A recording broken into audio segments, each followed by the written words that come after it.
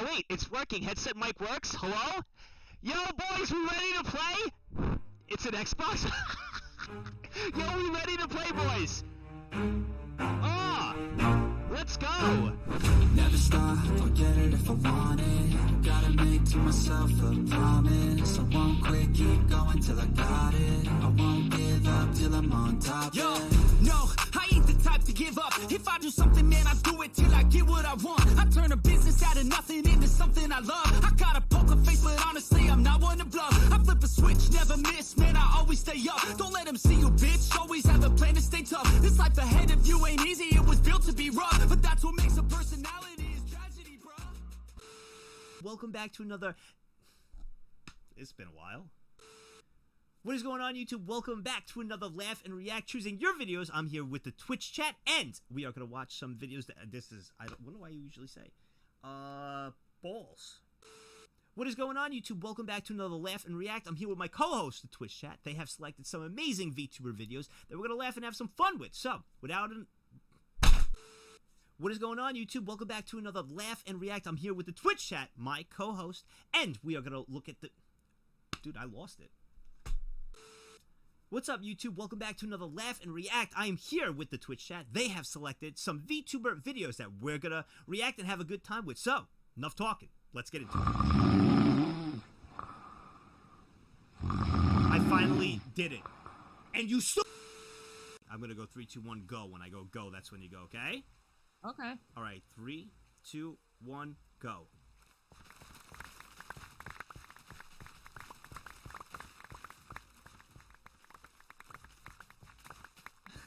Why am I doing this? Time! All right, 11 minutes and 51 seconds. I mean, 11 seconds and... 11 seconds! 11 seconds! 11.51! No! Everything's fine. No, I'm good. They ask you how you are, you just have to say that you're fine when you're not really fine, but you just can't get into it because they would never understand.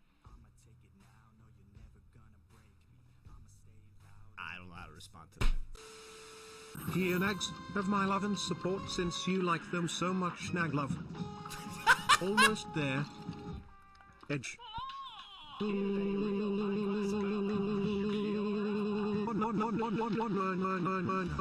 2 underscore the 30 years of involuntary celibacy.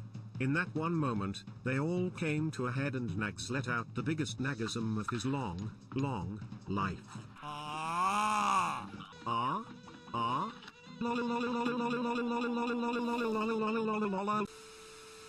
The fuck is this? Actual proof that Nagz is a Giga Chat caught in 4K? What?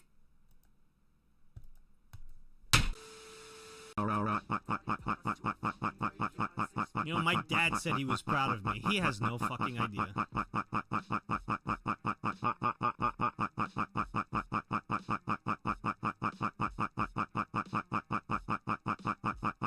He's not a clue.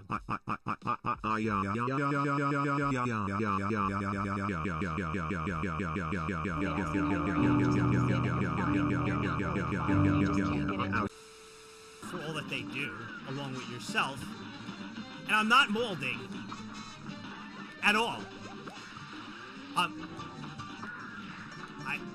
not. I'm very calm. What?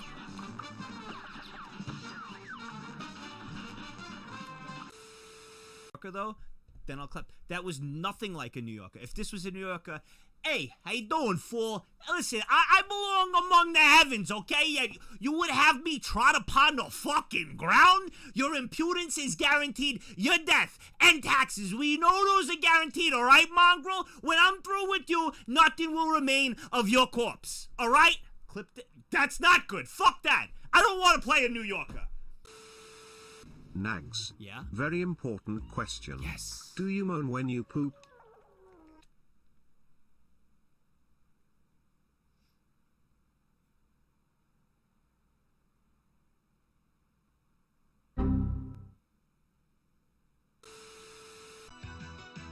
Mining away. I don't know what to mine. I'll mine this anyway. Okay, so beautiful, even further down. What's that I found? My diamonds! My diamonds! My diamonds! My diamonds! Oh, mine them! So far, got so easy to mine. From my Minecraft.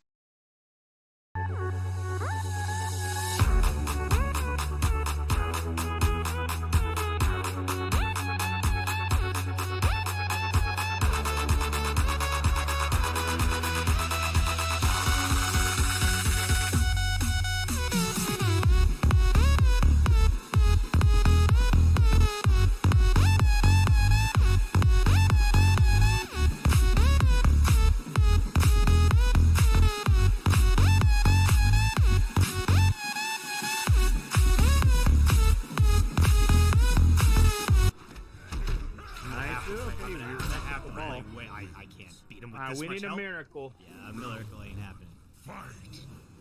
Miracles happen every day.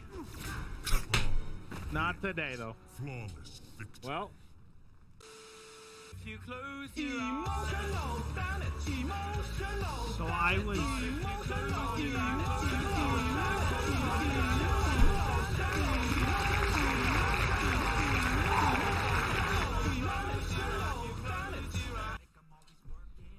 So I was thinking.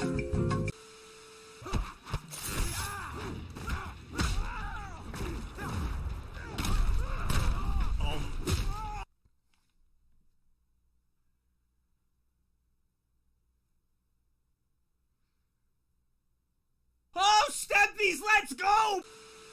You won yourself.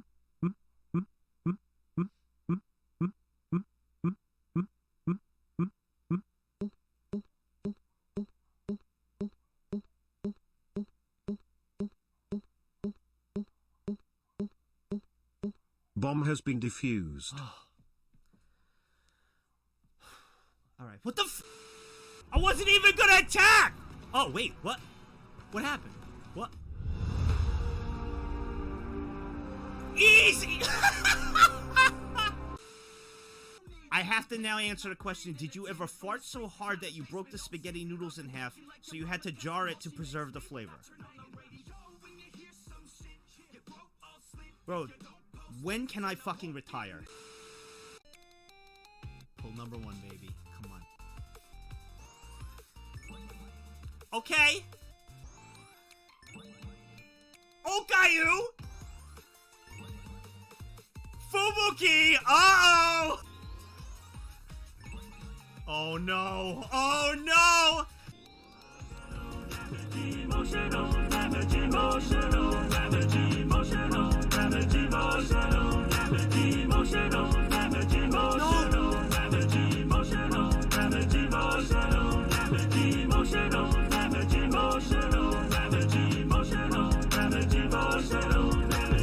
No.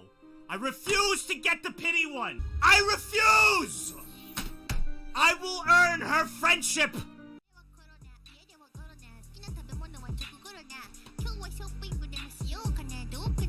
Yes! Oh my!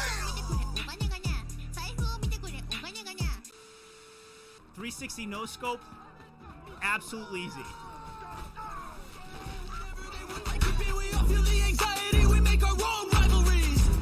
So where is all the positivity? I feel like we all just hate on everything, it's killing me. Thoughts build quick, causing different possibilities. Negative thoughts will cause different disabilities. So do better, work hard under pressure. If you got no time, work smarter than ever. Don't ever let them tell you that you can't ever say never. And turn your mind into the truest of go-getters. Never stop, I'll get it if I want it. Gotta make to myself a promise. I won't quit, keep going till I got it. I won't give up till I'm on top, yeah. You know I'm always honest. There ain't no way I'm ever stopping. I won't quit, keep going till I got it. I won't give up till I'm on top, yeah.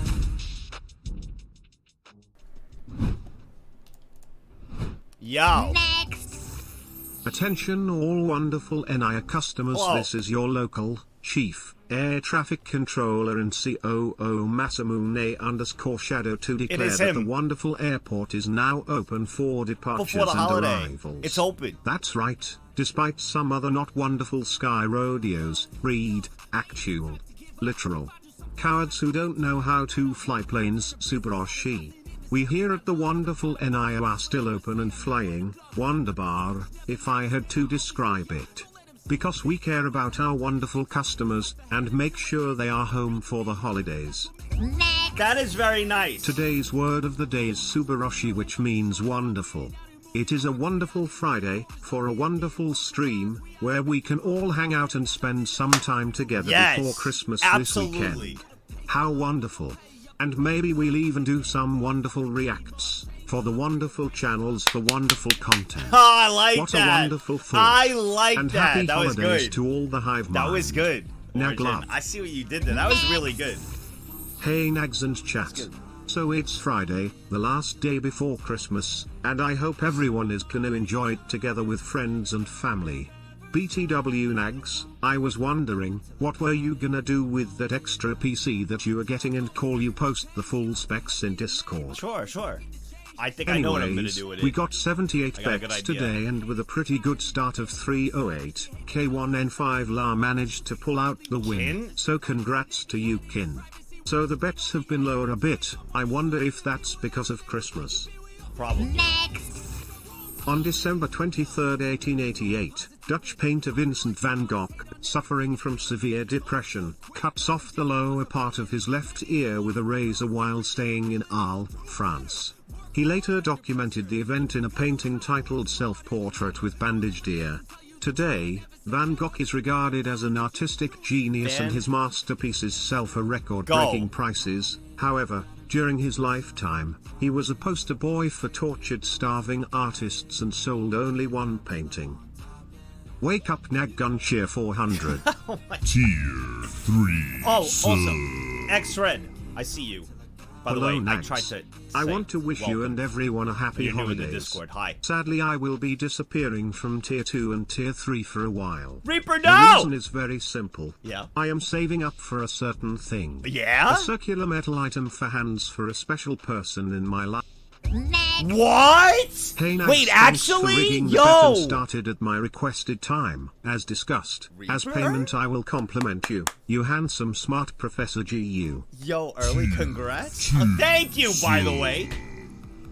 7 months. Yes, not I cool, rigged it Nagz. just for you, Sorry, bro. I've missed streams Just for you. this month, but work gets crazy Killers, you near don't the ever end of the year. apologize. Done until Jan 2nd now, though. Nag hands up. Yo. Tier 3. And right after your graduation, too. That's awesome. Killer Z, thank Hey you. Wags, hope Thank you and you. chat are doing well. Probably can't stay along cause I have a family diner tonight. Nice. But I just wanted to say thanks for keeping me company these No need few to thank months. me, bro. Nag, sorry if I sound like a broken record. No, not at all. Also, I my really enter was appreciate used in it. the Darth. Tier Shit! 3. Sub. My intro was using the Darth Nagz Nag VTuber. hands It up 2 was! years. It I was! hope Your you intro have a was nice day, used. Lanfear Percy smile. boy. It was Lanfear used. love chat Saw that. Nag, love Nags. It was.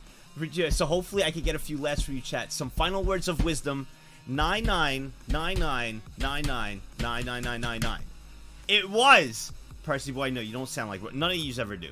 Whenever I hear anything like that, at all. Lang, 24 years at tier 3. Official 2 years, man. I hope you have a nice day. Dude, Lang, thank you. Yes. And those Thank you, items Lane. are way Thank too you. freaking expensive. Yeah. Sadly, I need to cut some expenses. No, you need to cut a lot. I hope you understand. They need to I will get be the around best and possible. rejoin later after this has been Take taken your care time. of. Take your time, also, Reaper. Nagz, Are you you have kidding? something on your shirt. I don't. No, I don't. That is one of the most important things, and it is a big chapter in your life that you're going to be striving for, and you want to make sure they are extremely happy. So by all, oh my God, congratulations! I'm excited for you, man. That's super cool, dude. That is super cool. You take your time. Anything on a recent rating should be like the fucking bottom of the list, like all the way down here. When you have such huge, I'm very happy for you, man. Seriously, good luck too. It's awesome. That's awesome. It's good to see everyone. Yeah, go get that happiness, bro. Good to see everybody. The Friday right before the holidays. It is right before the holiday. The thing is a big heart and an amazing community. Ha. Got 'em. You got me, Reaper. I gotta play it for the last one for you. Also, two for you, Lang. The both of Holy you. crap, Amelia tier 3 sub. Yo, let's in go.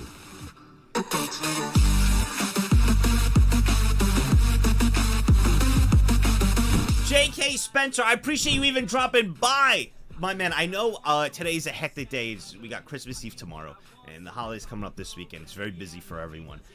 We did say I did pop on here, and I did want to, do a little bit for those who aren't doing anything today. So I am here on the regular schedule for you guys, but I know a lot of people are quite busy. I know a lot is going on. There's going to be people traveling also today. If you are traveling today or are traveling right now, or maybe you're listening to this maybe as you're driving, please be very careful.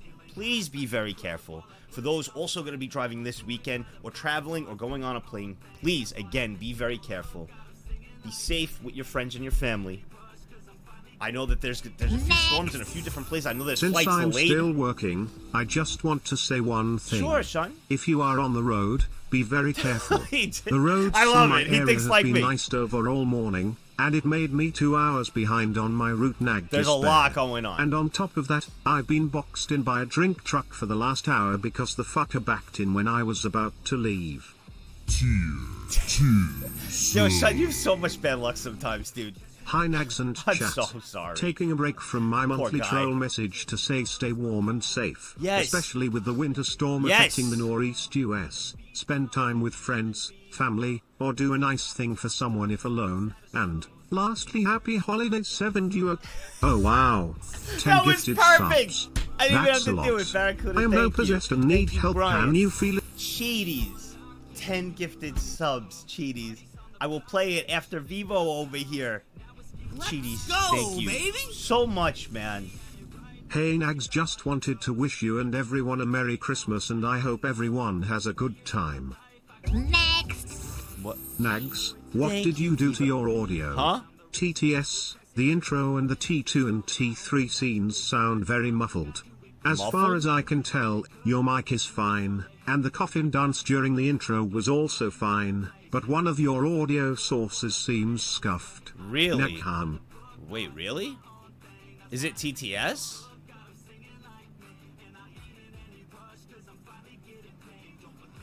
Yeah, no memes? Huh? As Yeah. the news broadcast people have been saying for the past month. TTS Pack your sounds patience, weird. people. Ha ha ha. Oh gods, that hurt to type. TTS sounds like the gamer mic? Oh, wait. Huh.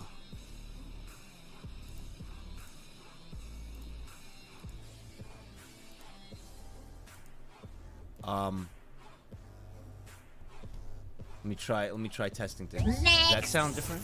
As the news broadcast people have been saying for the And the past BGM month. too? Pack your patience, people. Ha ha ha. Oh gods, that hurt to type. It's in the game mode. That sounds worse? Oh, okay, so at least we're finding something here. At least it's something. So let's try headphones there. Disabled on the audio device too. Maybe, let me try this. As the news broadcast people have been saying for the past month. Pack your patience, people. Ha ha ha. Oh gods, that hurt to type. It's good now? Oh, okay. Oh, really? Maybe that was it. It's slower but better audio. Okay. Maybe it's the... Okay, well, we're getting somewhere. That's good. That is good. Make it a bit louder. Okay, so let's go with the headphones. Let's do this. Let's try this now.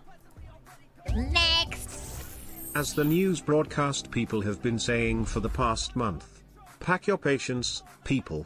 Ha ha ha.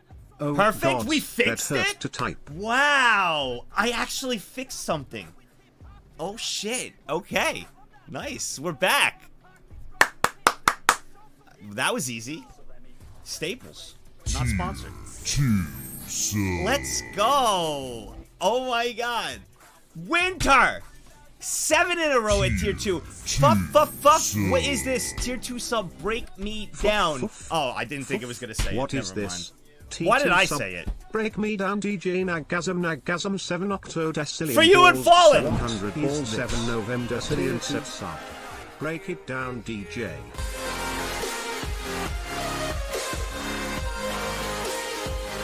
There we go. Now things are fixed. Winter and Fallen, the both of you. First, it was Winter 7 one year after being a new pod. And then Fallen for 25 years, go, 1 year baby. after an actual 2 years, as confusing as that Yo. sounds. And Time Rift for 27 years. Time Rift, yo! Thank you. The audio was Yo. extra scuffed FR no cap. Also, got the day off of work today, which was nice since I really didn't want to drive into Oh, Nashville I'm this glad you're morning. off, man. To everyone else out there, Yes, stay yes. safe and have a Merry Christmas / Happy Holidays, Nag love. Nag hands up. I was here when Nagz fixed an audio problem instead of just letting Scarling have it like the Go XLR. That's usually how I get rid of my problems. I ignore them and give them away to others. And the XLR was a problem of mine, so I gave it away to Scarling. This is what I do. It's the best way to go about it. But we are here today. I know that a lot of people, again, over and over, I will say this kind of continuously, but a lot of people, I know some of my family has been traveling too, and they're stuck at airports. Please be careful if you're doing any traveling. If you're not and you're safe at home, that's why we'll be here today to have some fun for the day.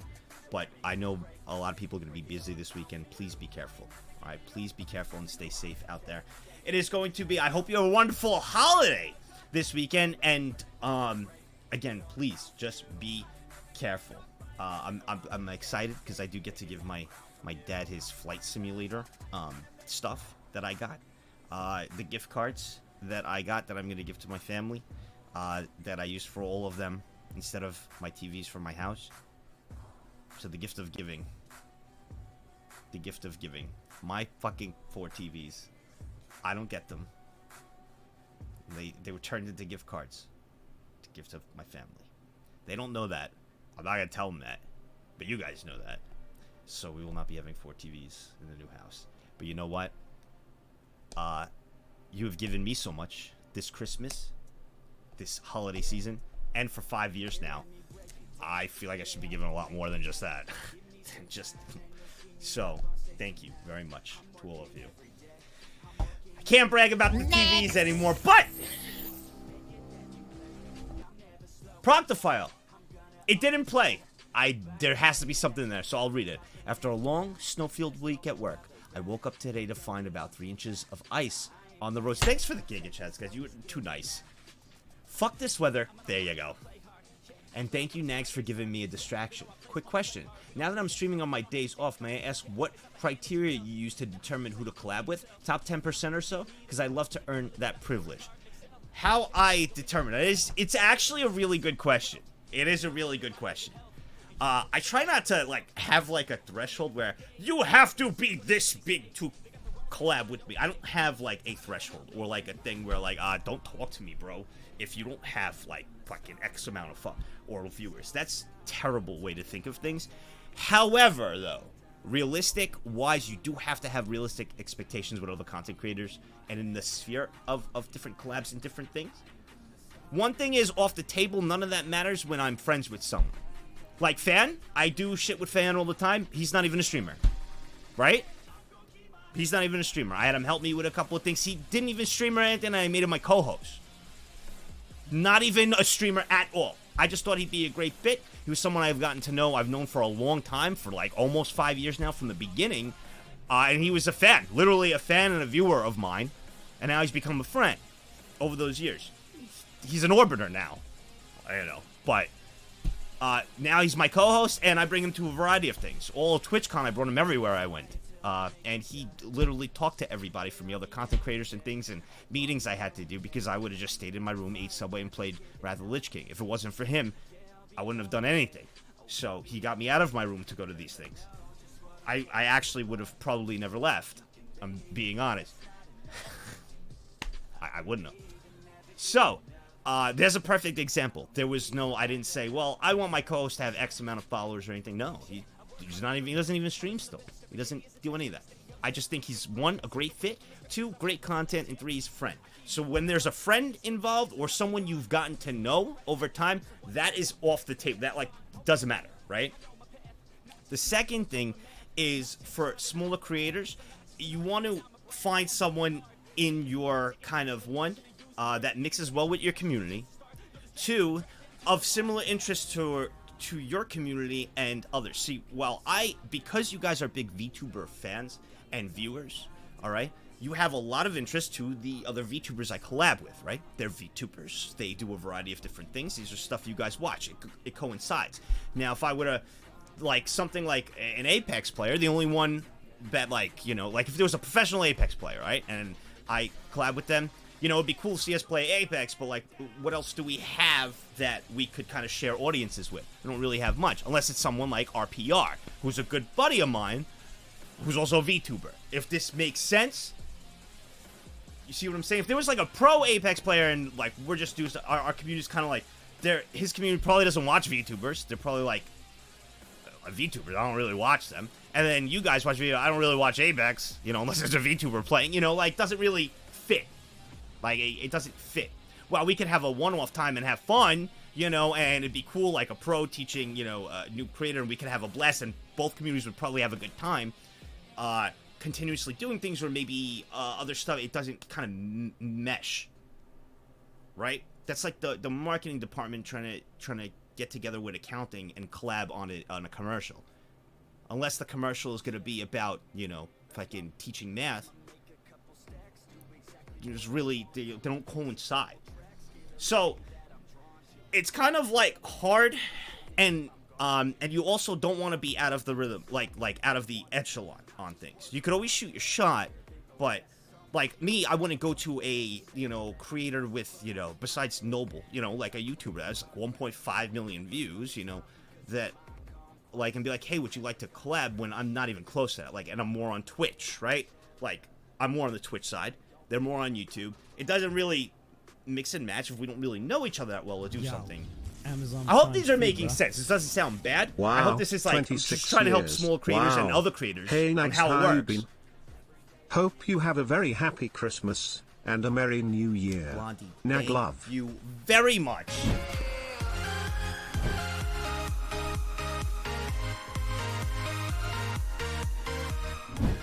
Now, there's always exceptions to different things, but Hi there, it's kind Nagzz. of like the I route have we're a late focused on. night flight I am scrambling around to get ready for. Another one. With the storms going on, I'm worried it will become a tomorrow flight. Can I the hope Hive not. Mind send me I'm their sending energy? the energy. I Nag really keep hope. My happy. aunt and uncle are stuck in the airport still. They are stuck there currently. My aunt is pissed. It's crazy because one's a pilot and one's a stewardess. Well, retired. But they're stuck in the airport right now. Which is crazy. I'm giving you all of my Merry energy. Christmas and happy holidays, Nagzz and chat. Stay safe and stay warm, especially those of you in the States. You, Zajac. It's about to drop around 25 degrees by midnight here in New York, and it's like negative 50 across the Midwest, including places that don't usually get snow because someone pissed off Frosty. So don't take any unnecessary risks. I like Nag that. love, nag I love, like nag that. love. What Zajac, intonation? also thank you. You 5 know why I'm gifted thanking subs, you. baby. You know exactly why I'm thanking you, Zajac. Thank you very much. Very much. Here is my take of how you collab, Nagzz. 1. Know your audience. 2. Know who you can entertain with. 3. Organize well. Happy holidays, Yup. everyone. Nag love, pipe, Very well vin love, said. pipe, vin love, cheer 100, cheer 100, cheer 100, Very cheer well said. 100. Rubenstein. Hey, just something that I found today and wanted to share if I may. Some artists didn't really enjoy that some of their songs were hits. For example, Slash from Guns N' Roses hated their hit Sweet Child O' Sweet Child O' Mine, Mine. or even Starship hated their hit We Built This City. Of course, last but not least, Nagzz21 hates his greatest hit, the Kent song. I do. Sad. So I understand. I just like they hate. I fucking hate the Ken song. But I get it because like I think of it, they hate Sweet Child of Mine. It's a fucking awesome song, dude. Sweet Child of Mine's fucking awesome. How could they hate it? But I get it now. I get it. I understand. It makes total sense. It makes total sense. And I always used to say, I always used to say, it's not really a good example. First off, Atrum, 5 gifted subs. I thought I had a good example. It doesn't really fit. 5 gifted subs. What in tarnation? That would on the collab Atrum, thank you again. On the collab portion, whoa. There we go. On the collab portion, that's what I hope it doesn't come off like I'm an asshole. I'm just giving like realistic things on how in the content creator sphere it works. You want to have matching, kind of similar content, similar audiences, similar size, and could work well together. Even if all those match, but you guys don't click and like have fun for the viewers, then it's a bust anyway. You know, you don't want to force a collab where you don't think you two would match in having a good time. You know, it's just not gonna work. Like if you're both kind of like quiet on there and like don't really go well, it doesn't matter if everything lines up. Tier 3 sub. Maple! 11 years. You're one away from the youngest mod in existence over here. Well, I mean, unfair as a zoomer. I'm not talking about, like, age. Youngest as in from here. Holy crap, Amelia tier 3 sub. Yo, let's in go.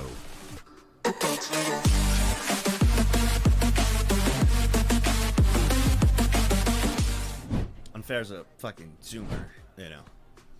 But, Mavel, the legend himself. I know Mavel's whole history, how Mavel got here. Big VTuber enthusiast. Big So VTuber Nagzz, my plans today were ruined by having no power for 7 hours. my- Miss you what tale. the This fuck is is fine, Daedric? but that's because it's the present I needed to finish for my mom. Oh, I'm no. going to gun it before my power goes shy. Yeah, but don't again, talk here. yep, Go, cheer go, go, 400. go. Come back when it's done, so at least I can hear that it is finished. That'd be nice. That at least it's done. That would be great.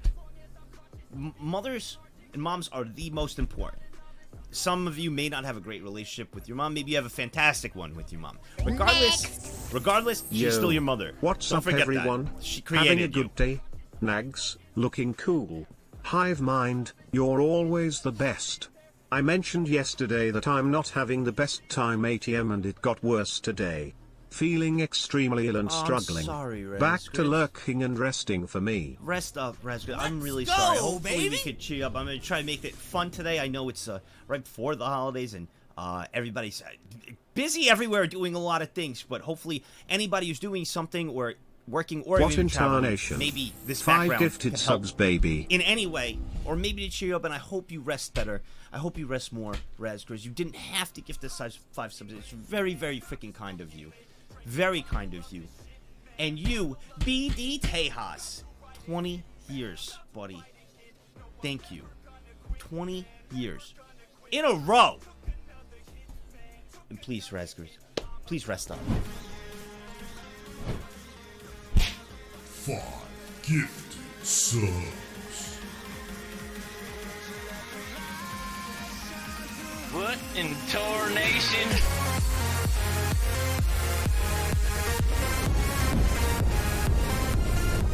And, also, well, speaking of, on the collab portion, I was watching today. Next. I was watching a collab Understood, today. that makes sense. What would you think about that puzzle training arc I recommended recently? Even if it were a one-off thing, that'd be a goal worth pursuing. Puzzle training arc, I read it, even if it were a one-off thing, that'd be a goal worth pursuing. True, well, here's an example, Proctofile. This is where your mentality and your thinking has to go. So you started off, all right? This is where I'm going to show you, where a lot of new creators make this number one mistake, all right? They make a lot of mistakes. And the number one thing, like your message, we're going to read it verbatim, and I'm going to break it down. Big mistake here, okay? So, like, example, quick question. All right, right? After? Happy holidays Wish to for you, peace. Nagzz, Chadmum, and to your families, Naglove.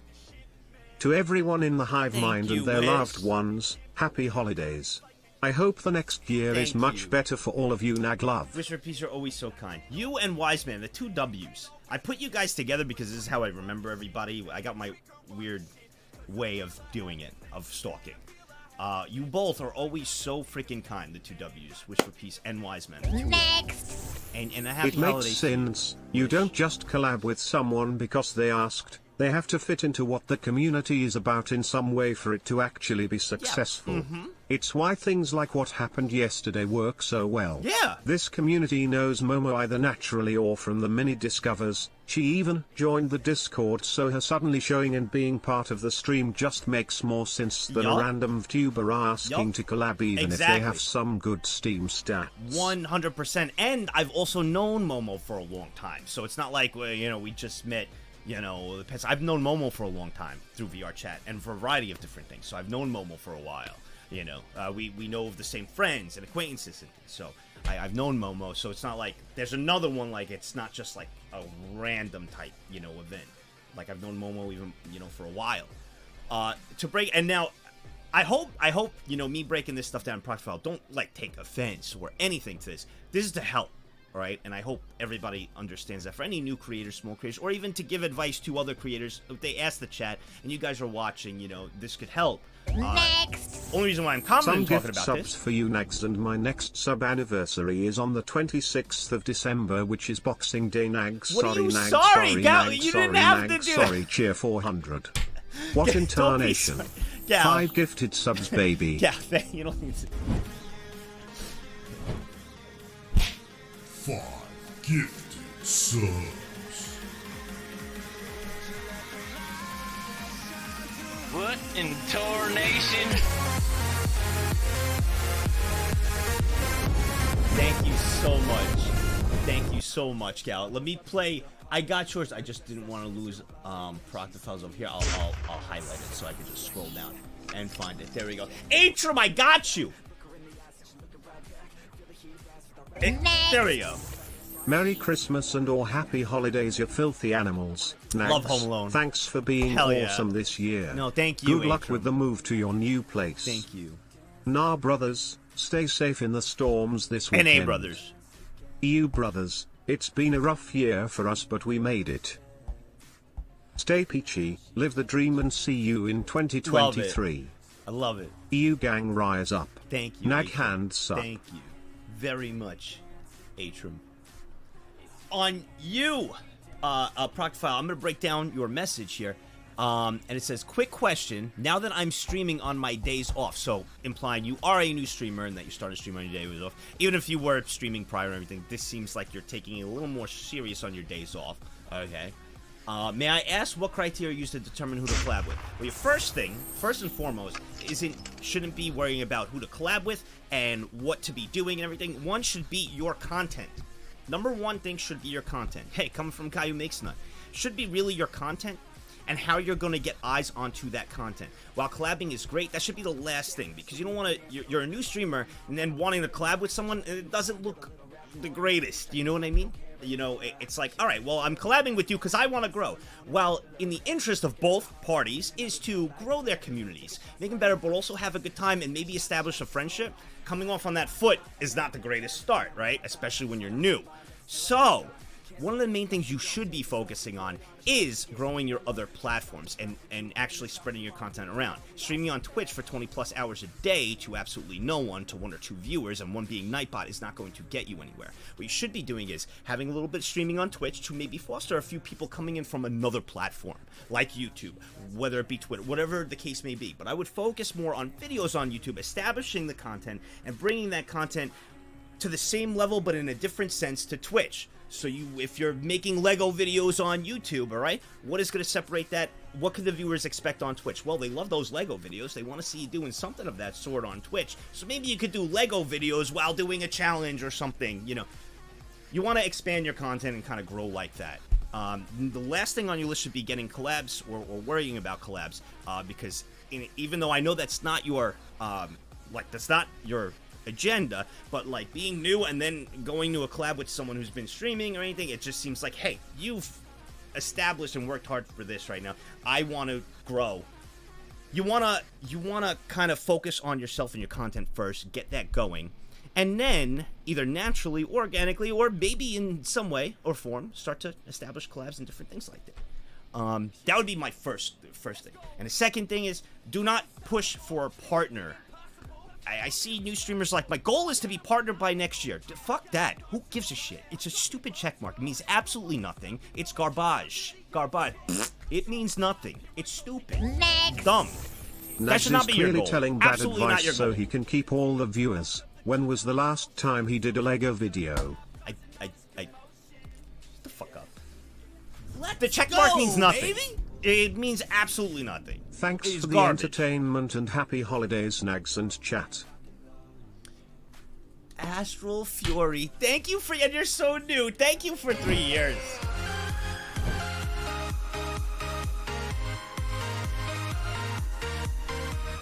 And Pipvin also brings up a good point. Number one priority should be have fun with it. While you want to grow, maybe turn it into something more. Maybe it's just a deep hobby. It's going to turn into whatever the case. Fun must be number one. If you're not having fun, it's going to transcribe into your content because you're live all the time. You will be able to tell. I have fun no matter what, even when you piss me off day to day or when I go 7-1. I am still having a blast. I am having fun, and it's because of you guys that we fostered together. I have fun. Even fucking losing, where is my... I'm very competitive, as you all know. As you know, I'm still having fun. I had so much fun during that Terraria week. I had a blast during that Endurance week. From the Pirates all the way to a variety of different things. I had so much fun. Pissed that I lost. Pissed at myself. Shouldn't have took the bet. But that's my own fault. But I had a blast. And I know you guys had fun too. I got so many compliments from many of you saying it was a really fun week. And that was the point of the Endurance weeks. I can never forget that. Well, being competitive, the whole point of those was to have fun and give a chance for other viewers and other people in different time zones, from work hours to night shift to a variety of things, to tune in. That was the goal. I should never forget that, no 20 matter how gifted competitive. subs. Sacks. Cup of tea! Sacks. Sacks. 29. Why? Why 29? 250? Yo, fuck that. Blast it. 250? During the charity stream, because I'm probably gonna have like 20 cups of coffee. All right, I want to see what the K cups look like. I gotta see them. Yo, let's go. Coffee? Ah.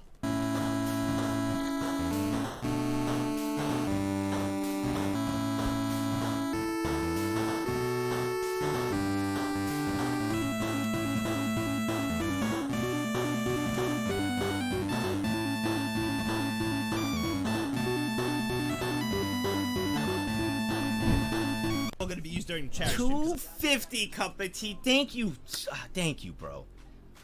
I thought it was always one of the coolest things that you change your name. This is why Hololive has generally had a collab ban with new VTubers for their first month or so. It gives the streamer time to establish themselves, their content, and their online persona. Like I said, Also, why the Lego example? Are you obsessed with them just No, like I pulled something out of my ass. It was Legos. I just thought of something. Nagzz unrelated subject. Yeah. I came across a game called Ghosts and Goblins, one of the hardest game ever made for the NES. I seen they remade it on other platforms. It looks hard AF. I got a NES, so I'm gonna pick up the original one first. I think it would be a good challenge for you, no upgrades. If you had upgrades, it would be a short game because you're such a Professor G.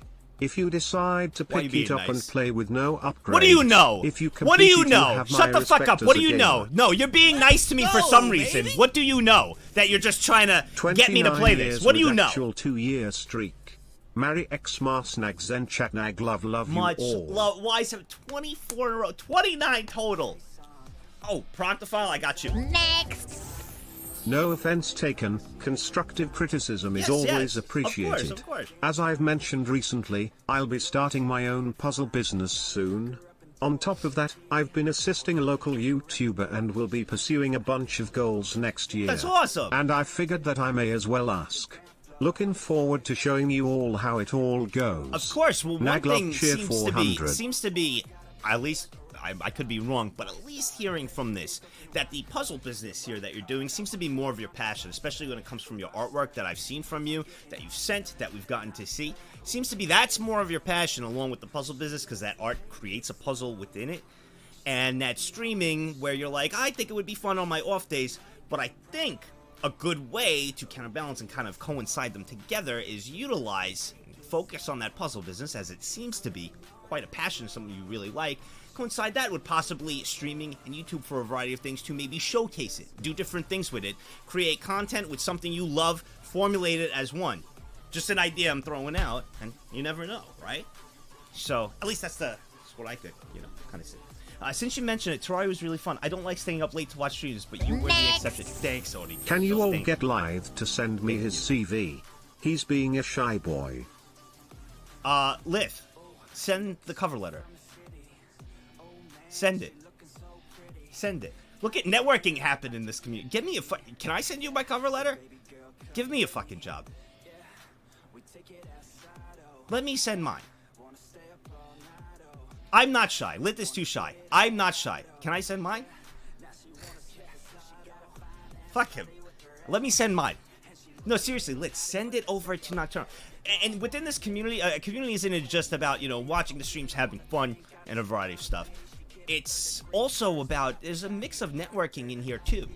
Not just networking for jobs or anything, but for a variety of different things. Maybe someone's really good at a project you've been working on, and they could join in with you on something, Or maybe it's a certain game, maybe there's different games, or maybe you're doing a speedrun or something. Someone's like, hey, I actually play that a little bit, I play with you. Maybe there's knowledge on a certain topic. There's a whole variety of networking, not just job. When you think of networking, it's not just for a job. Networking for a variety of different things within this community that you guys are very talented with, that you should really utilize. The community isn't just for hanging out and watching the streams and having fun. Well, that's a part of it. There's so many pros and examples that you can utilize to both your benefits or to others as well. Maybe you're working on something. It was something that you haven't picked up in a long time. You gave up on a project because you kind of felt on a standstill. Maybe someone has experience in that, or it's like, hey, I'd like to help out with it. I think that'd be really cool. Boom, you just had someone to pick up a project you've been working on for in the immortal so words many different of Larry things. Enticer, just send it. Just send it, bro. There's just so many different things. Also, if you know other small streamers and have talked with them, they will most likely ask about doing some collabs with them. I've been doing collabs all this month with people I met through their streams. Just getting to know people is super helpful if you want to work with others. Just make sure you aren't going into a relationship with a streamer with a purpose. Exactly. Do it because you love their community. Then it comes up that you could work towards later. Correct. Correct. 95%. There's a little 5% where, going there with a purpose. One of the, and this is not a bad thing, but one of the purposes in a collab as well with two streamers is to help grow together. Together. You're both streamers. Obviously, one of the goals is streaming when you're, doing it so much is to grow. You want to grow your communities together. So doing that together and forming that relationship, which is important, helps grow you both together. So, while you both, that's not the main agenda there, you do want to both have the beneficial factor on each side, growing as a group together, which then produces better content for your viewers, for both community, and everybody kind of wins. The viewers win, the communities win, both of you win, and you formulate a relationship together to do other things and maybe grow in other ways with others. It all, you want to find it where it hits all the angles, so everybody kind of wins. 100%. Storm, thank you for 20 years.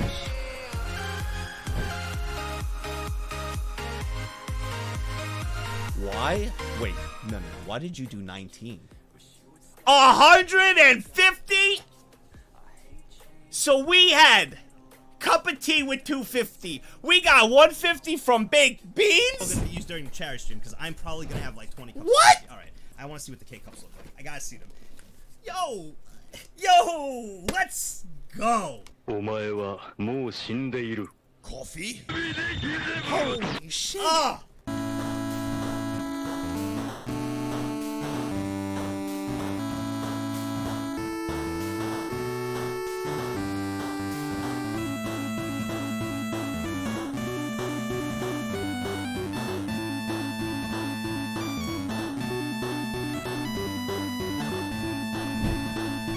Baked Beans, dude, thank you. Thank you. Thank you so much, man. Next. Too kind. I may be Thank under you. the influence Thank you. and it's the Thank you. holidays. Sorry for being nice, Nag. Sorry, No, but it's- seriously, it looks like It game sounds you interesting. enjoy. I will look like into the it. Nag, you are merry crimers. I will. I hope you're enjoying the start of your holiday, young Lee. As the holiday season approaches and the new year draws near, I just wanted to take a moment to express my gratitude and well wishes to Hey, you, I Nags. want to thank you. You don't have have been to do such that. a special person in our lives and have always been there for me and chat, through the good times and the bad. And I will continue. I hope that the holiday season brings you all joy and happiness and all the things you wish for. May the new year bring even more blessings and opportunities for growth and success. What an amazing message. Because it's Thank so you. close to the day. Thank you. Thank Hashi Resori yo. Kaze no Oh, yo uni. no! Tsukimi hara wo. Padoru padoru. Next. Since we are talking about networking, hey Nags, future best editor here, I would like to show you my skills and possibly edit one of your videos if it's okay with you. 100% free. I like really the trying shot. to level up my edits and learn more about I content like that. creation. So I'll tell you, Mr. Floats, currently right now I'm not looking for anyone. I'm going to be honest with you. I'm not. I have had many opportunities of different things, and in fact, most of the editors actually that worked would have come from this community. Well, I think it's really cool to have someone. I did have someone from the outside once, you know, that sent their kind of resume in, and I used them. They were fantastic. They worked with me for a long time. They were great. I've been going the route now, like Lemon, when he started editing for me, absolutely knew nothing. Barely edited. Actually, I think edited like 2 videos. And I was like, the fuck? And he was like, I would be interested in editing. And I was like, what is you have resume, all this? And like, he was like, I don't know anything. It's like, awesome. But I know Lemon's been around a long time, has watched for quite a long time, has been in the community for quite a long time. I was like, but I talked to him, and he was like, he was explaining to me, and I saw his level of dedication that he explained to me. I've known a little bit of the history of it, and what I got the vibe from him from talking was that he was going to be an extremely hard worker. And to me, you could have the best resume in the world, but if you're kind of like a lackadaisical worker, and you know you're not going to put in your whole effort to see both parties succeed, whether it be the person you're working for and yourself, I don't see you could have the best resume ever. I don't care about that. I'd rather have someone with barely any experience to none that has the passion and drive to get better, to help grow both parties as well as better their skill sets. So that's what I did with Lemon. I gave him a shot. I said, I'm going to give you a shot. Here we are almost 2 years later. He's fucking incredible. He's gotten from the videos over. I even gave him the Discovers channel now. He just first had Nagzz Live. Now he's got the Discovers as well. And he's just gotten better and better from his edits. Like, you could see it as the videos have gotten over time. He's gotten better and better. And it was a chance I gave him. I'm always willing to give people a chance. The only problem, though, Mr. Floats, is currently right now there is no position I have. But you never know in the future, and I'd be willing to do that in the future, because I do plan on doubling up a lot of things next year. Hey Nags, the last few weeks have been tough with being extremely sick, finals week and moving out at the same time. But all the streams, collabs and Hivemind have helped get through all of that, especially since I live thousands of miles away from family. I've only been here a couple of months and mostly lurking. But the community has been amazing and I'm glad to be a part of it. Nag love, cheer Planet, 100, it's cheer an honor 100, at cheer any 100, point. cheer I 100. hope things get better. Thank you for the compliments. It's an honor to have you here now for a couple of months, and not only just lurking. You don't need to speak. Just knowing you're here and hearing something like that gives me all the joy in the world. You can't have everybody talk. Everybody's busy, with a variety of things. We have a very engaging chat. But there's a lot of lurkers here who have included this community and these streams as their routine. And I am gratefully honored for that. And I will continue because I used to do that before now being on the other end of things. I watched quite a bit, a lot. All through work, through everything. And to show my appreciation, I either joined their Patreon or either donated. And this was even before the sub button came through when it was Justin TV to Twitch. So I've been watching a long time to others. And on the lurking end. So I know how important for a community lurkers are as well, that, maybe don't type as much and just want to be there. Doesn't matter if you're typing, doesn't matter if you're doing anything. The fact that you're here, you are a part of it. And I'm very grateful for that. And I really appreciate that. Very much. Very, very much. Very much. Except Wargrunt. Fuck you, Wargrunt. Don't smile. Can I be your social media manager? I'll make sure your account tweets a lot more and gets plenty of bippity boppities out there, Nag. Yeah. What up, Wargrunt? No. Archival, you, my media manager? No. No. 9 years sub to this No. Professor G, and, of course, this chat is looking cool as always.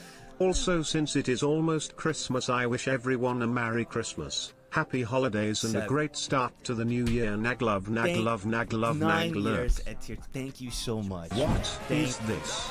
A tier 2 sub. Break it down, DJ.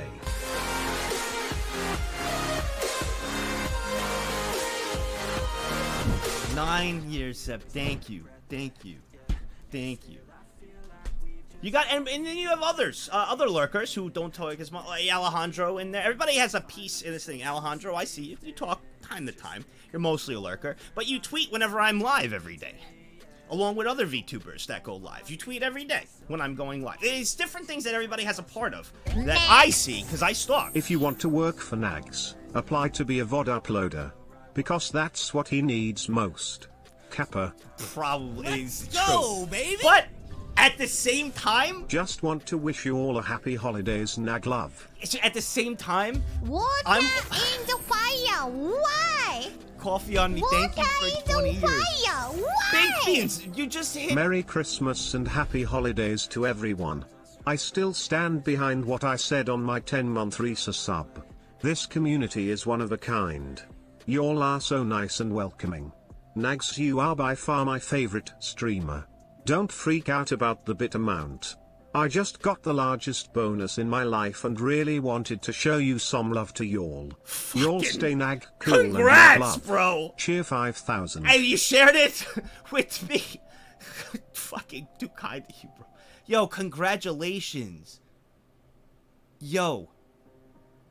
Congratulations, man, and well deserved for someone not only as giving as support, but you've been awesome for 10 months now. It's been an honor to have you here. Congratulations on that, man. Well freaking deserved. Well deserved. Very well deserved, man. Enjoy that bonus. But the money is awesome from a bonus, right? I mean, we're not denying that. The money is like, that's the main thing. It's fucking sick. But when you get a bonus like that working, it's more of an appreciation too, whether it be from the company, from a smaller company, from a person, whoever you're working with. It's like you feel appreciated, right? When you get it, you feel appreciated. That's the big part. I'm not taking away from the money. The money's fucking great, right? But it's like it's an appreciation factor.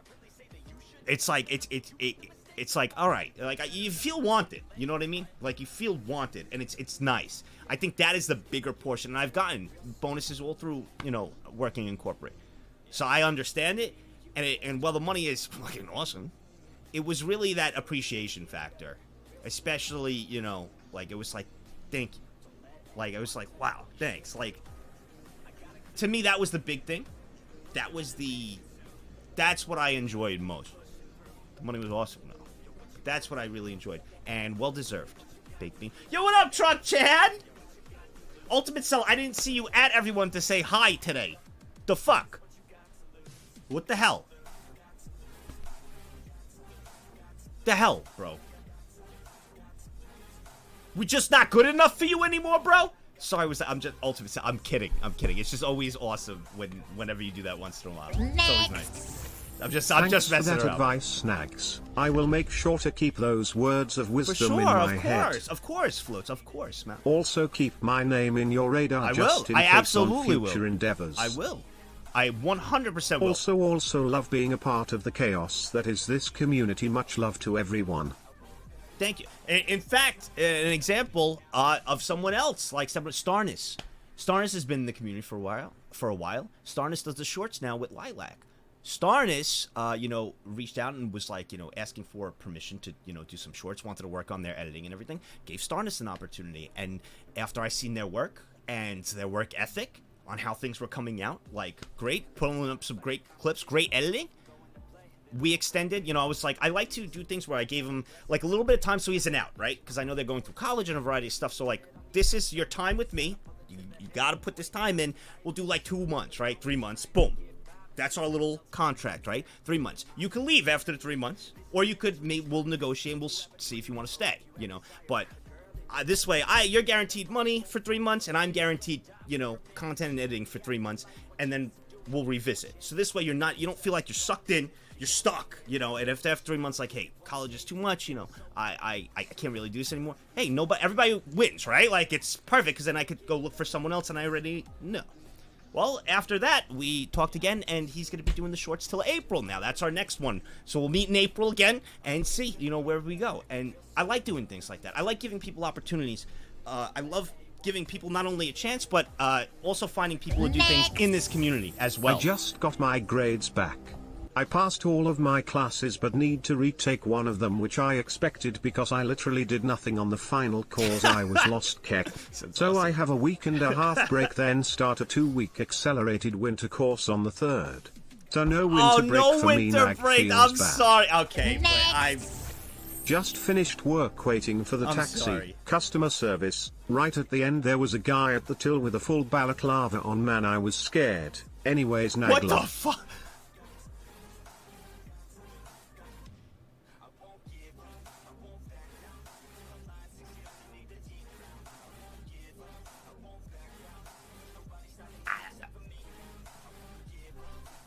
Anyways, Sylphie, hope you're okay. What the fuck? By the way, I joined Discord and barely know how to use it. I feel like a boomer. You fucking boomer, bro. Jesus, Alejandro. You boomer. What are you doing? Don't worry. Very easy. You'll get accustomed to it. Perfect example is Old Man Silver, who's a huge member of this community for a long time. Is Old Man Silver here? Old Man Silver is a regular here, and everybody loves Old Man Silver. I'm not sure if he's here now. He's usually here quite a bit, which I'm very thankful for. He's got crazy time zone difference, too. But hopefully he'll... Oh, you are! There you are! I always give you... There you are, Silver. I freaking love you, bro. Chad Mom, I think Silver's #1 fan is probably Chad Mom. 100,000%. She loves Old Man Silver. Perfect example is Old Man Silver. So what is everyone in that regard, going to have for the holidays? I'm going to make my non-traditional carbonara with non-cured applewood smoked bacon, steak, onion, garlic, toasted peppercorns, pecorino romano, spaghetti pasta, and 5 eggs. Really good. I actually don't know what my aunt's gonna cook. I've been using Discord for like 6 years and I still feel like a boomer using it.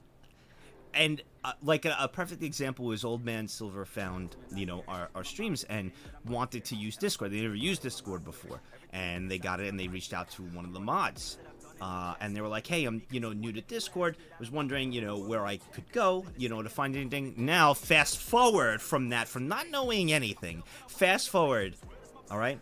Not only does Old Man Silver have a VTuber model, Old Man Silver streams, is in so many different VTuber communities, is a prominent member of this community, knows how to use Discord like more than probably me, more than anyone, and has helped so many people with a variety of different things. So many people. Is always offering I have to a helping go get hand. my hair cut before I love my it. flight. I love things like and that. And now I'm hungry for carbonara.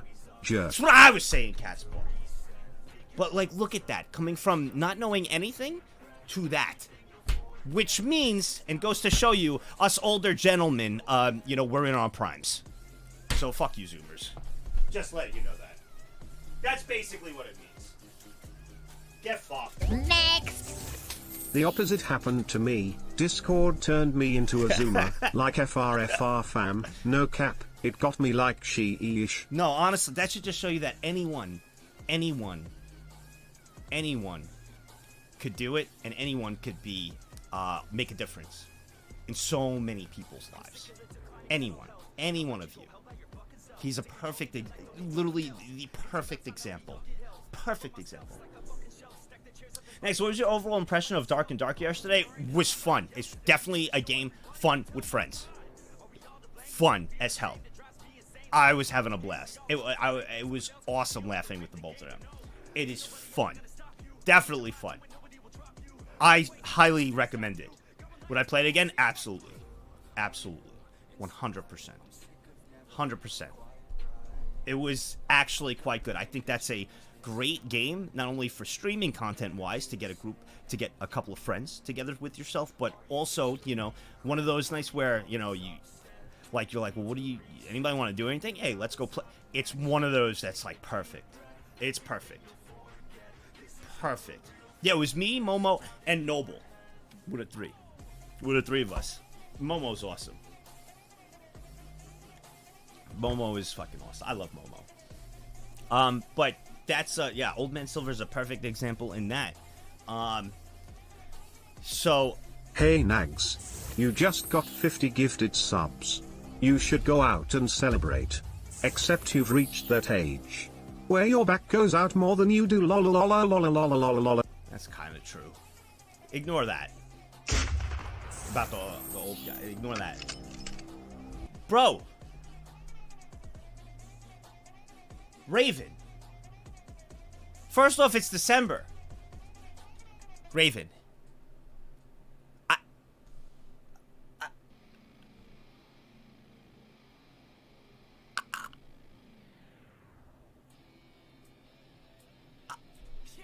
I'm gonna include, alright, with rate 50 gifted subs, I'm going to include both Cup of Teas and Beans in this for their 250 and 150 altogether, alright, with Raven's actual 50.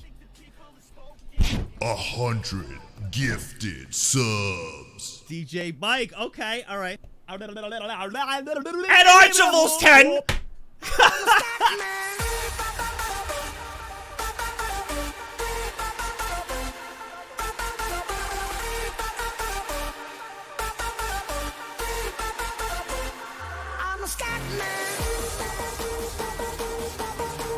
Simp Couch P tits. Simp Couch P tits.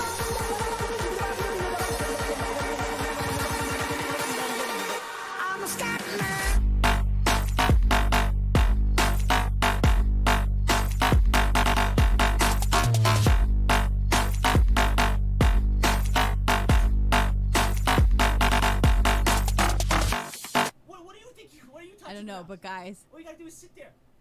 you ready for this?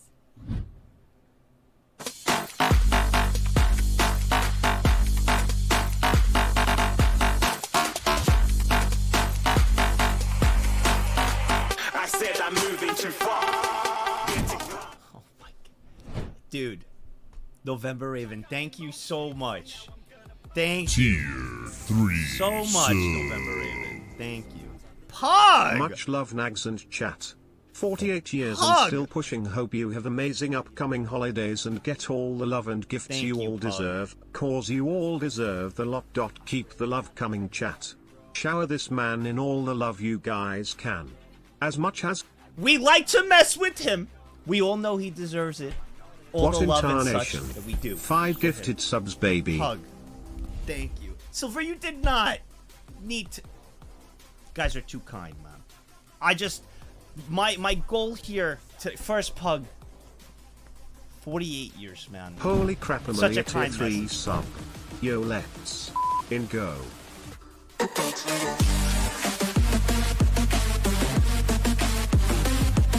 Okay, that's it. No, because you guys are going to get crazy. I don't want that. I want to just hang out with you on this day before Christmas. Nope, it's muted. No, you're going to get crazy, which I'm thankful for. I am so thankful. I am so thankful. Oh, trust me. Like, I'm very thankful. It is... please don't guess. Just because you... I don't want you guys to go crazy. I don't want you to go crazy, please. I want you to save it for another time. I'm more than happy that I know how busy it is on a day like today, right before the holidays, that you would even drop in to spend time, to even say hi, or even to hang out. That means more than anything, especially right before the holiday. I get to see you guys. And a lot of you, as you said through the messages, are either traveling or waiting at an airport, getting things ready, preparing, meeting with family, all this. You still dropped in. That is one of the most valuable things in the world. It's not money. It is time. and I'm honored you would even give a little bit of your time. Fuck off. So thank you. But I don't want you to go crazy. I don't. Mike, you're always too kind, Mike. And Zajac, you already... Thank you. You already know what I'm thanking you for. I pay taxes here, fucker. I know you do, Kaz. I know. No taxes today. It's a tax-free day, everyone. It's a tax-free day. Tax-free day. Eddie, you live alone. It's the only thing I have to do. Well, no, you have other things to do, Eddie. I pay taxes here. You know you have other things to do. Get on that Soul Sport playthroughs, bro. After losing the bet with me. Better start playing. You got things to do. You got to go through all those Souls games, dude. Poor Eddie, bro. From your bet. So, get to work. No, I'm just kidding. I know you've played. First off, you could. Yeah, I know. It's still not January. I know. I'm just messing with you. And this goes for anybody with bets or anything like that. There is no rush. I will never be on your ass being like, yo, where's your bet? Where's your bet? Where's your bet? I will never do that. I will never do that. You can take it as long as you want. You guys got lives. You guys got important things to do. You guys got things you want to be doing, hobbies, all of that. There's no rush. You can take as long as you want for any bet. All right? I will unmute now. I just wanted to calm things down a bit. And a big thank you to Zajac, both Zajac, Mike, and Silver, the three of you. On top of that, with Archival, November Raven, man. You had Baked Bean on top of that earlier with the 250, and then a cup of tea with 250 and 150, both.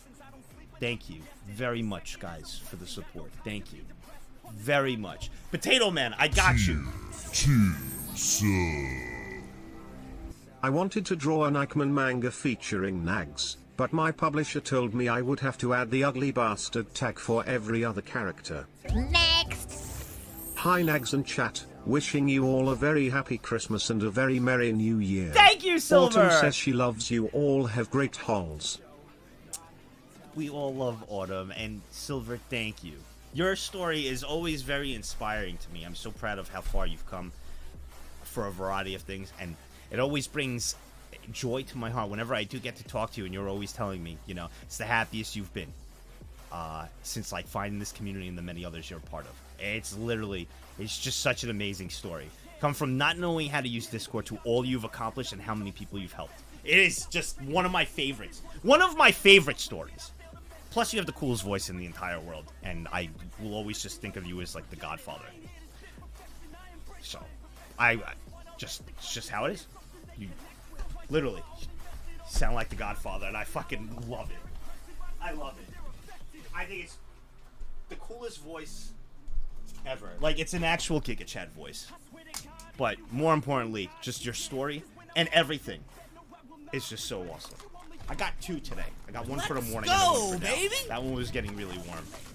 It's been more than 2 years, and to many more, happy Christmas and happy New Year, chat. Also sorry for not being Medusa. around lately, work being kinda hard. Yo! Sorry Nagzz. Don't ever be sorry about that. Ever. Ever. Work is its #1 priority. Well, actually, family and friends are #1 priority. Don't forget that. That is really #1. Family and friends. That's #1. That is #1. #1 is family. That should be up there. That's you being here because of work and everything. Don't worry about that. That's the last on the list. Make sure those things are taken care of. Here is when you have free time and you wish to utilize it and hang out with us. Whenever you get that chance. Amazon Prime's free, bro. 25 years. Shadow! To another year with this community. 25 years. What incarnation? Did 5 you gifted just... subs, baby. ZW, why the fuck are you saying sorry for being tier 1? What the fuck? Let's go, baby! Why? No, Tax-free thank sub, you for apparently. being tier... Thank Enjoying you! my time here, even though it hasn't been long, it feels like years already. Found Nagzz through a certain Orkut raid, have now watched all the discovers, a ton of streams, and a bunch of clips. Happy... And it... Happy to be here. Love you, Nagzz. Love you, chat. Keep doing what you do. Also, monthly reminder that the YouTube button is on its way out. Thank you. You reminded me last month. Got it. You reminded me last month. It's secure now. You reminded me last month, Kaz. Next. Thank you Number so one much priority. for 2 years, Kaz. Gambling. No, With that is gambling, you can make enough money to buy nice things for your friends and family. Nag people happy. Bang Baru, by the way. Thank you so much. No!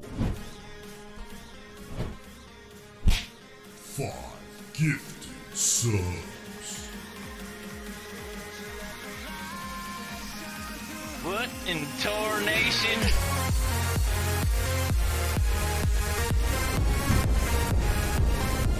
Seriously. And Remix, thank you for using your Prime for 5 years. One of the things, I don't know whether you like them or hate them. Nag, sorry for being T2. What Pancake. is this? A tier 2 sub. Break it down, DJ.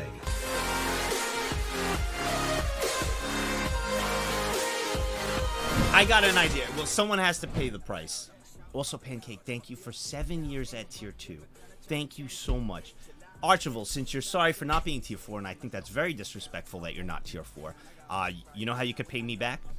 Some of that food that you listed that you're going to be having for this holiday season, you could give me some. I think that's a pretty fair trade. One of each. Let's go, baby! One of each. Nag, sorry for being poor. Yeah, I'll take one of each. I'll take one of each. 3 years, Matt 2K. No. You make me feel bad, Matt. One of the most important things in life, whether you like this person or hate them, Let's Mark go, Cuban, baby! is important. Is not a 22 quote, months swoop. but an example he gave. 'Cause I know some people might not like him, some people might like him. I always say that whenever I'm giving an example with someone, because I don't know, I just always say whether you like him or hate him. But Mark Cuban, one of the first biggest things he purchased, there was 2 things.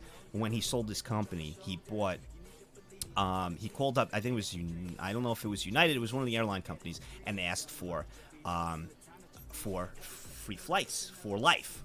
And he got that, and it was $100K at the time. This was a long time ago. You can't get What that now. incarnation? It's like $100K. 5 gifted subs, But baby. the number one thing he purchased, one of the biggest purchases, was a G5 jet. What incarnation? 5 Guys, gifted subs, baby. Way too much. G5 jet. Why did he purchase that private jet? Because time. You could make money. You could get back money. You could do all of that. You could make more money, and you could lose it. Money comes and goes. Not only does you can't he get not back time. feed us, he takes our Time food, and memories Nag and different things. hands. And he bought that G5. And I thought that was it was just a good thing to really think about. Alec and Destiny. You can't get back planes. Yeah, you can. You can make a new one. With money. But all that time it took to make the plane and sit there and wait for it, you can't get back.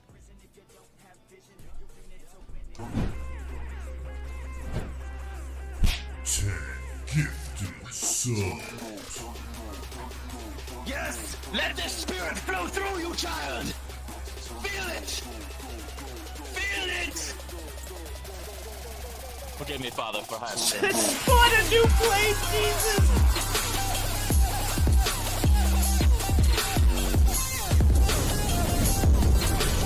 Alright, okay, I gotta give credit to Flying Halo on this one. I'm gonna give Got it, you Nag, noted credit. by myself a plane. I don't think there's... So, who here can fly? You gotta find a pilot. 3 subs. Damn, 4 months with the schnoz man already, Nagz. Oh my god, 4 years. Next. Sorry for not liking WoW, but it looks like a good game. 10 years ago. Final Fantasy 14 gang, let's go go go go. See, I've pronounced it correctly now for 2 in a row now. 4 years, Cooksy. Yo! Next. Tier 3, 4 So years an now, update. Cooksy. Thank you. I got it done. Just hope she likes it. People shy hashtag. Oh, it's all screw our done? Rootages.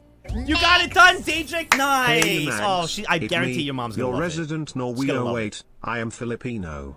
Anyway, Merry Christmas to the Tried to- people he who will tried be to the fake sacrifices night Starduses. duty. And also Happy New Year to those who are like me, working at night while the fireworks are out. You guys are fantastic. P.S. Nagz, I had spoken and collaborated with Cinnamon and we are cackling at the masterpiece that I am about to unleash in this chat. This is what you get for saying I can't draw. Nag cool. Oh no. Let's go, baby! Oh no.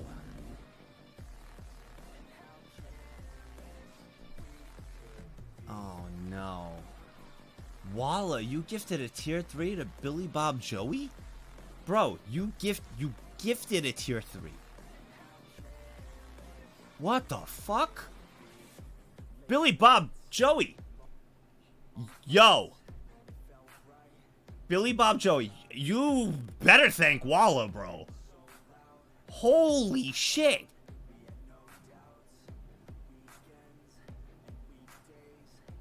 It's... And I know you're saying the Moff because of the spelling mistakes, so I can't even make fun of it. Alright, Flying Halo, I will give this one. I saw Flying Halo's comment a little bit earlier. Merry Christmas, by Thanks, the way. Cool. Did you buy gifts for your loved ones yet? Did. Nag love to everyone I got and have a good time. Everybody covered. I don't have TVs anymore. Yeah, I got everyone covered. Flying Halo, usually 90-95% of his comments are pretty cringe. Not pretty cringe, always cringe. This was a good one though. Just spawn another plane. Jesus. That one had me. Well fucking played. I like that. Sometimes you gotta give it to them. That was a good one. Spawn another plane! Jesus. Back home, for context on the last dono, Balaclava guy is probably a person barred from my store so hid his identity. When I got home my contactless payment didn't work so I had to run inside and back out to pay on the actual card. Things going well tonight, Naglove. Sylvia, I'm so... It could only go... It could only get better. Yo, can you stop YouTube? It could only go up. Right? Could only go up, right? Right? Right? Surely.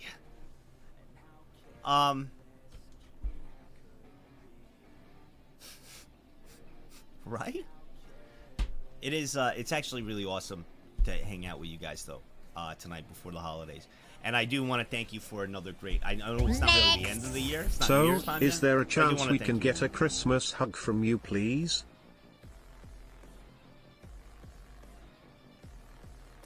Here's the problem. If I don't do it, you all gasp and say I'm the Grinch. And if I do it, you all spam, ew, go away. It's a fucking lose-lose, Scarling. It's a lose-lose. There's no win here. That's what'll happen.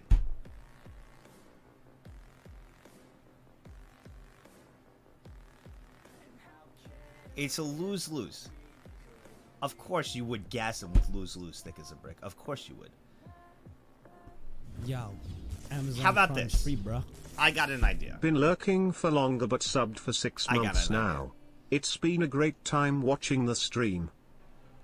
Never thought I'd watch someone's hairline recede in real time, Keck.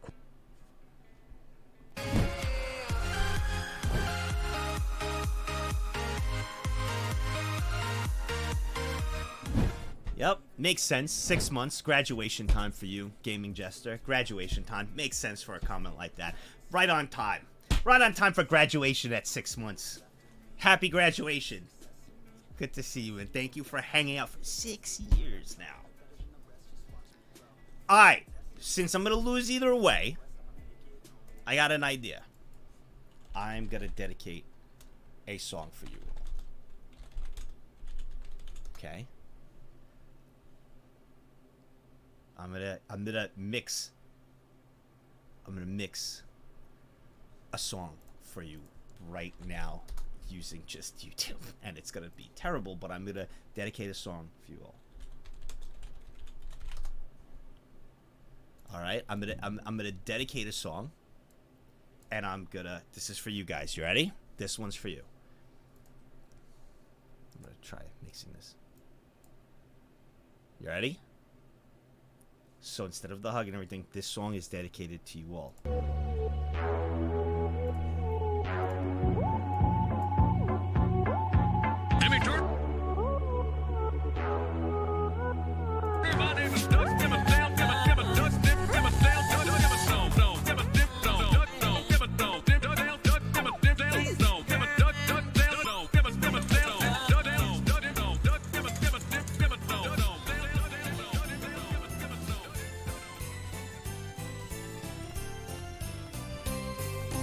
Here comes Haruka, right down here, bully.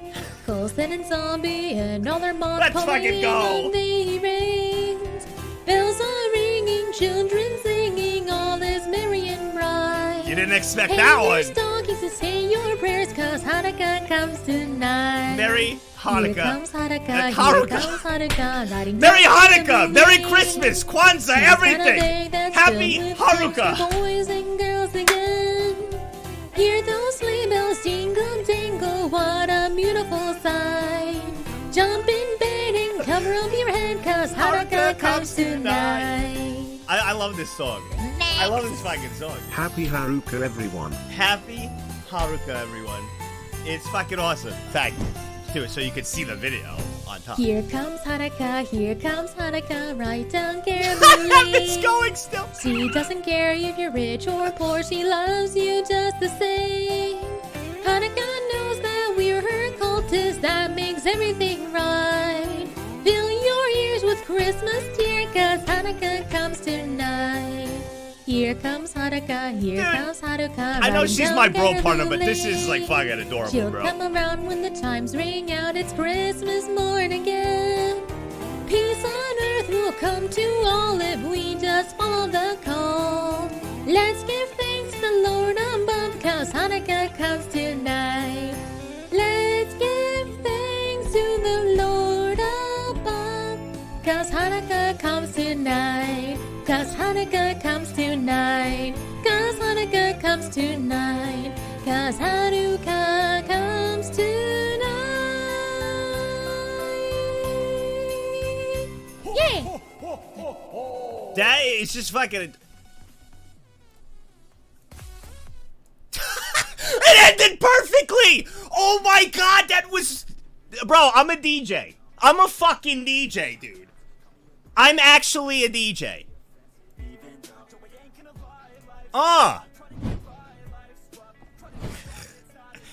I love that Haruka song. There, that was my. Since it was a lose-lose no matter what, I figured I'd dedicate a song. Yo, what up, Joel? What's up, buddy? I hope you have a wonderful weekend, Joel, as well. A Merry Christmas to you. Happy holidays, bro. I love Haruka, too. She is my bro partner. And I gotta say, she is, I'm literally very proud of her. I'm very proud of her. She deserves so much success and more. You too, Joel. You have been nothing but nice to me the day I've met you. You've been nothing but super kind, generous, full of quality content. You are amazing, dude. Much love, bro. It's always an honor to see you stop in. It warms my heart. I appreciate it.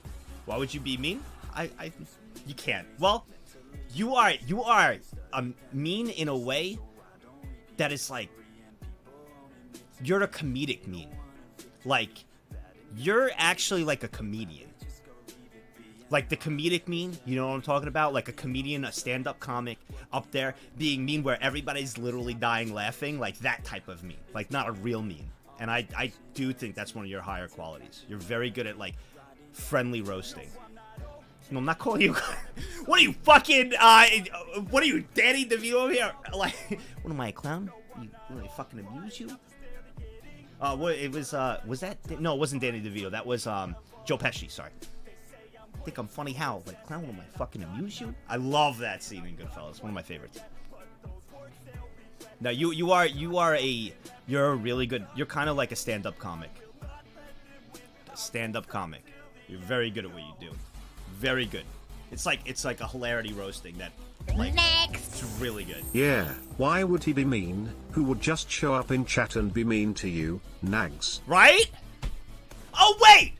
You said that I wanted to eat balls. Wait!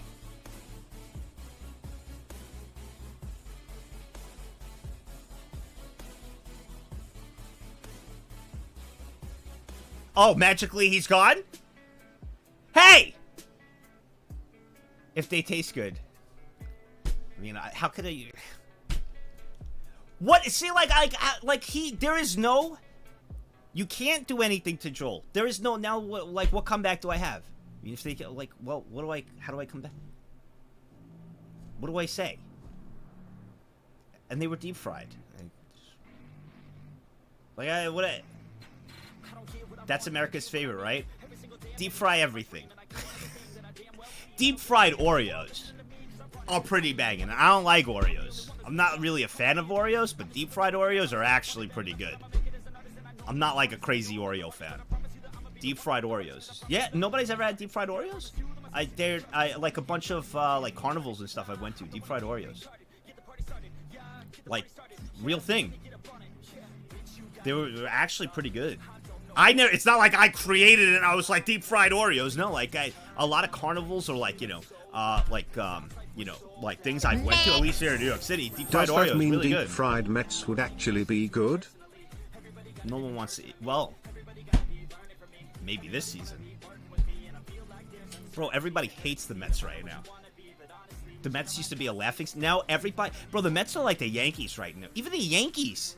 The Yankees used to not even make fun of Mets fans. And the Mets, because they were just garbage. So they're like, we're not even going to bother. Well, the Mets would be like, fuck you, Yankees. You suck. Because we were just... The Yankees fans... And the Yankees hate the Mets now. Every team hates the Mets. Everyone. Because... They're just taking all the players. It's awesome. It's great. Mets like there was a meme of I think it was this. This is what here I got it.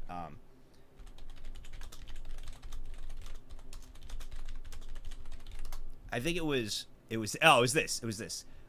Someone took it from this. It was this part. I think it was this part. I think it was this. I think it was this part. Oh yeah, Deep yeah. It was fried this. Oreos? It was this. WTF is that? Yeah. Americans, explain yourself right now. It was this part right here. Someone put... dude, I was dying at this. Someone put this on and it was like, the Mets right now. Ready? Or they were saying Steve Cohen, the owner of the Mets. And they put this clip up and it was amazing. New badge Nagzz. Hyper Also, Dragons! happy holidays, chat. Thank Nagla. you! What is this? A tier 2 sub. Break it down, DJ.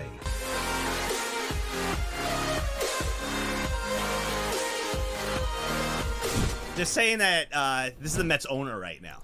Manager in the world. How about that? You bought that? The globe? Yeah. Right? Why do you go upstairs? We're taking you upstairs. Hi. Wait. These. About these. About this one. This one. This one. This is like the Mets owner. I bought this. I bought this one. This chess set. Isn't it beautiful? Bro, I was dying when I saw this on Twitter. It's actually true. But to be fair to all Mets fans, I know you guys aren't, sports fans. To be fair, the Mets literally wouldn't buy anything since '86. That was the last time they won a World Series. They haven't done anything. They've literally just sat there, been the shittiest team, and have done nothing. Now this billionaire steps in, who's been a big Met fan his whole life. He's tired of being depressed his whole life. Even with money, he's like, I'm sick of seeing the Mets lose. All the money can't fix that. I'm buying the team. And here we are. Here we are. It's like, this depression has lasted long enough. I'm buying that. Come to the Mets. And it's been, we'll see what happens. But I'm telling you, I paused the music. I'm telling you right now, it's the Mets. While they have great players for this season that are coming over to the team, it does not matter. It is still the Mets, and they will find a way to fuck it up. So while I'm excited, I am It's good to still see skeptical. you today, Nags. I Good hope to your see you, day is Gruntled. going well and that you're enjoying your holiday season. Keep it up, brother. And it's always such a blast to hang out with you. Thank you. Next. Thank you. Ladies and Thank gentlemen, you. introducing your 20-23 Diablo Immortal Mets. I mean Lit- New York Mets. The Mets right now are like Diablo. I love that. Literally, it's Diablo Immortal right now, and someone free to play going into PvP right now.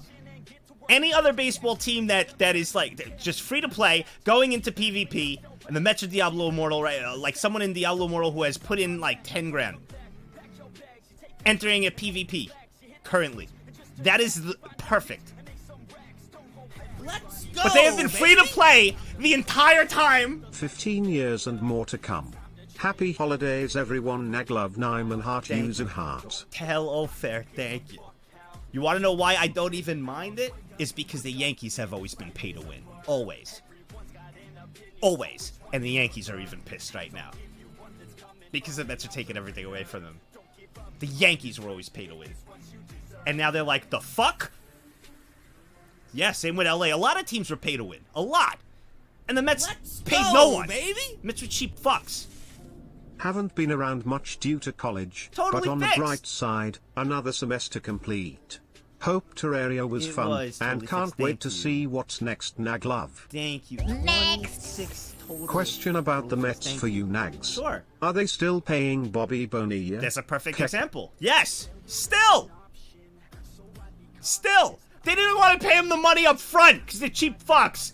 So they figured they'd pay him over multiple years. Just like when you get a credit card. And it's been fucking them over since. He was like, I'll take it over time. And they were like, sure, we don't want to pay anything because we're the Mets. Now look at it. But now it's different. Yo, the Mets owner might be like, we don't want Bobby Bonilla Day anymore. Here's your money. But he actually can't because the contract did say it's every year.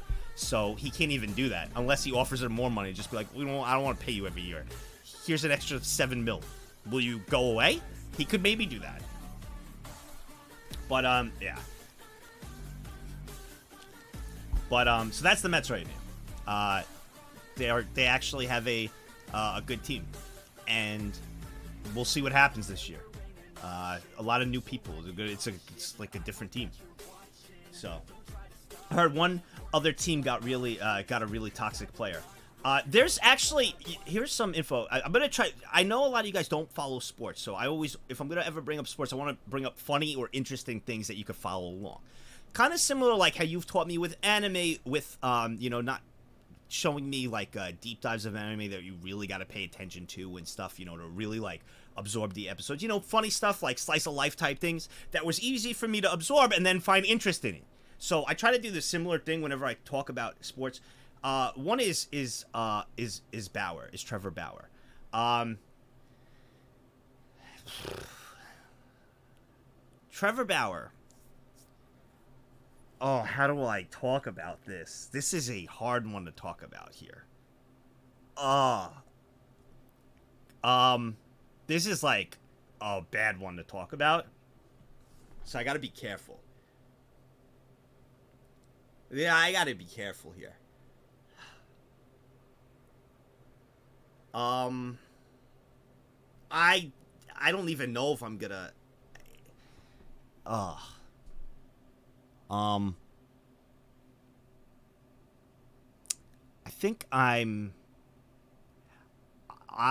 think it's best if I just don't say anything. I don't know much about the reason why, and it's not like I'm scared or anything like that. It's just I don't know much about the allegations towards it. There's been a mix of allegations where it wasn't proven. She was laughing like during the video after she brought up the allegations, and there's no evidence. It's like a whole mix, right? It's like nothing could be proven. It's just I don't know, and I don't know enough to talk about, like, to make a comment on it, right? So I don't want to talk about the allegations, so I'm going to move that to a side. It's not my place to say, and I don't know enough info about it on either party to really make a comment. So I'm going to push that aside. However, Trevor Bauer as a player, let's go into Trevor Bauer as a player. That I have a lot to talk about, all right? Trevor Bauer's a dick, okay? He's a dick. Very competitive player, but a very good player. And I also think, while also being kind of a dick, he's very smart. And let's go, baby! He's very smart. Don't mind me. I'm just here for the emotes. Facts. Thank you for 8 years.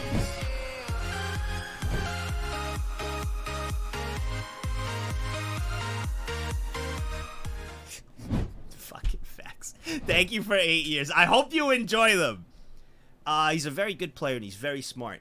And while being a piece of shit at times, he's also been quite good for the game of baseball because he did bring to light, basically, to make it easy for you non-sports people, there's a thing with pitchers going around with spider tack and basically velocity on pitches. What that would do is using a substance, make this easy instead of the scientific thing so you could understand. Basically, using something as a pitcher on a ball, like sticky stuff, would make the ball spin more, giving it more of, harder to hit. Alright? If you use nothing, you have normal, then you use this stuff, it makes it harder to hit. Gives the pitcher more accuracy, speed, a variety of different things, right? Thing was, a lot of players were using this. And you could tell the difference when, by looking scientifically at it, when they were using it and not, because of spin. Alright? I'm trying to make this as easy. Yeah, spin rate, velocity. I don't want to go into crazy stuff, but here, let me mute so you can concentrate. Try to make this very simple. Using, here, Unga Bunga terms. Using sticky stuff made it beast mode. Beast mode pitcher. Not using it made you a really great pitcher. You were still a great pitcher, but using that stuff just made you fucking really good. And he was saying that the MLB, that all these pitchers were using it, and there's a problem. And nobody was listening to him. So he goes, fuck it, I'm going to use it and show you. And he did. And he was the best pitcher in baseball. And he was like, if I use this, I will be the best pitcher in baseball. And he did. So he basically was not using any upgrades. He saw everybody using upgrades, all right, in the game. And he's like, yo, what the fuck? Like, bro, I'm using no upgrades and I'm still doing good. If I use upgrades, I will beat the game faster than all of you. And that's what he did. So he used the upgrades and just went nuts. And everybody was like, hey, what the fuck? And then he came out and said, I am showing and proving a point to let everyone know that this is a problem. And that's what he did. And he brought light onto it. So I do give him credit for that. It's a lot more in-depth than that. I'm just trying to make this simple because then there's controversy with it. There's a whole bunch of stuff. I'm just, I know most of you guys aren't sports fans, so I'm just trying to, like, get to the basics of things. But it's been controversial because he's always had an attitude with things. But for the game of baseball, he is really, really good. The MLB just reinstated him, I believe. He was banned because of certain allegations with a woman. Again, I don't want to go into that. I don't know the details. But the MLB kind of, like, axed him, all right? Pending the investigation, all this. But now they brought him back. They said instead of 365 games suspended, they lowered it to, like, 140, and he's going to be reinstated because he was already banned from the MLB. But now he's, like, able to come back from what I believe. So that's going to be interesting by January to see if the Dodgers will accept him back. And if he doesn't get accepted by the Dodgers, he's going to be able to go to a team. What team is going to take him? Will a team want to take that baggage?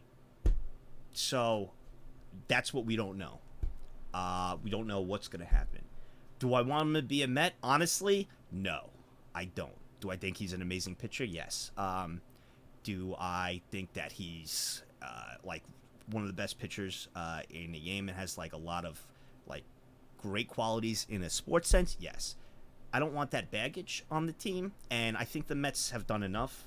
And the Mets are known as like the Mets as a team were always known as the underdogs and the feel-good, likable team.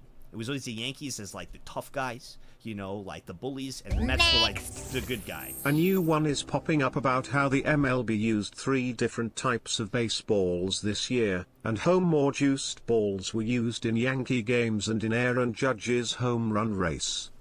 There's always gonna be stuff like that in any sport or in anything. I mean, I'm sure you guys see it in an anime, right? When an anime wins like something like best anime of the year and everything, where everybody's gonna be lashing out and be like, well, they spent this much money for their production, while this one only spent this much, and they were right in second. They should have been first. And there's always gonna be things like that, right? Like you're always gonna have people calling out, well, well, actually, you're always going to have that. So I don't really dig too much into it because you're always going to have people complain. Like My Hero Academia, like, well, they spent $300 million on their productions and all this, and so-and-so anime only spent $1 million, and their team's dedicated, and they should have won. So the guy was using a Game Genie? Basically. So if that makes sense, you're always going to have people complain about that. So I just kind of ignore that stuff. But the Mets have a brand of basically being like the lovable loser. The lovable loser. Which is interesting now to see that everybody does not like the Mets. right now. No, when it comes to anime awards, the entire community bands together and makes fun of the Pixkek. That's actually really, that's true and kind of cool, actually. It's actually good. I like that. The Mets were always like they still are the lovable losers, right? They're a meme, they're a joke, they never win, they always blow it somehow. Mets fans are always like, "Well, get them next year." It's all we say. Whenever we are first, we cheer and we act like we're the best, and everybody doesn't take that serious because they go, "You're just gonna lose in the end, like you always do. You're gonna throw it somehow," and we throw, as always, and it happens, and we never learn. That's why everybody but nobody ever has a problem with the Mets because they're a lovable loser. So it'll be like, you Mets fans, we're the best. This is our year. I'm like cheering. And it's like, shut up. Yeah, you look good this year. Your team looks good. That's how it is. So now, bringing someone like that to the Mets, I just don't feel like is good for the brand, regardless of anything, whether innocent, guilty, or whatever the case. I just don't feel his personality as a competitor, it really fits the Mets brand, and someone as a lifelong Mets fan, I just don't think it would be good. So we'll see what happens with that, but the Mets are literally the lovable loser, so it's quite interesting to see the Mets get a bunch of hate now from all other teams. You know, it's literally the kid who was picked last in kickball all of a sudden hit puberty, and he's like, let's fucking go. Now everybody just does it. Everybody used to be like, "Oh, little Jimmy picked last. We love you, little Jimmy. Come on, you're on our team." And would be last in kickball. Little Jimmy like, "I'm going to kick a homer today." And everyone's like, "Shut up, little Jimmy. You're not going to." And he'd kick as hard as he can and go a little dribbler to third base, And everybody would be like, "Yeah, Jimmy, good job." And he'd fall on his way to first. Now little Jimmy's balls dropped. He hit puberty. And he's picked last again. And he gets up there. He's like, "What's up, guys? Ready to play some kickball?" Everybody's like, "The fuck?" And fucking jacks a home run. And little Jimmy's running around first base. And going for a high five. Everybody's like, "No, fuck you, asshole." That's the Mets right now. That is what has happened right now. Because of what's happening in this offseason. So it's interesting to see how it's going to all play out. I just have to switch my battery. Hope that's a good analogy, because that's literally what it is.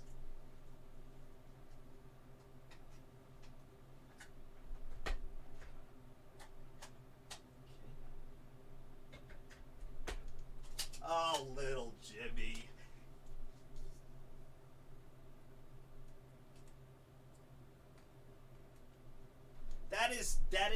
That's kind of like a little metaphor of like the Mets right now. And now everybody playing kickball, all right, is not happy with kickball right now because little Jimmy is too big for kickball. Well, they haven't hit puberty yet. Let's go, baby! Grew up earlier. Mets are better than the Colts, though. Yes. Imagine having the biggest choke in NFL history, Keck. Also one of my teams. As you can see, my picks in sports for my favorite teams are pretty shit. You can see why I'm usually depressed talking about sports, which coincides with I enjoy talking about it with you guys to make it simple, but it also I still makes me find upset. it interesting. You move out of NY and suddenly the Mets seem to have a shot.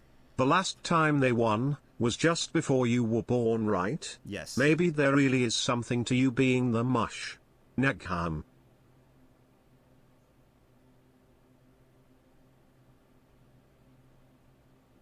I actually never thought of that. They won the World Series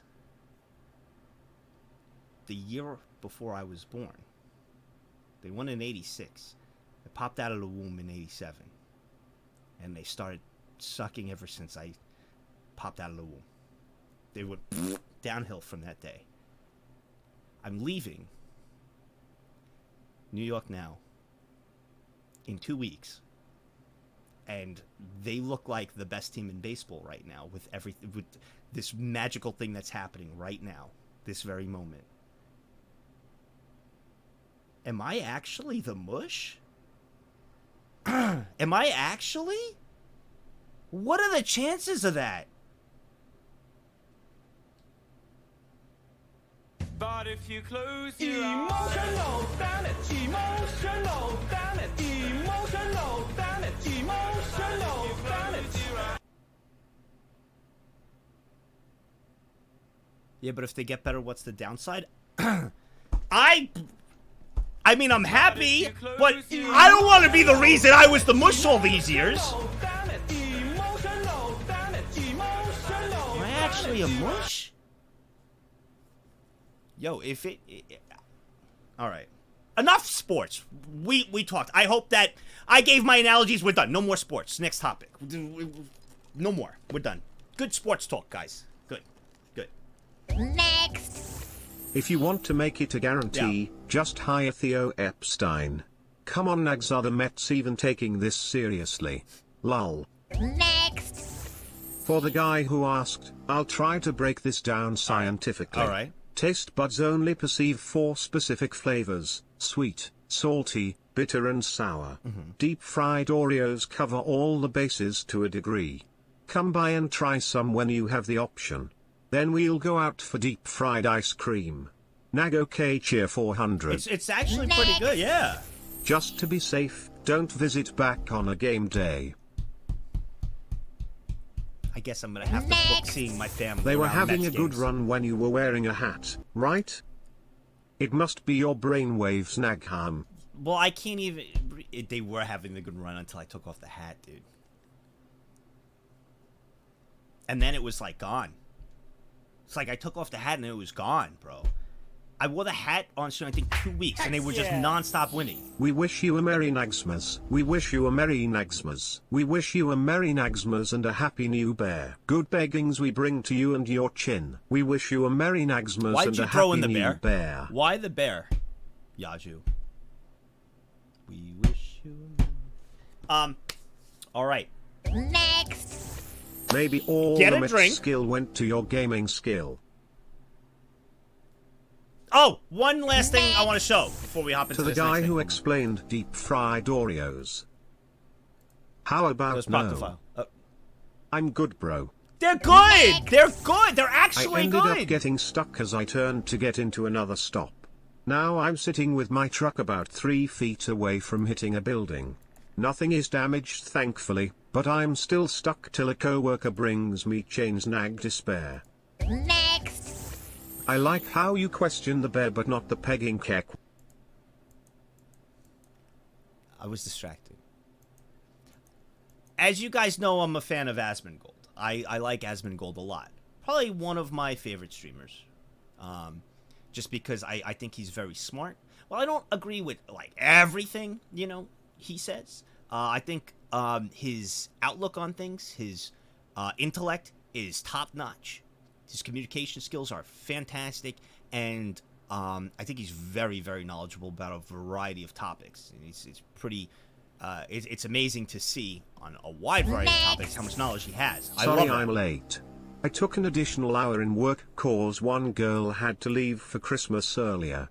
Merry Christmas and Happy New Year's to the Hivemind, the most other wonderful W, place on wise the man. internet, created by the most amazing streamer I have ever had the pleasure of watching. Can't wait to spend more time with this community Thank and you, you, wise until man. you retire and are freed from the hellish contract you got stuck with when you started this career keck. Nag love, have a good one. The two W's, Where's the wise word man Lee? and wish for peace. The two of them. Wise man, thank you. Thank you.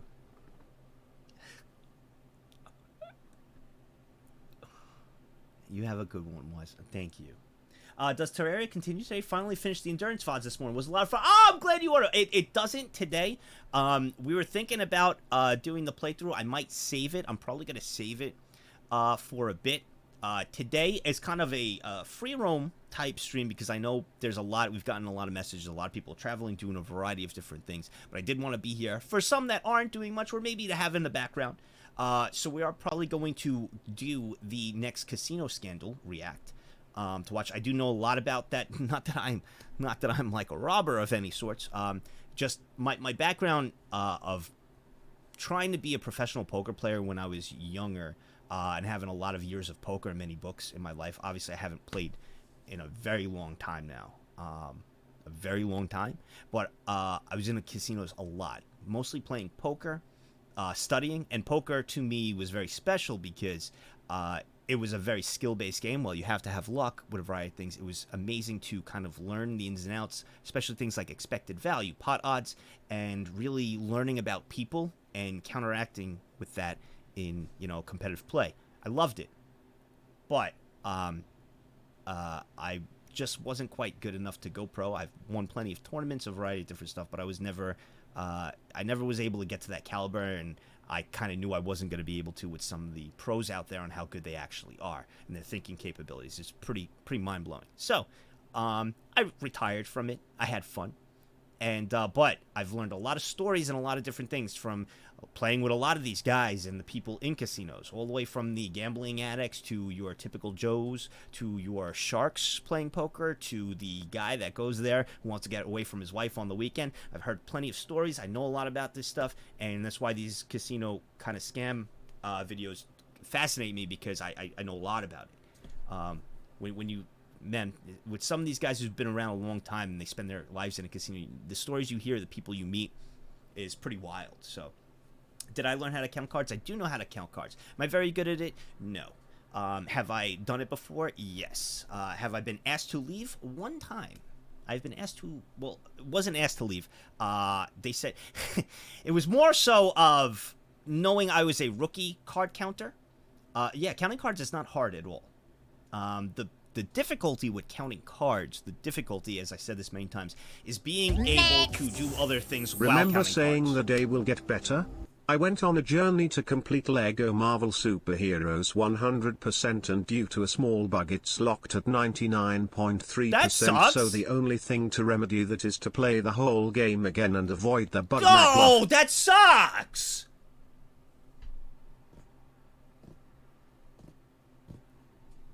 I am sorry.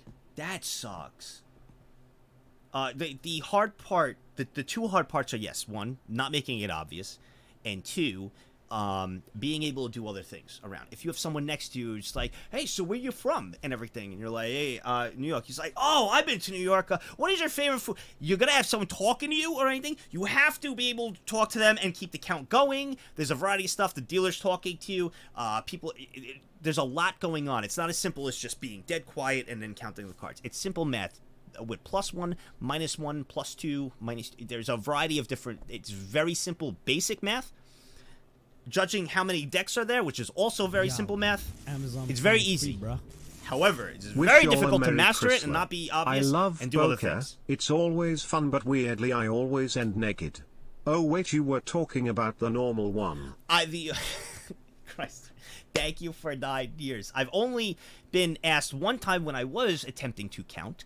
I'm a rookie card counter. I don't do it anymore. I mean, you could just, if you just know it, you could try it. Triple A, absolutely astronomically awful quality. I had a pit boss come up to me once when I was attempting at card counting. Came up to me and basically told me. I remember a scene in the show Monk where he was counting cards while solving a crime. Yeah, that's like you 5-head type stuff to do that. I was asked by the pit boss who came to me, and he said, stop. And I said, what? He was like, come over here. He was like, stop. You're not good. I'm going to cap your bets. And I said, what? And he was like, stop. And I said, okay. He was like, I'm going to let you play. Stop. And I said, okay. So, how it's obvious or how you could be caught counting cards is your bet changes, all right? So the pit bosses are there. They all know how to count cards. For the majority of people who are pit bosses or people watching the table and the eyes in the sky, when a count gets to a certain number, being a high number, meaning that there are more high cards left in the deck, that gives you a better chance for a blackjack, and that gives the better chance for the dealer to bust. So when the count is at a certain number that's really high based on what's left from the deck, you bet higher. It's not guaranteed you're going to win, but you bet higher. So if you're doing like $20 a hand, all right, the count gets to a good count where it's high, a lot of high cards are in the deck, and you know the number, and you're like, $200, $200. Kind of suspicious, you know what I mean? But that's how you only have a window of that count being high where the odds, it's only a minuscule amount of time for the odds shift to the player's favor. It's not guaranteed you're going to win, but it shifts in your favor to where you will be more beneficial to actually winning the hand. So that's where you bet higher. So it's pretty kind of easy to spot it, you know, sometimes, but that was the only time. And like I was actually really trying, and I think because I wasn't talking about it, I was just like, he was just like, stop, you're bad at this, by the way. Stop, I'm gonna count. And he let me continue playing, and I just played regular. I didn't even count, you know, and I was upping my bets, and I was like, I'm just, yeah. And he let me go because he knew I wasn't, you know, counting. It is fully legal. You can't go to jail, and they will most likely either do one of two things. They will ask you to leave, or they will cap your bet. Cap your bet meaning you could do $1,000 per hand, $20, $30, $40, but you cannot lift it or make it higher. So you have to do that bet every time. What does that do? Well, when the count gets really good, you have to still do $50 per hand. 50, but you can't make it 1,000 now when the count's when it's in your favor. So what that does is now you're just playing. Basically, you're always at the lower odds, and you're like everyone else. That's the two things they'll do. They'll never flip out on you. They'll either tell you, anybody who's heard like stories where they'll be like, "Get the fuck out of my casino," and like all these guys come. No, they'll pull you aside. They'll be like, listen, we're going to just cap your bets. But you're welcome to play anything else in the casino. That's what they'll do. Anyway, sorry, off topic. We're going to go into the casino skins. I have a lot of knowledge of this stuff because I was around it a lot, if that makes sense. Just I've heard a lot of stories. I know about guys that have done this. And me, do I count cards? No. Have I tried before? Yes. Have I asked to stop? Yes. Was I good at it? No. Obviously. Got caught pretty much right away. And the people I said I was pretty bad at it. He was like, dude, stop. I was like, okay. It's not hard to count. It's just adding, just simple math of ones and twos. It's not hard at all.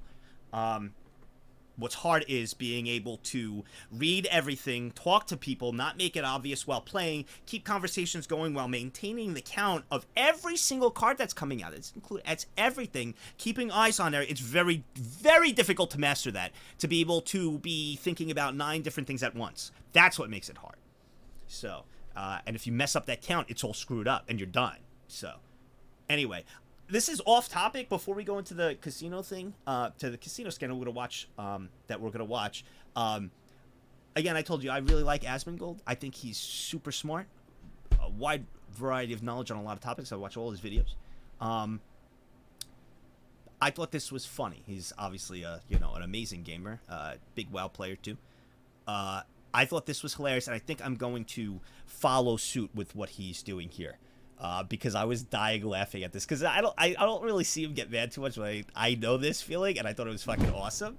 So right here, I thought it was hilarious. Asmongold, people are too emotional. Also Asmongold. Let's go. Asmongold always said people are too emotional, and then also this reminded me of you guys. This is great. Ready? Like half the time my abilities don't even go off because this PC port is f***ing garbage. Reminds me of me. Oh, wait. Can you not see? Nagzz21, professional gamer. Shit. Sorry. Just checking sorry. in before sorry. the family. Happy holidays to you and chat. John! Thank you for 27 years, John. Tier 2. Sorry about that, guys. So fucking pro. A tier 2 sub. Break it down, DJ. Thank you, John. Okay. All right. Sorry about that, guys. All right, here we go. Next. Nag noted card counters would make great support players in League. Also, real quick for those who use Opera GX, Shiley has an official animated wallpaper for download. Wait, actually? That's kind of cool. I might get that. That's kind of sick. Actually, no, fuck that. I have enough Shy Lily shit around. Hello, Nags. Fuck that. Just wanted to tell you amazing and have been a blessing in disguise this year ever since I first joined during the Dark Souls 3 endurance run. Oh my god! Hope you have a lovely weekend. Thanks, Hiking. Merry Christmas, Snag. Love, cheer 100, cheer 100, cheer 100. Merry Christmas to you too, Hiking. That's awesome. Thank you, buddy. Asmongold, people are too emotional. Thank also you. Asmongold. Let's go.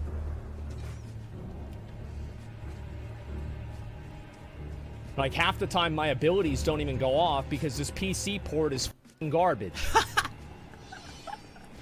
I'm gonna do this from now on.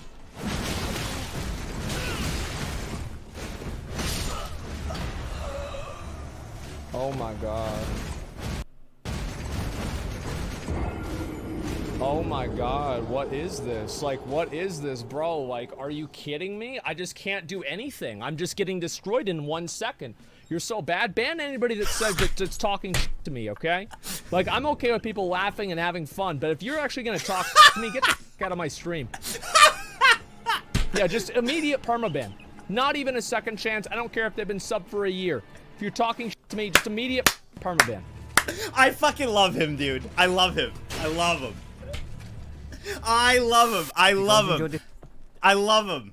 I love him. He's fucking great, dude. Listen, and I could tell you, listen, and I know exactly what he's saying. He's 100% right. Like, when you guys are, you know, calling me bad and everything, if I die, right? Everything, and everybody's having a good time, it's fine.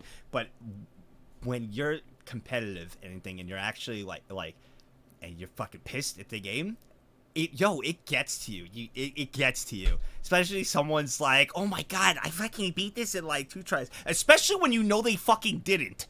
Okay? It's like, oh my god, just use this and this. I beat this on my second attempt. When you know they fucking didn't, okay? When you know they sat there for like 6 hours, it gets under. You're just like, oh my god. But he's right though. Like, when people are like saying so bad and having a good time left, I love that. All right, even if I'm dying, right? I love that. But like, I know exactly that feeling. Streaming, when you stream a game to everyone and have a big audience, all right, and you're playing on a hard difficulty, you got to remember there is a silent difficulty added to that as streaming. When you're streaming, there is another, especially when you have TTS going in your ear, you have the chat spamming that you're so bad. It literally adds another layer of difficulty. It 100% does.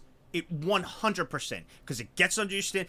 You're looking at it, people saying bad. It's just like, oh, you're way completely different than if you were not streaming, by yourself, chilling. You die, like, fuck, dude. You're listening to music, you know, playing, whatever. It's complete, or listen to a stream in the background, you know, watching them molt, which will make you laugh, be like, put you in a good mood, and you're doing great. It's totally different. It's a silent, I always like to call it like it's a silent, added difficulty quietly in the background. It's like secret. It's a real thing, because I notice it's a complete difference if I play it like alone. It's a complete difference. Yeah, a difficulty modifier. There you go. I like that. No, it's not a skill issue. Hi, I'm new here. Been watching your YouTube vids for a time. Just came because I love VTuber feet. Next. Nag you nag seed nag me kek nag you nag. That was your first message. Me kek ag you nag seed nag me kek ag you nag seed nag me kek ag you nag seed nag me kek ag you nag seed nag me kek ag you nag seed nag me kek nag you nag seed nag me kek nag you nag seed. I'm not even seething. What the fuck? Next. I like how in every playthrough you do there's someone that backseats, but they have never played the game Radiant. I know you love that. I know you love that. And I'll be like, well, I love that, because I'll be like, all right, so like, did you beat this game like on this difficulty? Did you do it? And they'll be like, I've never played before. But then that fucking drives me nuts. That is one of the things that drives me nuts, but bro. You've also said like, that during gets Twitch me through the Rivals roof. that it feels weird and throws you off when we're not on the screen. But then there's you, where we'll annoy you when it's just you playing a game. But you've also said during Twitch Trials that it feels weird and throws you off when we're not on the screen. It does. It's like a catch-22, bro. It's terrible, because the first thing I asked during Twitch Rivals was that is like, can I have the chat be a part of it? Can I have them on the screen? Next. I wanted you guys to be a part of it. I feel weird with you guys not there with me. I feel like we're all it'd be like I like the basement we hang out in to go chill and play games and hang out. I feel like you guys are like at a concert or something. I'm just there alone. If I don't have you guys, it just feels weird. It feels like I'm gonna play, nobody's there. It just, Friendly reminder that Shiley is coming for you. Thank you. Thank you. It just doesn't feel the same. I like to have you guys around, because I want to be hanging out with you guys during whatever I do. It just doesn't feel the same if I'm not doing it with you guys. That's why a lot of times if I see a video or see a game, I put it aside. I don't play it by myself anymore. It used to be where I just go watch it myself and everything. the amount of things I have on this WordPad of games and stuff I see, I'm like, oh, I can't wait to we'll play that together. And I think of you guys as, I can't wait to do that with them. I can't wait for us to play. It's that's how I think. That's how my mentality is now. So it is like a catch-22, because then, when you're screaming so bad, that does drive me crazy. When I'll be like, all right, so what would you like me to do? What do I do? And I So never it's played been mentioned before that you and Chilg are very similar. There is one thing you should follow him in if you want people like Fan and Koi to like you more. He mentioned in a video that he has a wiki feet page with a score of 4.5. I'm gonna go pee.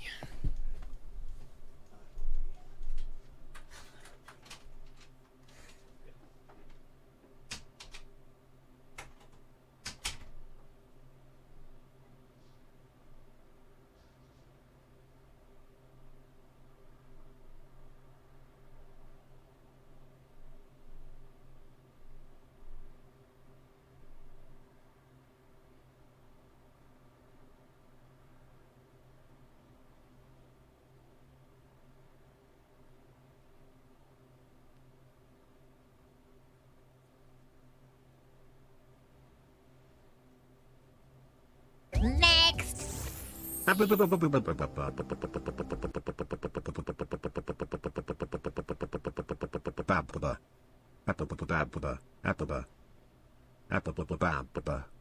Next. I know this because he tried to bribe an admin to ignore him cheating on a Minecraft server with feet pics, mentioning the page as a reason why that's a good offer. What the fuck? What? Next. What? Yo, was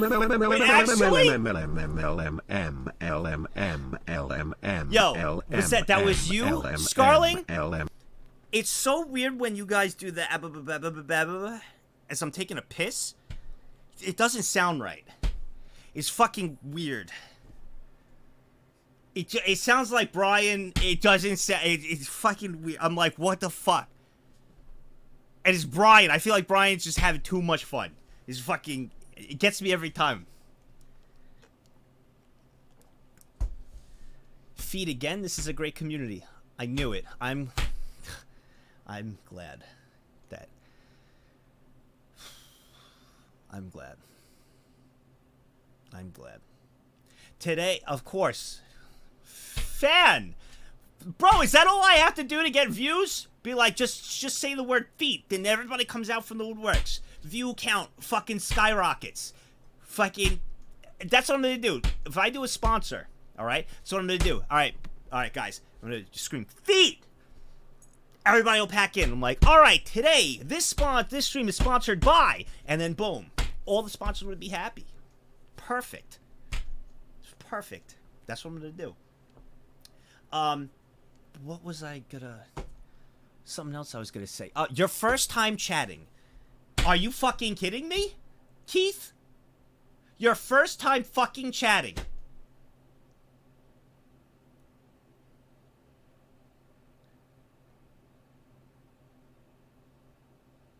Speaking of... No, not speaking of. Actually, I'm gonna wait to bring up that topic because I don't want to say speaking of and then go into what I was about to say.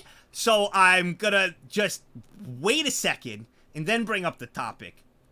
No, it wasn't. I didn't mean to say speaking of. It was just wait. Give it a second. Let time go. So how's everyone's day? Good. Good. Everybody's having fun. Okay. So today I was actually watching a pretty sick collab. I was like, yo, it was quite good with Scarl and Nina. It was actually really, really fucking good. It was really good. It was like actually really cool.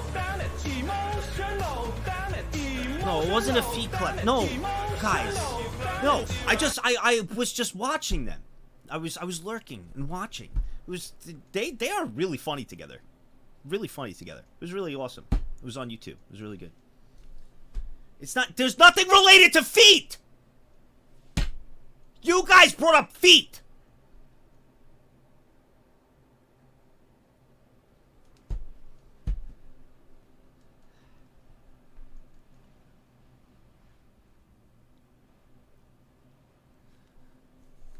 Yo, Amazon Prime's free, bruh. Feet collab Nagzz.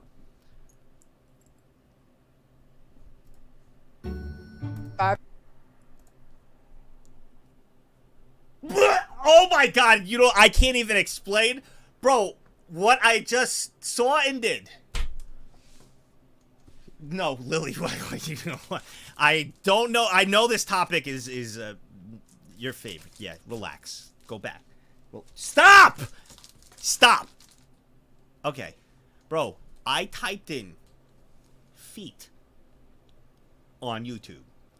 The first video is I have the world's largest feet, Guinness World Records.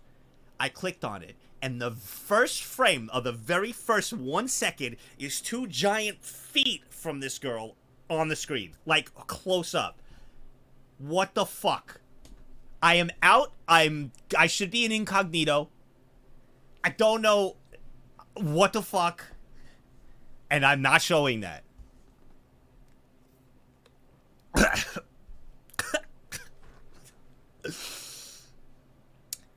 If my recommendations, oh no, I'm doing it on this browser too. I swear to God, don't. I think we're good with recommendations. Please. First off, I gotta get this out of my search history. That's gotta go. That's gone. Okay. So that's out. Had to remove that. I think we're good.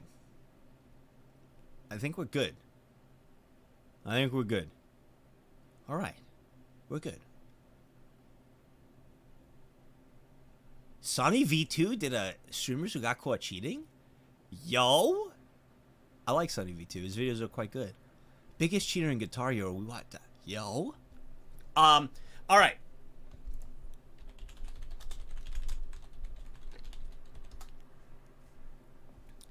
Wonder, not wonderful. Jesus, idiot. All right. Which one we do? We did the Chip Forger last time. The Tran Clan. Do we do the Tran Clan? What else is there? The seedy underbelly of Vegas gambling. Let's see. What else is there from the Wonder seasons? Let's see. They should have a playlist.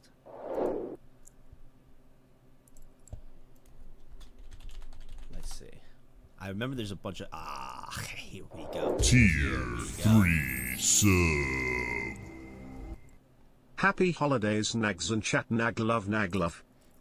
Docapella 31 told. Holy crap, Amelia tier 3 sub. Yo, let's in go. Guys, I did that purposely. I did that purposely with Castino. Just so you guys would notice that I needed content for this period. That's why I did it. The Tran Clan, huh? In this opening episode of Cheating Vegas, we learn the classic tricks and scams that Vegas cheaters pull to get away with millions. We learn how to spot a cheater and follow. Okay, match fixing how it ruined a man's life. Okay, let's see. Let me just see. The Tran Clan. I think weren't they? I think they were with Roulette. The Tran Clan. I think it was like family. I'm interested in this. Let's check out this one. We're gonna watch this one together. I think it was a family that like rigged roulette. I'm not 100% sure, but it's a Wonder video. I'm excited. The Tran Clan that terrorized Las Vegas casinos. This is season 1, episode 1, so it's actually the first one. No, I didn't. No, not pre-watch. Just I know a lot of these cheats. There's a lot of famous ones from different instruments. There's a lot of different. There's the MIT group for blackjack. There's a movie based on that called 21, based on the kids from MIT and the professor. There's just these are like known history type. These are known history type cheats and things. There's what else? There's the MIT group. And the movie 21, by the way, really, I won't spoil. I don't know much about it. I can't spoil anything because I don't know much about it. I don't even know if I'm right. I think it's I think it's the family with roulette. But it's not a spoiler because I don't even know if it's right. But the movie 21 is an actual movie put out about the MIT group and kids with the professor If you guys have seen it, I highly suggest that movie. It's a pretty fun movie to watch. A pretty good movie. It's kind of, you know, cheesy sometimes, but it's an actual movie. It's called 21. Here, let's take a look. I haven't seen that movie in a while. We'll go back to this here. Let me just copy this. 21 trailer. Let's see. I'm pretty sure I'm pretty sure I saw this movie. Let me see. It's an old movie. 15 years ago. Oh shit. So, how much is this thing gonna run me? The belt's $49.95 minus 15%. The jacket's $508. Pants $365 minus 10% for shoes were just marked down from $155. So you're looking at $1,042.68. You don't need to be that fucking crazy in math to count cards. Just so everybody knows. Okay, it's a movie. You don't need to. You need to be able to add ones and twos. That's it. You don't need to do all that. Just letting you know. Good with numbers.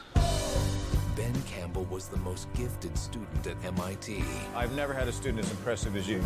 But there were some problems he couldn't solve. $300,000 for school? Where am I gonna get that kind of money? Until the death. Just start a crypto coin. I'm a fucking idiot. Is he dumb? Start a rug pull. What the fuck? It's dumb movie. Movie over! You have to follow me now. So is this some kind of a math club? You ever studied blackjack? Are you talking about counting cards? As a team, yes. When? Weekends. Where?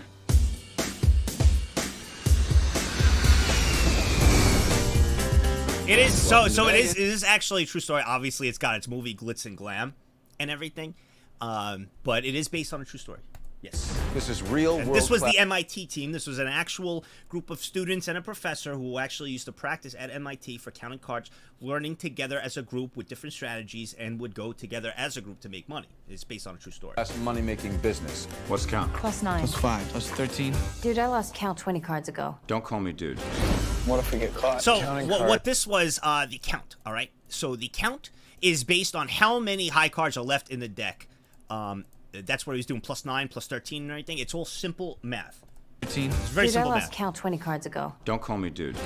What if we get caught? Counting cards isn't illegal. We stay under the radar, True. and we look for the signal. Folded arms, the table's hot. So the folded arms portion, what they're talking about is when the count is up, when the count is hot, meaning that there are more high cards still left in the deck, more aces, jacks, kings, queens, and that's a signal for you to step in as the big player, to step at the table and then bet high for that minimum amount of time while the count is still high. They'll let you know by a signal what the count is, so you could continue counting the cards. So if the count is at 11. You know it's 11, you come to the table, you drop in your big bucks, and once that count goes back to low, back to, you know, in the casino's favor, you get out from the table. That's all it is. Blackjack. I'm just doing this to pay for school. $300,000 and then I'm out. Your new identities are on the bar. Mona, Miss Summers. Vladimir Stupnitsky. Whoa! There it is! No, please keep going. This video is priceless. I wish like this was on like the Amazon Watch Along, bro. I would watch this with you guys. I have so much to say about this movie.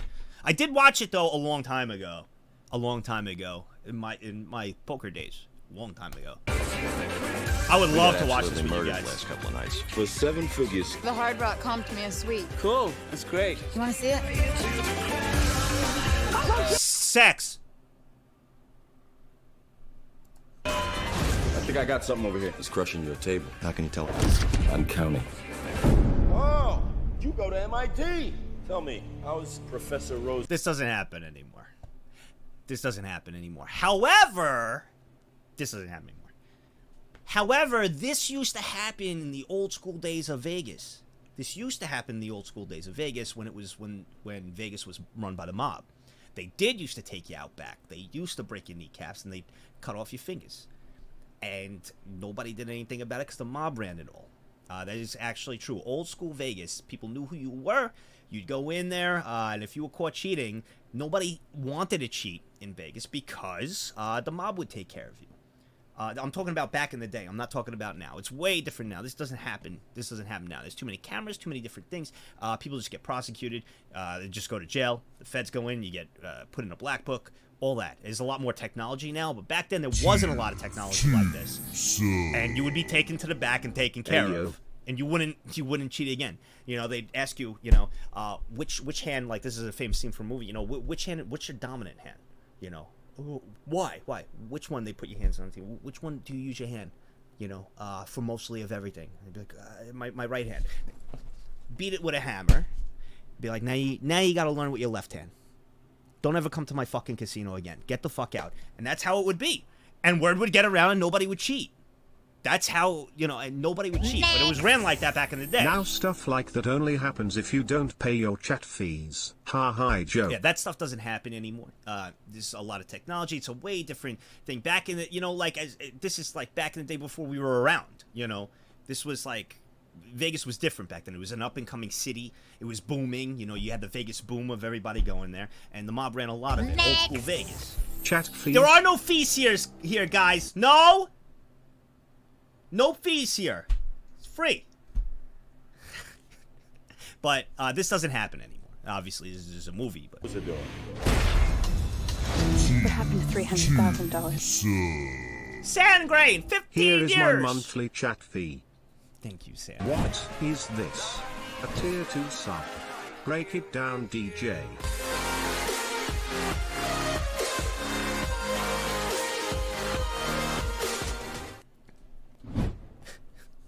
I got you, Flex. And seriously, Sandgrain, thank you. Paying my chat fee. Please don't cut off my hair like There that. are no chat fees here. There's no fees.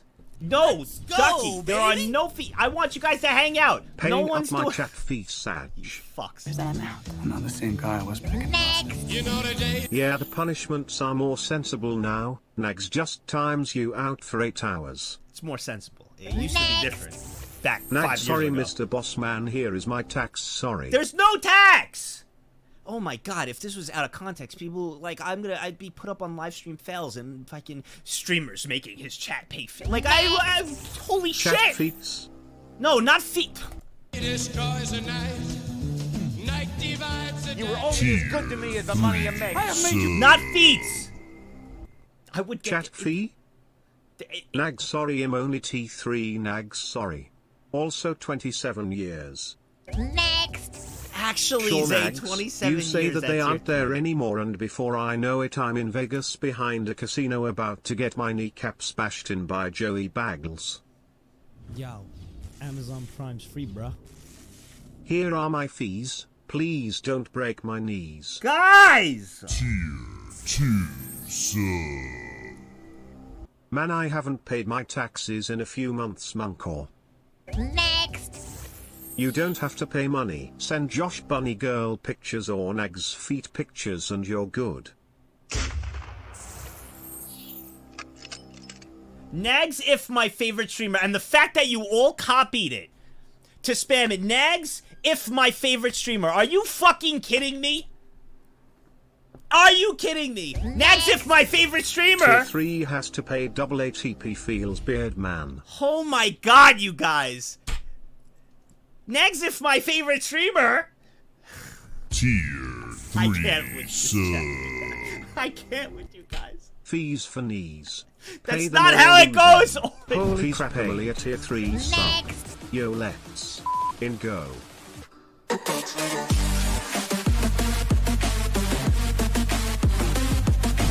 Nagzz, if really, Demon, I'm gonna play it twice for you. You ready? Munkor, thumbs up. Nagzz, if my favorite streamer Munkor. Like, you hear this? Thumbs up. Nagzz, if my favorite streamer Munkor. Thumbs up. Nagzz, if my favorite streamer Munkor. Thumbs up. Nagzz, if my favorite. What intonation? 5 Well, anyway, gifted that's subs, the movie baby. 21. That's the movie 21. I do recommend it. I haven't seen it in a long time, but I did watch this movie. However, if there was ever a way, like if it was on Amazon Prime or something, and I was able to watch it with you guys, I totally would. It's kind of a shit movie. It's not really that good, but the concept behind what card counting is, and the gist of it is true, and pretty well explained for, people that don't understand. But the rest of the movie is pretty fucking shit. Honestly, it's a pretty shit movie. But it's interesting. It's interesting, and it is kind of factual, and it's based on a true story. Let's Somewhat. go, baby! So, 32 years I'm high sorry, lags. Nagzz. I'm behind on my chat fees. Please don't use a hammer on my hand. That doesn't happen anymore. This is what I told you guys with what happened in Vegas Roulette was a long time ago. It's nowhere close. It was more personable back then with Vegas. It was an up-and-coming city. And, like, the pit balls, everybody kind of knew who you were going in. You know, there was, like, now there's just so many people. You're identified by a card, by using rewards from a card. Nobody knows your name anymore. You know, it's like that famous ending. I won't play it because it's the ending of the movie Casino. That is a movie I do recommend to all of you. The movie Casino. It is a mob-based movie, but it's quite good. It does have a lot of factual things in there. Of course, there's a lot of mob stuff that's just not true in there, but quite good. Just like in Goodfellas, there are a lot of, you know, fabrications in that. But there's real things like the Lufthansa heist, which is a real thing that happened in history, you know, with the mob and all that. But Casino is one I definitely highly recommend. It's an amazing movie. It's quite long, but it is probably my number one favorite movie, I would say. Casino would probably be my number one favorite movie of all time if I had to pick a movie. So if I had to recommend a movie for anyone, you know, you got some time, like, and you want to watch a good 3-hour movie, it's really fucking good. Movie Casino. The ending of the movie Casino has more history in it than an entire history course. Yep. Incredible movie. Good taste. Thanks, Pat. No, I appreciate it. Yeah, it's really, really good. You know, like these things with history, these things actually happen. You know, it's way different today. None of that stuff happens, you know, anymore. Of course, you know, there's, you know, still some trickles of things, you know, around, but it's not like it was back then. You know, before we were born, for our parents, like the boomers, it was a different generation. Just like, you know, now they look back, you know, we're all on the internet, we're streaming and YouTube and all that. That was foreign to all of them. You know, now that they're older, they're like, well, look at this generation of all this stuff. You know, it's completely different. It's just a totally different, you know, thing. So we're in a generation that's completely out of touch with what they were doing back then. It's just Next. completely different. Sup YouTube frogs. Twitch chat here. Just wanna let you know that this is our turf and you can't do business here. You can join us in Twitch chat by downloading Touch and subbing for a month with a Prime. It's free, but chat fee isn't cap. You're fucking idiot. Go, baby! Actually choked. Actually choked on that. That was actually funny. You're Gunner, thank you.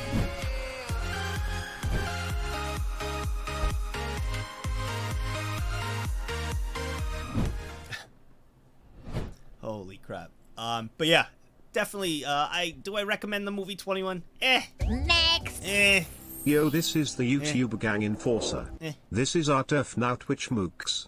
Time to take out the trash. This is so dumb. So dumb. So I do know a lot of history with these things and stuff, and we're gonna jump in. This is the Tran clan that terrorized Las Vegas casinos. Again, I've never watched this. I don't know about this. I'm gonna give my input on a lot of things for this React segment, for whatever I can, if I know about these, you know, certain things. And yeah, I think this has to do with roulette, if my history is correct on the knowledge, but I'm not fully sure. We'll learn together. So, if you want to get a drink or anything, I will give like 2 minutes before we start if you want to grab a drink or a snack or anything, because there's going to be a wild one to watch together. And again, I will make it as, I mean, it's already interesting from this, but I'm going to be, you know, I'll give my input as much as I can. So if you want to go pee-pee or do anything, I'll give 2 minutes before we start if you want to go grab something. Get a snack, get a sandwich, whatever you want to get cozy. Gonna be a lot of fun. These are my favorite, like React segments, the long ones of things we do together. I love these. And again, you can watch it on your own. I will be pausing, you know, quite a bit to give my input and stuff. Fair use, number 1, and 2. That's what I believe a React streamer should do, is commentary. If you wish to watch it, you know, yourself, everybody has that option, right? I feel like, you know, with us, with your dynamic, your questions, from the TTS to everything, it adds a different kind of viewpoint of us watching together, and we're watching as a group, and I always have fun with that. So just giving that heads up. If you wish to watch it by yourself, I will have the link. Not only I will have the link in the chat. In fact, I'll put it here now. If you're like, hey, I really don't want to listen to Nagzz, I just kind of want to watch it, you know, and I want to go and leave, by all means, you totally understand. But if you want to hang out with us and watch as a group, come on down. Next. When does the feet section start? I think by 2 minutes. This was already pre-watched. I watched the whole thing about 5 times each, and I think by minute 2. by the second minute, so right in the beginning. And again, just a heads up, I've not watched this. I've not watched any of the Wonder stuff. The only thing I know is just I know a lot about this history. As I told you, it's from history with casinos and gambling and different things. I always found it very fascinating, especially card cheats, magic, things like that. It was a very big, it's just always very fascinated by it. So I know a lot about this stuff. Just from research, knowledge, and then stories from some of the older boomers that I've met throughout the years that have told me things. All right, one more minute. We're going to hop in. But you are free. The TTS is going to be on it. You have any questions or anything, or want to talk about anything, by all means, you know, I just pause the video, you know, talk. If you have a question, we're in the chat too. You know, I'd be happy to answer things. And if I don't know, I actually don't know. I'm not going to make up shit because I don't know. You know, no, I'm not a made man. To be a made man if there was a thing called the mafia, you have to be 100% Italian. They have to trace your entire family back to Italy. I am not 100% Italian. Well, I'm mostly Italian, the majority of me. I'm about 75% Italian, 3/4. Can I peepees in a cup? A lot of my family are all in Italy as well. I have a lot of ancestry there, but they can't track every specific one directly back. So I would never be a made man. I'd be a higher like capo, of course. Yeah, I have a lot of family there. A lot of family in Italy, and I have a lot of, you know, ancestors there, etc. But like you're like every single trace has to go back in order for you to be a made man. So I wouldn't like, well, you could be a made man, but to be like a godfather in that side and a made man, you have to, like, everything has to be traced back to the families like back there. So that's how it works to be there. However, majority of people aren't, you know, because, you know, coming to America and then marrying with different people, you know, coming from the ancestry from Italy and moving to America, especially like in the industrial age and like all like through there, you know, people, you know, marry different, you know, different cultures, different things. So if that was it's hard to, so that's why, like, you know, being a made man, everything has to trace back. So that's one of the things. There's a little history knowledge to you as well. One of the things with that too is you'd have to actually you take a pledge. You're actually burning a saint. At least if I'm is it La Costa Nostra? I'm trying to think of my history on this with the past mob, or how I used to. I think it was I know you burn a saint to pledge your allegiance to the mob, to your family, to the bloodline. Next. Coey was a made man recently. Oh, was he? But don't quote me on that. I don't know much about, like, I don't really talk much about the like the history of the mob and stuff. I don't know much about it.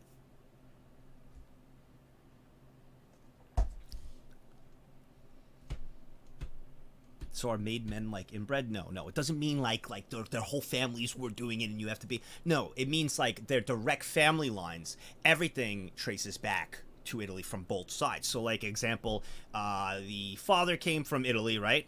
All right, the father came from Italy and the mother came from Spain, right, or something, and they married. Well, you can't trace all the bloodlines back. Now, if the father comes to America, right, and the mother came to America, they met, and both their families are back in Italy. Well, that means that the son or daughter, 100% Italian, you could trace everything back directly to Italy, not to somewhere else in the world, if that makes sense. So that's the example. That's how you would become a made man.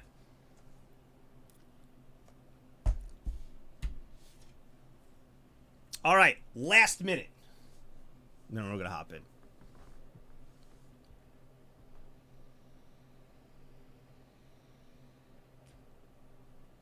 What if they came from Italy, but they were French?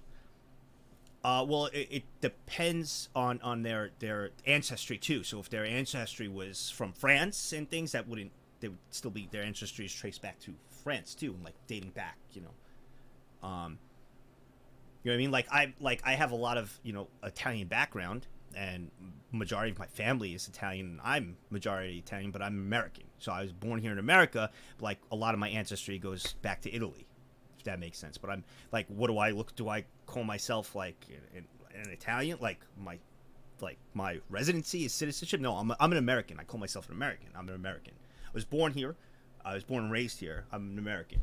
But a lot of my family and like my grandparents and everything came from Italy and over to here. But I'm considered American. I was born here. It's just like, it's like that. It's like American of Italian descent. Exactly.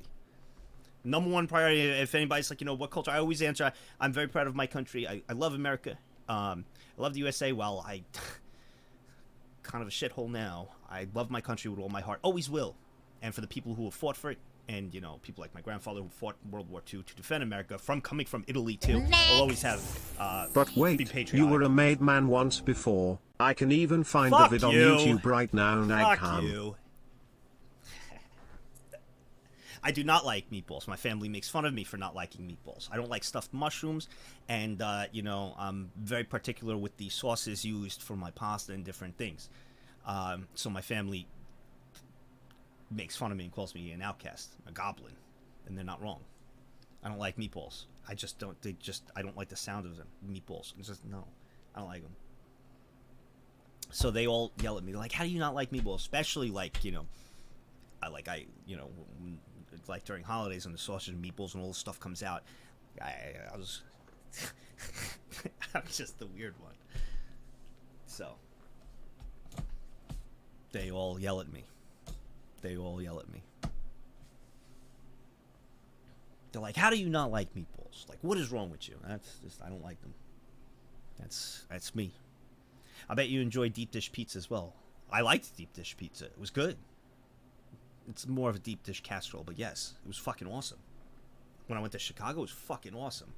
Really good. Deep dish was... What do you mean, how could I? Why? Just because I'm living in New York, bro, with some great pizza, I can't like fucking deep dish? It was good. Any New Yorker that says, "Hey, deep dish," shut the fuck up. It was good. I went to Chicago, I had it, it was fucking awesome. I loved it.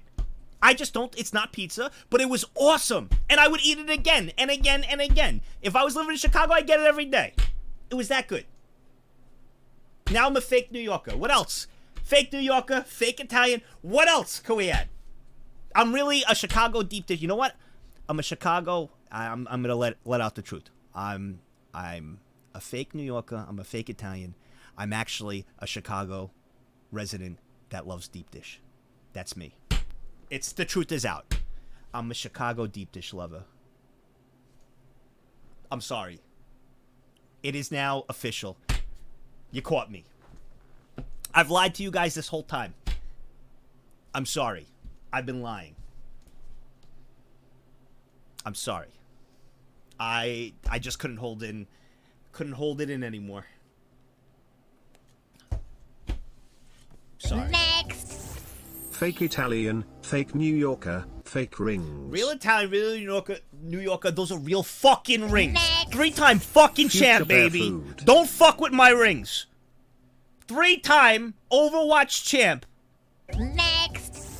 Lives in Chicago, transplanted from Boston. We all already knew it's okay. Next. Everyone knows. Nobody traces their lineage like Americans. We take pride in the feats of our forefathers. Salute Nagzz, stay warm tonight. Thank you, Barry. And even though your message was so awesome, all they're going to hear is feats from, like the feats. They're going to hear that, and that's all they're going to focus on. But your message was awesome. Take it in the feats of our forefathers, yes. All right. Saw your collab with the Giga Chad Tenma. We know they are they are not plastic rings! Next. Remember my bit message yesterday about you betraying my trust? Yeah, well, I do. K by people leave. I do, Tanker. It was actually a really nice message. JK Naglov. It was a really nice message you said yesterday. Real really ring nice made message. out of real plastic. Kek. All right, we ready? All right, let's do this. Big shout out to Wonder, because this is awesome content. Las Vegas, Nevada, the landmark of modern gambling. Yes. More than 30 million people flock here every year, hoping to hit the jackpot. They'll bet $115 billion. $115 billion. And odds are God. they will go home with less than they came with. 100%. Some people don't like those odds, so they cheat. Cheating. You will lose in gambling. It is stacked against you. Well, you won't always lose. There is a chance of luck. But in the long run, you are destined to lose. There's a reason why Vegas lives and thrives. You think it's if everybody came there and won, you think Vegas would exist? No. It's built on losers. So just remember that. Go to gamble. If you're ever going someplace like Vegas or anything to gamble, go there in moderation to have entertainment and fun. Don't go there thinking you're going to walk home a millionaire. It's just, well, there's a slim, tiny chance it could happen. It's very, very tiny. The majority of people lose because the odds are stacked against you. That's just how gambling is. Probably nets somewhere in the millions, if not tens of millions of dollars. And some of the most difficult cheaters to catch are the ones who know how to work the system best. From casino employees to people throwing the games and those trying to stop them. It's an insider's war on the casino floor. It does really boil down to good guys versus bad guys. If you're coming in to cheat and to get what's not yours, you're breaking the law and you're on the other side. I love that, dude. I love that guy. I love the Goldberg guy, dude. He's awesome. I wouldn't mess with him. I would not. He's back, bro. He's back. I actually really like him. Exclusive surveillance video. Cheaters are exposed doing what they do. I actually know some of these scams. So this one is actually a device. So if you could see the quarters right there, this was a device put in slot machines that I think it talked in the last video, but I know about this one, that blocked the infrared that allowed big payouts to happen. It was basically a device they used to sell, more like a hook line. They put it in the slot machine. This was when slots used to give out coins. Oh man. Each casino should have waifus. Imagine the gotcha game gambling income.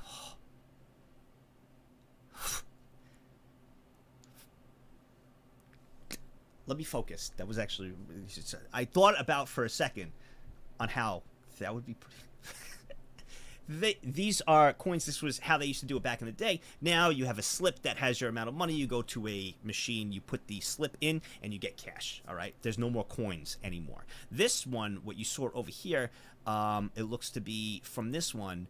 Casino floor.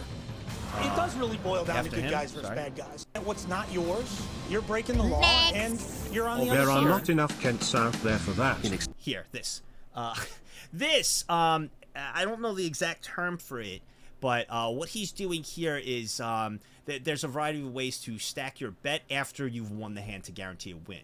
So, for example, is you're not supposed to touch anything when the bet is done, and when you're playing, only the dealer can. There's rules for that, so you can't put extra chips on there. But there's certain ways where you could kind of hide and mask. People would, try to fix their chips, but slide, a bigger chip denomination behind it so the dealer couldn't see it. And that's what this is here. So there's a very intricate detail. You'd have to be really quick with it.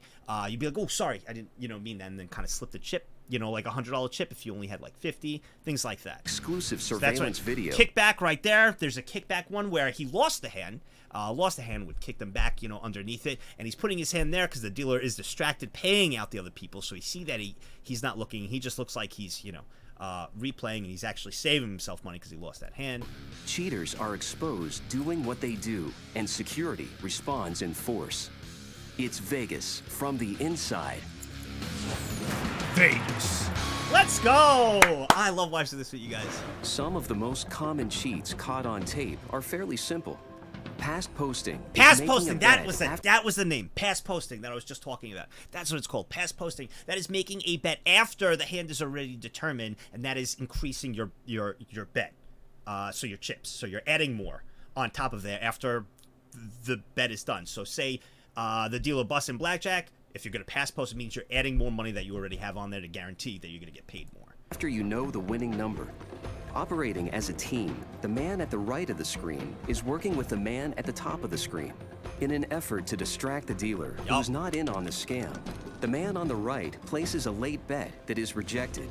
So did you catch that? As he caught him, I just saw it over there. So as he distracts the dealer there, they'll probably show it back, but this guy actually runs in and drops another. So. With the dealer's focus elsewhere, the cheater right there. at the top of the screen. I caught that beforehand, but dropping it in, dealer's distracted, dropping it on the winning hand, there. It's all about distracting the dealer, and the dealer only has 2 eyes, Adds more chips onto the winning number for a payout of 35 to 1. Yeah, hitting a number in roulette is 35 to 1. That is the extra you get. So even putting $1 on there is another $35. Putting a $10 chip, putting a $5 chip on there, it's like you're looking at like $170 extra. Think about putting a $100 chip on there. It's $3,500. So. Cheats are fairly complex. Here, a woman strategically uses her purse as an attempt to block security cameras. Then, her partner in crime comes in to block with his body. The man seated is using a specially designed tool that's inserted into the mouth of the video poker There machine. it is. He's attempting to trick the payout sensor into triggering a jackpot. This is an old one. No matter what they know or don't know about security, cheaters always think they're smarter. Rest assured, the casinos are watching 24/7. And if anything defines security, eyes in the sky. it's the eye in the sky. I do believe there are more cameras in Las Vegas than Washington, D.C. So here in Las Vegas, Big Brother is watching. More so, and this is older, so more so now. There's cameras everywhere in Vegas. Everywhere. Everywhere. Everywhere. It's estimated that there are tens of thousands of surveillance cameras blanketing nearly every inch of every casino. And when something goes down, they will have it on tape. It's eyes where we can't be. So it's Is that because of some kink? No, it's because when you make that I know I saw that. The drop kick. I just saw your reaction because I noticed it too. Force multiplier, if you will, for the security and the surveillance staff.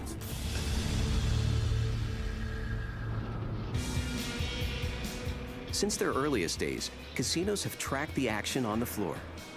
For decades, surveillance was little more than beefy men walking the floor, looking for obvious cheats. But when cheaters upped their game, so did casinos. Catwalks were the big breakthrough. Suddenly, surveillance could invisibly monitor the games from above. Imagine having that job, walking up there. I'm the security, looking down there, making sure no one's cheating. That's pretty difficult in my eyes. With the help of two That's a cool mirrors. job, though. In downtown Vegas, the Hotel Nevada opened its doors in 1907.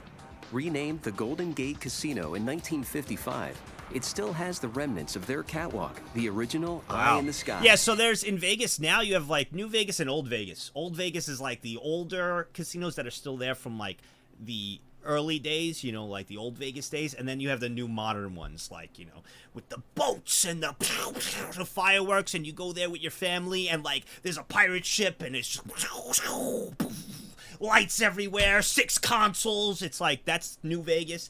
But if you go down the strip all the way down, there's Old Vegas, and they still have some of the old, like casinos and like old style feel. Where how it used to be that they haven't touched, but the new Vegas is actually really cool, like really cool. There's got into the catwalk through a secret entrance on the roof. So there you see it. That's the cart that they would lay down face first on, and then they'd push themselves up and down the track, exactly like being in their mind. That's Because this cool. would be closed so that nobody knew he was in there. Wow. While older hotels are renovated to keep up with cheaters, the new casinos are designed with security in mind. There The you go. Aria Resort and Casino was constructed from the ground up to be cheat-proof. Security Chief Ted Whiting spent more than 3 years helping to design Aria's state-of-the-art surveillance system. Anyone who's thinking of cheating Vegas should think twice. Because we're Yeah. getting better at this, especially specifically at Aria. We're getting really good at it. Yeah, if With you guys are ever thinking about cheating Vegas, don't do it.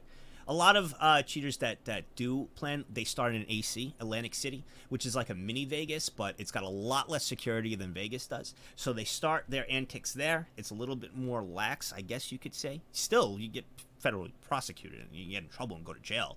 But it's a lot different, less security compared to Vegas, but there's only so much money you could get in AC, you know, where it becomes like, you know, suspicious, I guess.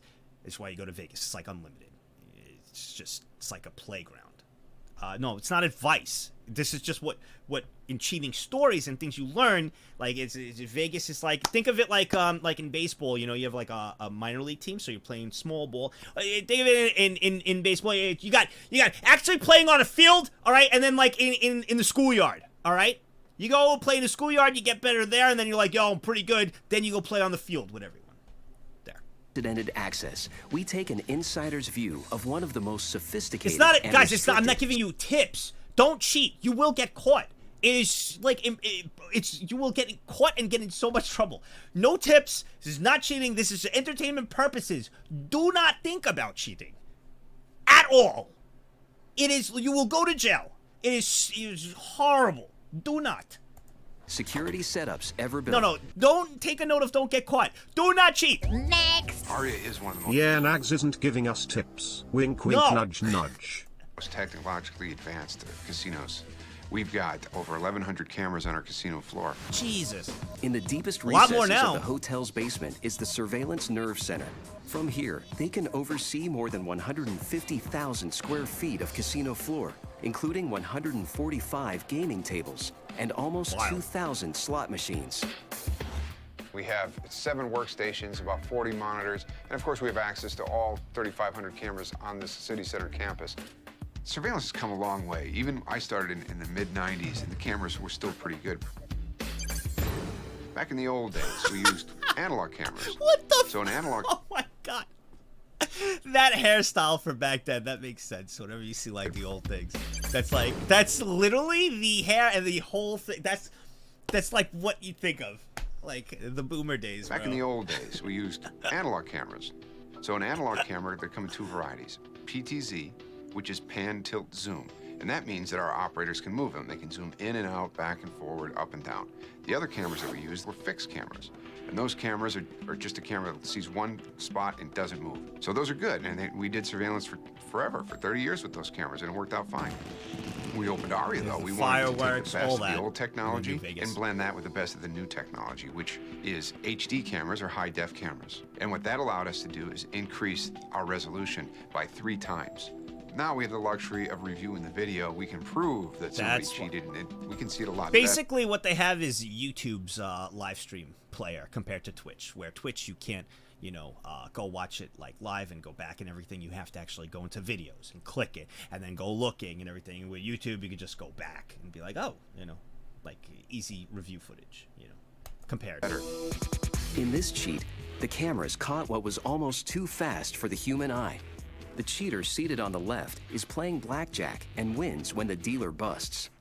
The dealer pays the cheater on his original bet, but the player flicks back the payout and then seamlessly replaces the stack, including a higher value chip. Oh, okay, so he went there. All right, so never mind. So I was actually wrong in that part. So he won on this one, kicked back and replaced the other chip where he was where he was distracted, probably put like 100 chip underneath, and he's going to tell the dealer now, hey, you didn't pay me out correctly.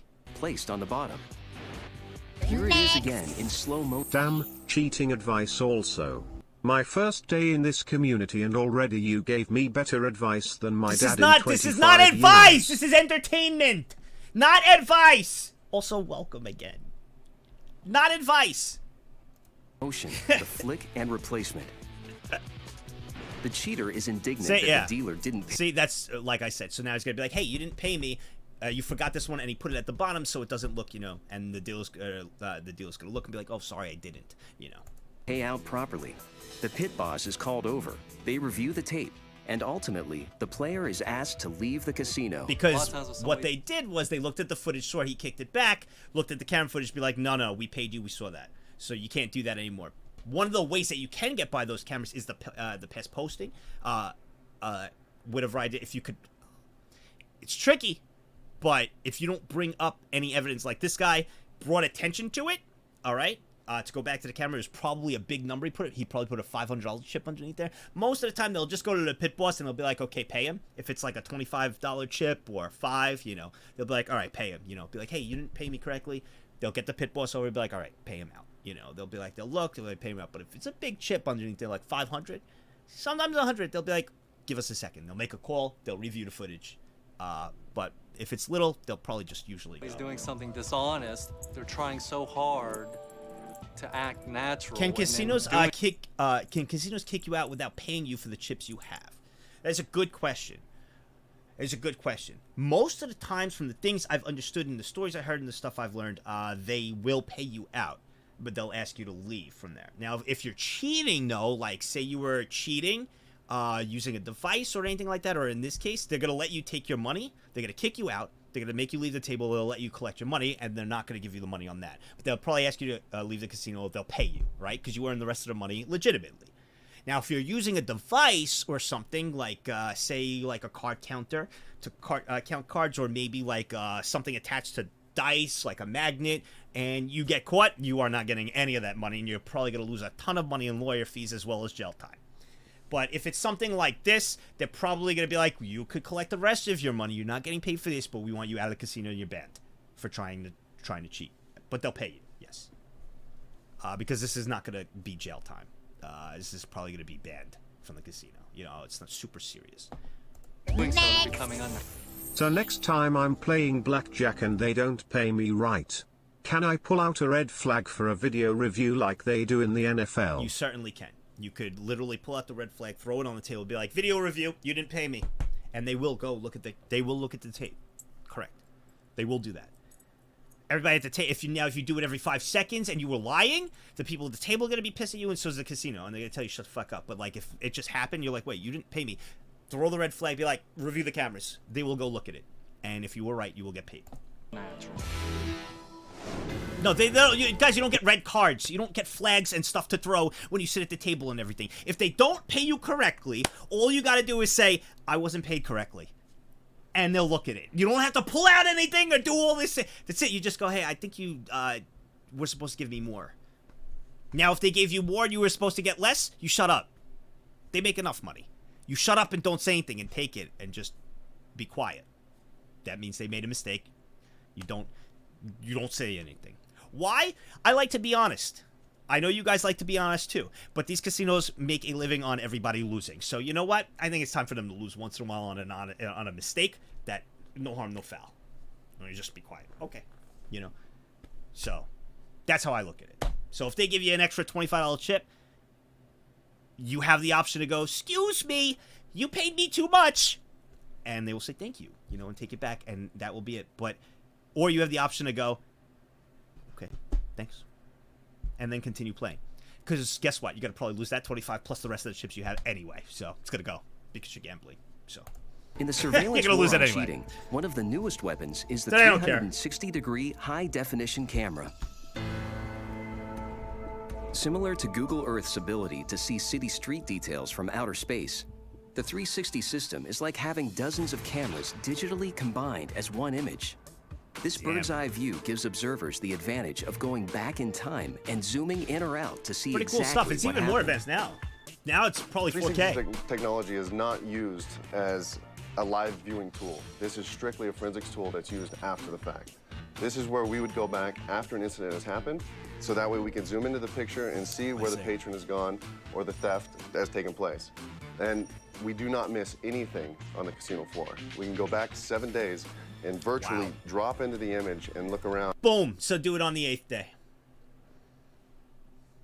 But how would you know when they're investigating it? If it's 7 days, just make sure it's the 8th day they go looking. Easy. Then footage is got. Now, they probably hold a lot of this footage probably for at least 30 days, I would say. If I had to guess, or maybe months. For subpoenas and different things like that, just like, you know, with other, like, companies. Usually, you know, for different things from text and all this, and cell phone companies, I believe it's like 12 to 18 months that they hold logs, and then they delete them after that, and they hold that in case of a subpoena and different things for criminal cases and stuff. And it's probably like a year. patron walk from one area of the casino all the way across the other area. For surveillance insiders, the key to catching thieves is being able to identify them. Older eye-in-the-sky systems have lower resolution cameras that make it difficult to see faces clearly. To solve that, the Aria's design and layout was created with high-quality cameras shooting at eye level. And by forcing patrons to go through camera-heavy choke points, narrow paths in and out of the casino. Nagzz, I'm honest and this isn't cheating advice. Yeah. Also, Nagzz, here's a workaround for literally No, everything it's not, they say. it's not. Don't cheat, DHO. It's not a workaround. It's not a workaround. There is no workaround against this. You will get caught. There is no workarounds. There is no workarounds. You will eventually get caught. You will get caught and you will do jail time. Do not do it. Surveillance is guaranteed a clean face shot. We can actually grab individuals' faces and grab great ID shots. We have about 50 throughout the casino, so at some Just spawn another chip, Jesus. point with you walking through the casino, we're gonna get your face. Spawn another I don't chip. have a bunch of people, but I have 1,100 cameras. I'm going to put some of those cameras on choke points, which is the skinny part of the casino. So now we use these cameras every day. Had we not put in these choke points, we'd never have a face shot of them. We have a list of over 6,000 people that have done things that they shouldn't do in casinos. Next. That. If you spawn another chip, don't tell the strippers. That they have lists of people who have been like, kind of sus, basically. So, do it on the 8th day, and don't tell your stripper. Nag noted. So they have a list of people. All right, but that is not the black book I told you about. The black book means you're banned for life, and it's across all casinos, and you can't set foot in a casino in Vegas. You have to be a really big criminal or like really, really big criminal to be put in that black book. And I don't know how many names are in that black book now. If I had to guess, probably only like 200. But they do keep lists of the sus people. So if you're sus, they will have your name on it, but it doesn't mean you're banned. You're just pretty sus. So they have that. How do I know? This is history of things. Let me see how many let me see how many people are in the black book Vegas. Managed by the game board. The list is taken 35 people. 35 people. It's clear you have to do something pretty bad to earn a place on this infamous list. So I believe on this list is I think Al Capone's on there. A lot of mobsters are on there, and some cheats. Who's in the black book casino? Let's see. New Vegas. How many people are in the black book? That's so 35. Will it tell some people? I'm just kind of curious. Time lost. I see mom. I just saw really quick. I saw mob boss really quick. Like I saw two mob bosses. Let's see. Wait. I am curious to see a couple of names. I think Al Capone's in it too. History of the list is a show. Any people? Come on. All right. Maybe in the Wikipedia I'll give you. Come on. Every name in the Las Vegas Black Book. Okay. All right. Here we go. Marshall Cafano, Chicago mob leader. Louis Dragda, mob leader. Michael Rizzatello, mob associate. So when I was telling you guys earlier how Vegas was run by the mob, it truly was. So when I gave you guys the history examples of things, it was run by the mob. A lot of the people in the Black Book are mob owners, but there's also some really big cheats that are in that book. So there's 35 people in that book. It is the Black Book. It's spread across all casinos, and you're banned from ever entering. However, again, if you do something wrong in any casino and get caught cheating, all the other casinos know about you too, and you're probably banned as well, or they will put you up on their own list. All the casinos talk to each other, so if you cheat in one and get caught, if you think you could go to another one and cheat, it's not going to happen. They're going to know about you. Before they even arrive in the hotel, we've put them through a filter in our database of people who have been trespassed or arrested here. So how do we protect the guests? We stop them before they even check in. Yeah. In this exclusive footage provided by the ARIA, we can see from the inside exactly how the coordinated effort of the 360-degree cameras work when combined with the hotel's choke points. The couple who are playing the slots walk away without realizing they've left a purse behind. Are they Within minutes, they realize they're gonna get this guy who took the purse. They're gonna track him all the way down with his face and everything because of the choke points in this with the cameras. That's pretty cool. Purse is gone, and contact security. Security will call and say, "Hey, we've got a woman whose purse is missing, and she was on row 100." We will track that back, even though it happened 5 or 6 hours ago, with our 360 cameras. So we'll track the thief back to the point where they stole the purse. Using the 360-degree cameras, and they're gonna follow this guy all the way travel out. back in time and focus on the exact area around the slot machine where the purse was left behind. Soon after the couple leaves, the 360-degree cameras reveal a man in a black shirt carrying a white jacket. Sort of black tea. I knew a few of you were gonna put. That's not me. That's not me.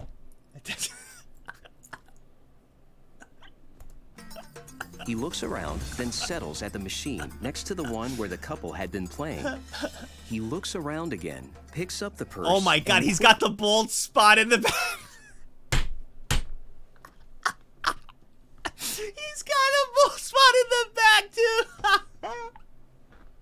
proactively conceals it in his jacket. He makes his way out of the slot area. Nagzz. Oh my god. Oh my god. But to leave the casino, he must pass through a specific path or choke point where the Aria's cameras are focused for his close-up. We catch them with a choke point camera. Now we take that picture of their face and send it out to our security network, our surveillance network, and then we catch them. Damn.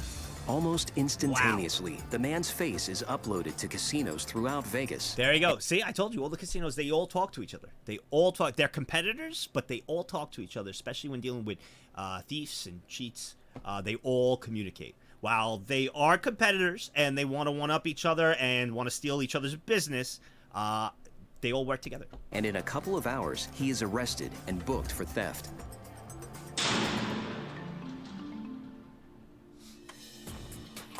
At the Aria. Yeah, only in Vegas. Like I said, in Atlantic City they do it a little bit as well. Like I said, Vegas is like the big boys play. If you're like a casino cheat, you start off with AC. It's like I said, less security there with things. But Vegas is like the big money, as well as it's a lot harder to do it there. So in AC they do it a bit, from my understanding, but it's nowhere near as the security in Vegas. The high-tech security system is a definite advantage. But the real inside secret to successful surveillance is having a team who can proactively ID cheaters before they strike. We can look at somebody and tell, okay, they're all right, or no, oh, that behavior doesn't make sense. When you see people doing things that they're not supposed to do, they behave differently. They give off tells. Just like a poker player is looking for tells, our surveillance So a tell, I'm sure you all know what it is, what he's talking about. A tell in poker is something you do that signifies possibly what you have, or in order for to determine kind of what you have. So example, say I'm playing poker the entire night, and every time I got like a really good hand, I scratch my eye. This is just an example. Nobody does that like, oh my god, sick hand. But there are minuscule things that people do that you could pick up, that I've picked up in my time playing poker. Some people, a lot of the time, one of the common ones will always be to look at their chips.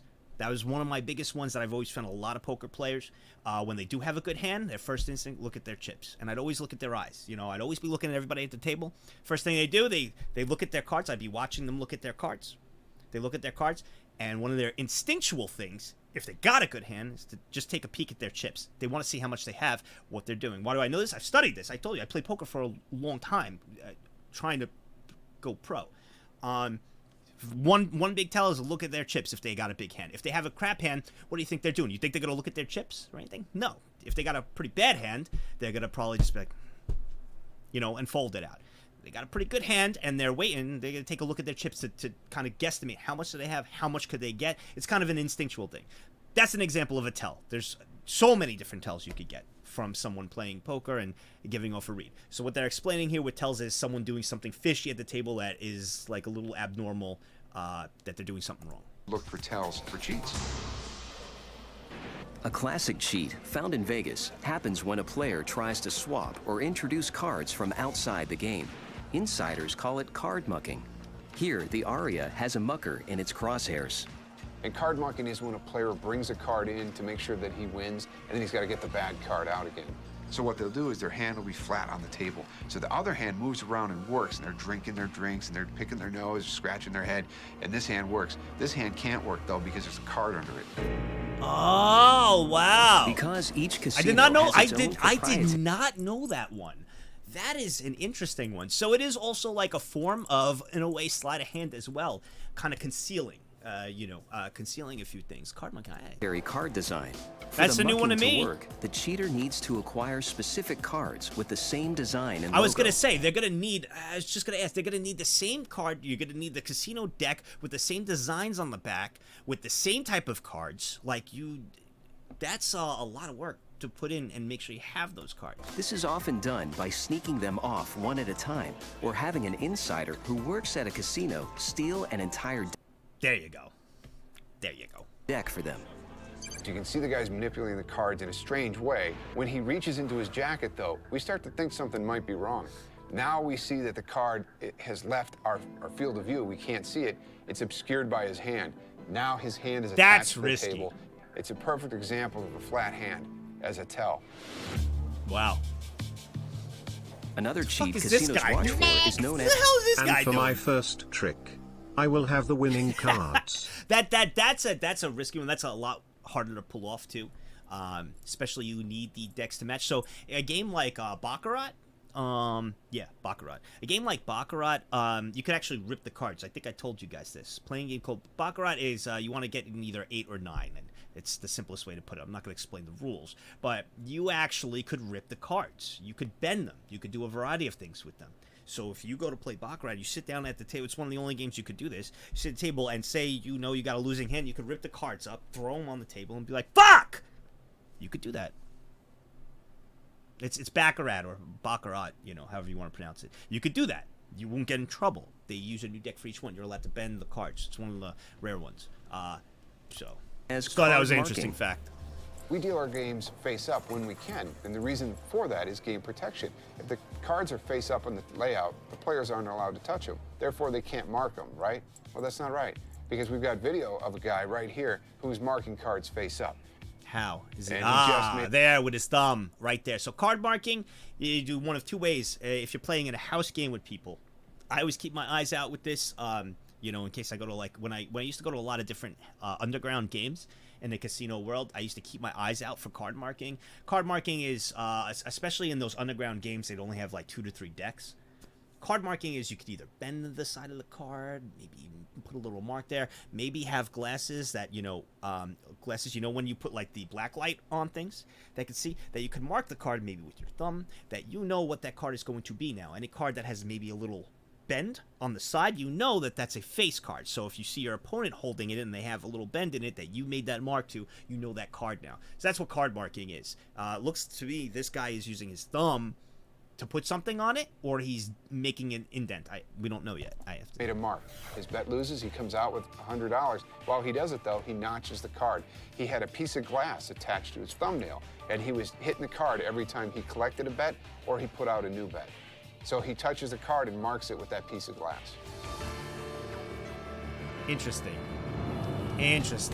We suspect. So yeah, that's card marking. Now you know whatever you in your head are deciding what that marked card will mean, whether it mean low hand, a suit, etc. That's what it is. So that's what card marking is.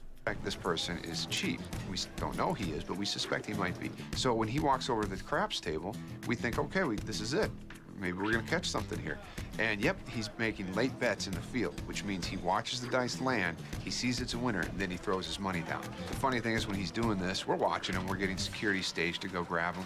So there was no question, he was found guilty. Yeah, but like he shouldn't. I know he's doing that, but he should be told to stop from the dealers there. You have 2 dealers at the craps table, okay? So at the craps table, the 2 dealers should be keeping the eyes in. They'll be like, no more bets when the dice are coming out, when people lose late bet, and they'll void that bet. I know they're both distracted, but there's always two at a table. Suze. Hey, Minnie, thank you for 7 years. The fact that he could do this over and over without getting caught is just a lack of dealer expertise. Peepees on the cards to mark them. Okay, got it. You can do that. Yes, you could PPs on the card to mark it. Yes. AC has 3 staff at the craps. Yeah, well, you'll have 2 dealers. You know, you'll have one sitting down overseeing. You'll have a pit boss. You have multiple eyes on that craps table. There should be no excuse for someone to post a late bet after the dice roll is out. It's just my opinion. Easy. The video never lies. Once they catch the cheaters on camera, hotel security works with Nevada Gaming to make the arrest. Also, question, why is it whenever someone's being reprimanded, either it's cops getting someone, why is there always like 4 guys always struggling on the one dude? It's always like a struggle. It's like that one dude is like a superhuman. Why everything I ever see of footage like that? 4 big guys, okay, on one dude, and it looks like the dude is like, must be so superhuman because they're all struggling.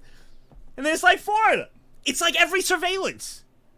With Nevada Gaming to make the arrest. Oh, not that. That guy was like, fuck you, Nagzz. Watch me. Well, that guy just put me in my place. That dude just shut me up. Oh my god. He just tackled him, bro. Or simply to send a message to both the cheaters and to those who may be involved with them that they're not going to get away with this. Catching the cheater red-handed is important, so speed is everything It is when true. it comes to the arrest. Remember the man who was swapping cards? We had security go grab him. They didn't grab him quick enough, though, and he was able to get his arm free. He reached into his jacket, popped the card In his mouth and ate it? Oh! That's like getting arrested for, you know, like if you have weed on you. Funny story, I'm going to give you a quick little weed story, okay? Quick little weed story. Back in the days when I used to smoke weed. Yeah, if he ate the cards, that's it. Evidence is gone. They can't get him. That's why they try to get it quick. You have no evidence now. You could have the evidence from the tape, but did you find that on there? No. You could refute that. You got a good lawyer. It's going to be tough. All right? Quick weed story. I haven't smoked weed in, like, I think I told you guys, like 10 or 11 years. It's been a long time. But now, like in New York City, it's becoming legal, you know, but back then when I was like 21, in like 2021, it was not. It was illegal, and like you get in a lot of trouble. All right, like a lot of trouble actually. It's just how it was. I remember I was with my buddies, and I was with my one buddy who doesn't smoke. He never smoked weed in his life. And I was rolling a joint for, was rolling a blunt for all my friends. So everybody was like outside the car. We were in a parking lot. All my friends are outside there. I told him to come in with me. He wanted to just chat with me. We had music on. And he was just telling me stories, you know, and he doesn't smoke weed at all, like nothing. So I was rolling the blunt, you know, and I'm putting the weed in, and I'm rolling it, all right? And all of a sudden, whoop, whoop, like a cop pulls in, all right? And I'm like, oh shit. And they knew us kind of because we were always there and they smelled weed. Whoop! They pulled in. I'm like, oh shit. My buddy starts fucking freaking out. Especially since he like doesn't do, and he's like the most straight edge of it. No cigarettes, no nothing. He's like, think of like the goodiest of two shoes. That's him. And he was like, oh, I'm like, oh shit. And I have all this weed on me. And like in the blunt, I'm like, fuck. So what I did was I rolled the blunt in one half. I rolled the other way with all the weed inside of it, all right? And I put it in, and I put it underneath my tongue in my mouth. All right? And I held it. And I just froze. And I was like, just chill. Just chill. All right? Cops come over, go out. Like, they looking in. They're like, they open the door. They're looking in. And I think because we made a deal to buy the weed, they were kind of following along. Anyway, they're like, what do you got? They're looking, and bro, I have weed, like, all, like little, you know, like little crumbs. Like on me. He's like, this one's got it all over his shirt. Hop out. And I was like, and I get out, all right? And like, it was just a little kind of, I went like this, you know. He was like, and then he turns me around, he starts patting me down and everything. He's looking around, all right? Can't find anything. I got nothing on me, all right? They start searching the car. I can't find anything, all right? And he's looking at me. He was like, where is it? You know.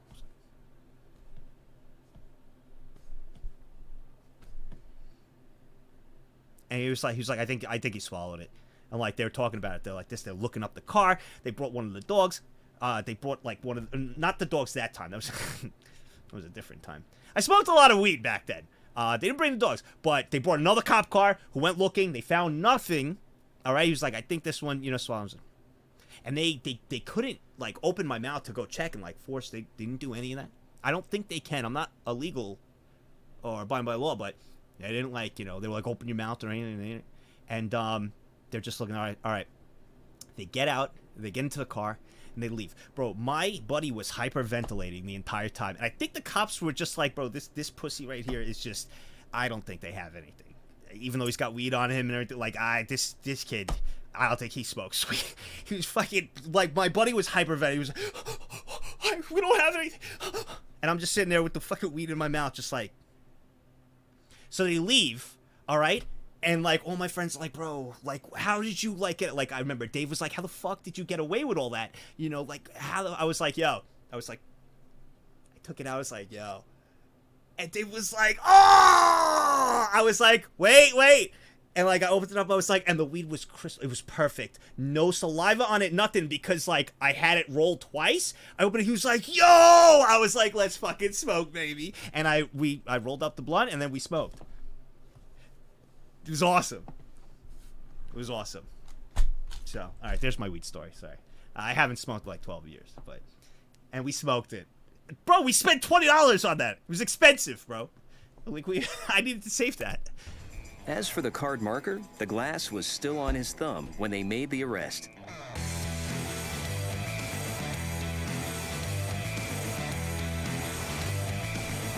And the past poster? Once Past outnumbered, poster. he went down quietly. Yeah, so a past poster, you'll get in trouble, but I just don't see how it can't be like you can't get in you're gonna get in trouble, but it's I don't know, it's not as severe as bringing an instrument. See, the guy who used the glass as a marker is going to get charged a lot more than this guy because this guy didn't use any tools or equipment. Using a piece of equipment is another federal charge, I believe, on top, if I'm correct. Don't quote me on that. But using an instrument would be an extra charge on top because you're actually using something, a device or something, in order to cheat. He was just betting after. He's not using any tools, but using a tool will get you another charge. The gambling that they are doing is that whether or not they're going to go to jail and how much time they're going to do. You know, you get caught, that's it. Do your time. If you're a criminal and you're a cheat, going to jail is part of your job description. There is another kind of insider working Las Vegas, and it's one that has casinos worried. It's when a dealer crosses over to the dark side. Even the most sophisticated tools can't always stop the casino insider who knows exactly how to cheat fast and cheat big. Bro, this is the worst way right here. Look at this. Look at this. Look at not this. Look at this. This is a terrible. Look at the bending of pulling. Look at this card. How bent it is. This is not what you're supposed to do. Knows exactly. Look at that card sitting on the table, bent like that. It's sitting up. Look at that bent. And look at the next card. The way he pulls it out. How to cheat fast. Look at how bent. And cheat big. Look at how bent it is. Like flapped up. That is not how you deal. Big. About 30% of our arrests involve employees, one way or another. We have seen numerous cheats involving millions of dollars with the dealer or other pit personnel. The story of one of Vegas's most infamous cheats begins far from the bright lights of the Strip in 2002 with a dealer named Fawn Tron who works at the small Saquon Casino near San Diego, California. Tron. He was a gambler through and through. He dealt cards at Saquon for a while, but then he got fired. Armed with an advantage of knowing how security works from the inside, Tron hatches his plan to cheat the casino. But to do it, he needs help, and he's got it in all the right places. Oh, boy. His wife, Van All Tran, right, so I was... Wait, you said it was Tron. So Van Tran. Is it Tron or Tran? All right, I'll figure it out. I thought it was roulette. I'm wrong. See? Look, not pre-watched. I thought it was the roulette one. I thought it was like the family with roulette, but see, I'm wrong here. So this is quite interesting. Is also a dealer at Saquon, and her brother, Ty Tran, just happens to manage the Asian table games.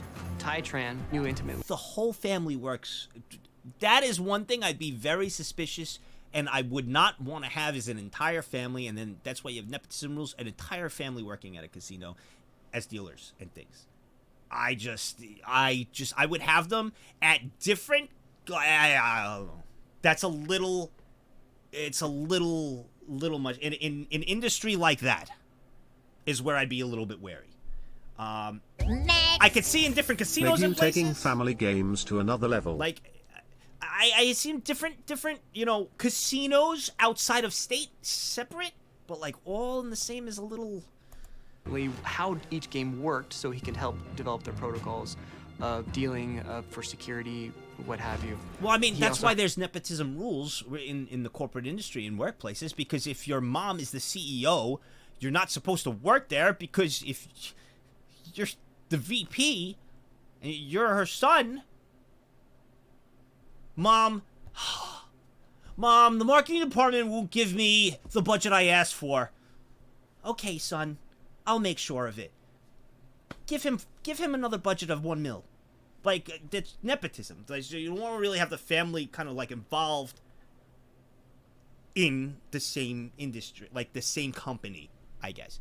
That's just, I guess, my my take. A family business? Oh, that's different. You know, if the family owns the business, this is a multi-billion dollar industry and corporation that they don't own.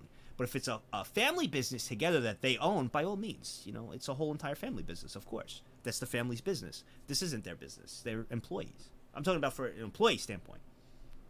Hired all the dealers. So that's where his knowledge came in.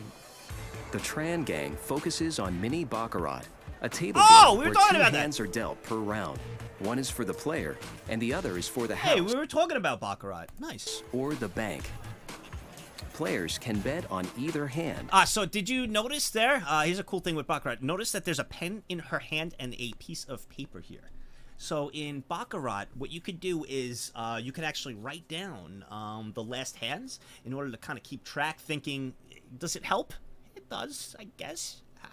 It's still going to be random, but they like to write. People like to write down, you know, some of the past hands, what has been happening a lot. Same thing like at a roulette wheel. If you go to a roulette wheel at a casino, you'll see there'll be a screen with the past numbers showing the last numbers. That, I believe, is actually useful for your bets because, compared to baccarat, since it is a reshuffle and kind of like a new hand every time. Roulette, though, if you get the same consistent dealer who, say, has been working a shift for like 3 hours, right? They've been doing this for 3 years. They work there. They sit at that table. It's going to be muscle memory of the same motion spinning the wheel, the same type of spin, the same speed, just muscle memory of doing it. So if that dealer is constantly hitting the number 31, 32, 6, 5, you know, you see those on the past things, and that dealer's been there for quite a while, they have a long history, the chances are you could kind of pick out a pattern in a way and see the similarity based on, you know, their spinning. If you got some new guy who's just been there for a week, obviously he's going to spin it one way. He's like, what's up, everyone? I love my job. He's going to hate his job, just like we all do after like a few months. He's like, what's up, everyone? Spinning it. He's like, woo! Yeah, spinning it. But if you got a dealer who's been working there 4 years, they spin. They get it spin. It's going to be very similar spins over time, which could give you a correlation of some similar numbers with a little bit of a better chance to guess on a pattern. Players can bet on either hand. The hand closest to a 9 wins. Rules allow players to openly track and record cards and winning hands. It's part of the game, so you can have a sheet of paper writing the order of the cards that are coming out, which is kind of how they got the idea of tracking cards, because you're allowed to do it. A member of the Tran organization tracks the cards. Then, the dealer, who's also a member, uses his skill set to pull off one of the oldest tricks in the book, the false shuffle. False shuffle. False shuffle is simply making it appear that you're mixing the cards, but Correct. you're really not. So you could start the false shuffle from mixing, knowing where the cards are, putting them together. Basically, a false shuffle is, it looks like a casino shuffle, but you're leaving the top cards the same. A lot of magicians use this. It's number one things magicians use for a variety of different tricks. This is Van Tran. So you can see there's a large chunk of cards that Right there, like I was saying. So when he's moving them in, he knows the high cards that he's grabbing. You know, from there, he's stacking them at the top. And when he shuffles these, he will leave those cards still at the top, but give the illusion that he's actually shuffling the cards, when all those cards are going to be stacked at the top still. protected right here. And as we can see, it's going to Now be on the watch. top of the deck. Yep.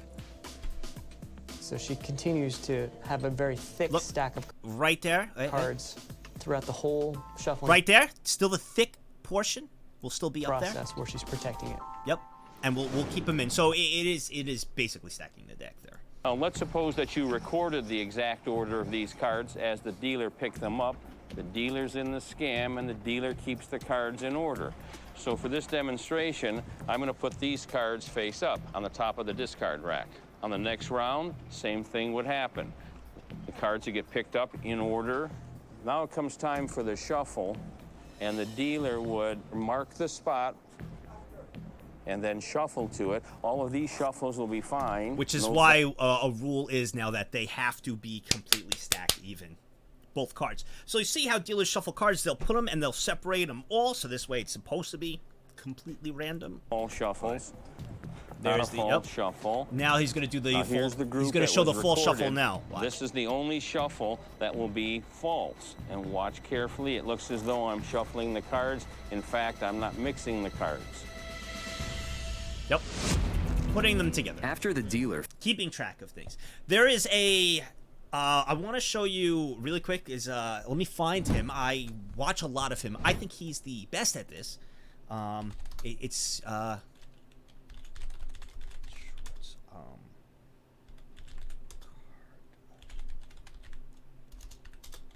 let me find this guy. Where is he? I think here he is. In home game. There he is. Card. I think this is this is him. I think. Where's his watch? Yeah, this is him. All right. This I think. All right. I think. All right. Yes, by Yay! Did you get that, Cheddar? I think that Jason is by far the best. Good job, Cheddar. Look at you. You know your stuff. This guy is so good. It is unbelievable. We're going to go back to the video, but I'm going to show you how unbelievable being able to do this. It's just, it's mind-blowing. Let's see, Chiniac cards. Here. In this video, I want to show you just how fast you can stack pocket aces for a six-handed game of Texas Hold'em. We use the 2 red aces for this. They start on top of the deck, and notice I give the deck just 2 shuffles. It only takes a few seconds. Now, I usually would give the cards a cut, but for now, I just want to show you that the stacking worked. You can see all the cards come off the top, and there are pocket jacks to get some money in the pot. There's pocket aces to win. Whenever I do this stuff, people often ask if this is the kind of stuff you have to worry about in casino. Not just that. What about cheating cards? Watch. In one of my last videos, I started out with the 4 kings face up in 4 different spots in the deck.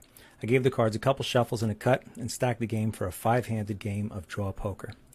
Somebody came into the comments and said that they bet me $50 that I couldn't do that same video with the kings together. So for this video, I'll leave the 4 kings face up on top of the deck. They're all together. Look at this. Give the cards a couple shuffles and a cut just like last time, and I'll deal out to a 5-handed game. That is insane. You can see the kings insane. landing in my hands. We know it's not a bottom deal because they're all face up.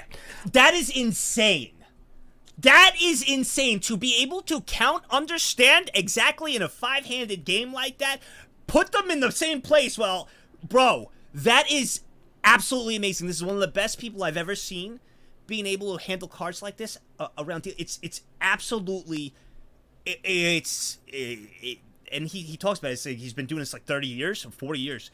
It's insane. Like, actually, like, you do not want this man at your house game. In this video, I'm going to demonstrate something known as shuffle tracking. In order to do this, I'm going to need a shuffle deck of cards and a random target card, in this case, the Jack of Spades, which currently is 15th from the top. Let's see if I'm right. 1, 2, 3, 4, 5, 6, 7, 8, 9, 10, 11, 12, 13, 14, 15 cards from the... He knows just by holding, by feel, on how many cards are in this hand. He's done this so much and has practiced so much for years upon years that just by grabbing like an amount, he could tell about how much is in there. Like just by the feel, he's that good. He's actually nuts. This is not magic. This is just actual, quick thinking and practice. The top.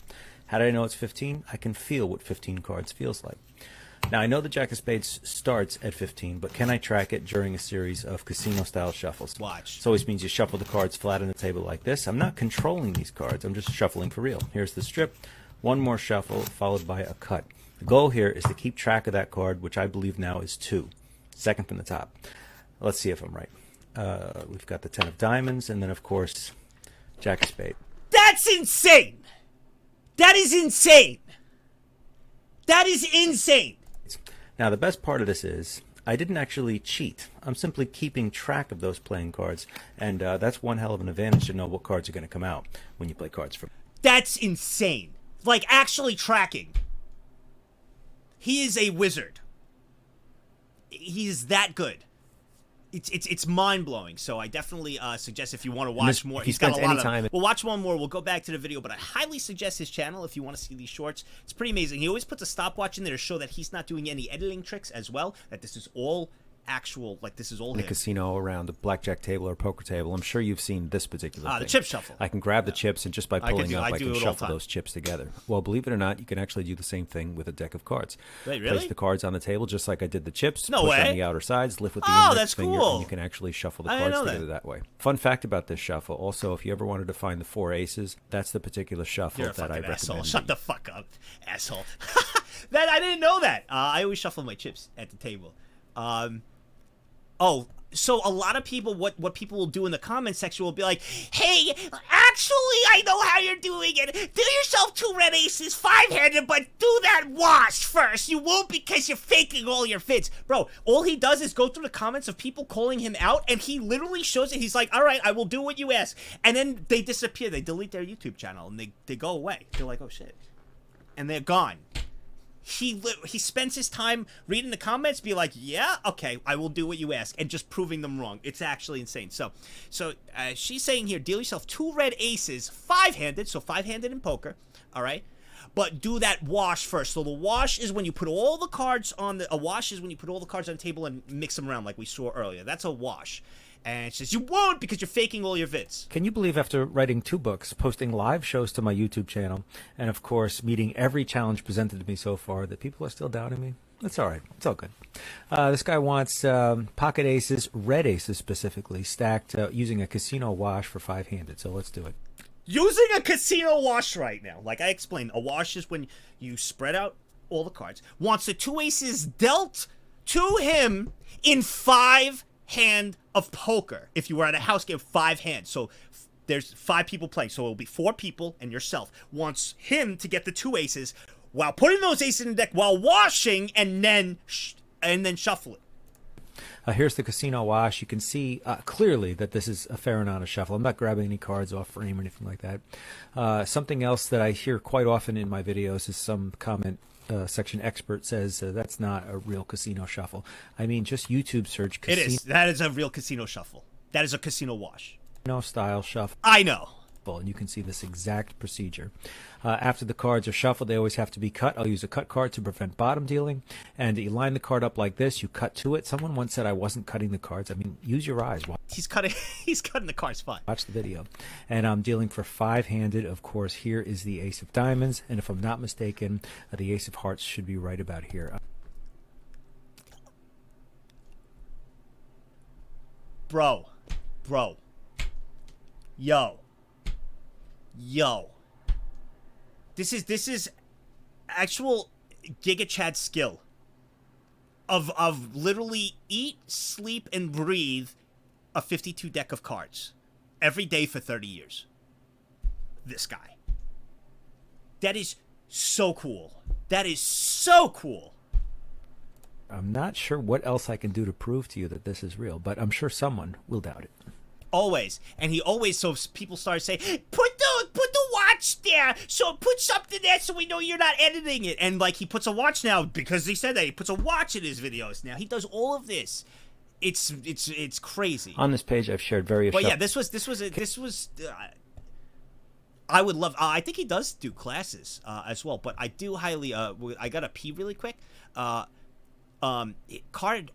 Magic by Jason is his channel. I'm subscribed on my other browser, by the way. I'll subscribe on this one too. Can he play Yu-Gi-Oh? You don't want him playing Yu-Gi-Oh with you. You don't want him playing Yu-Gi-Oh with you. You do not want this guy playing Yu-Gi-Oh with you. You do not want him playing Yu-Gi-Oh with you.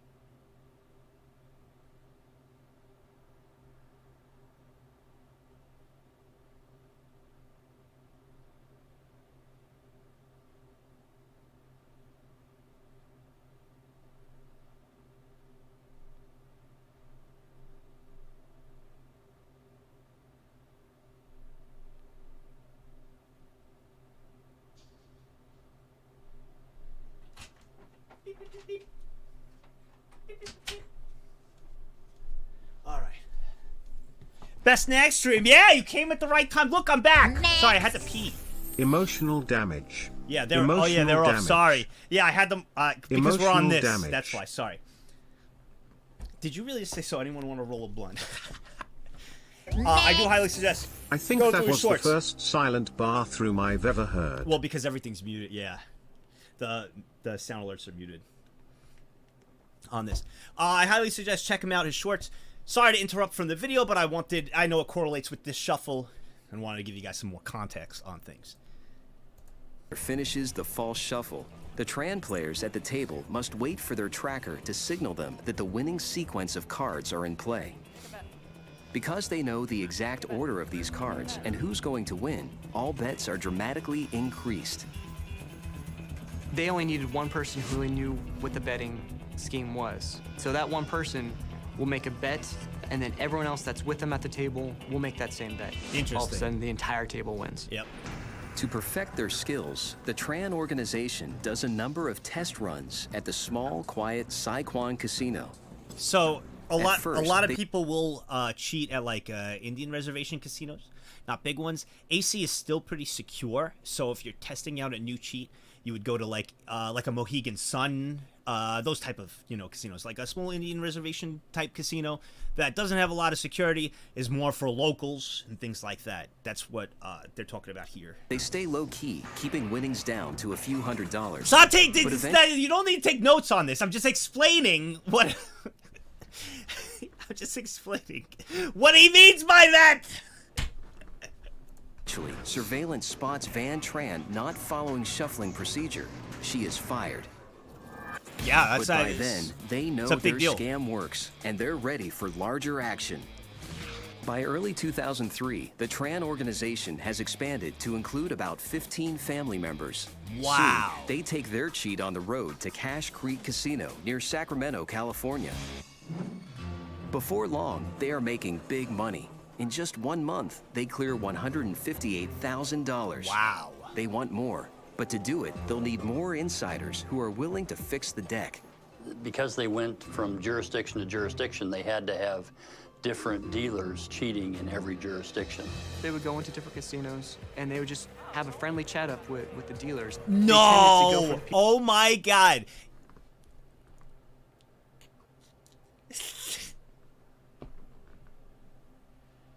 Yo, listen.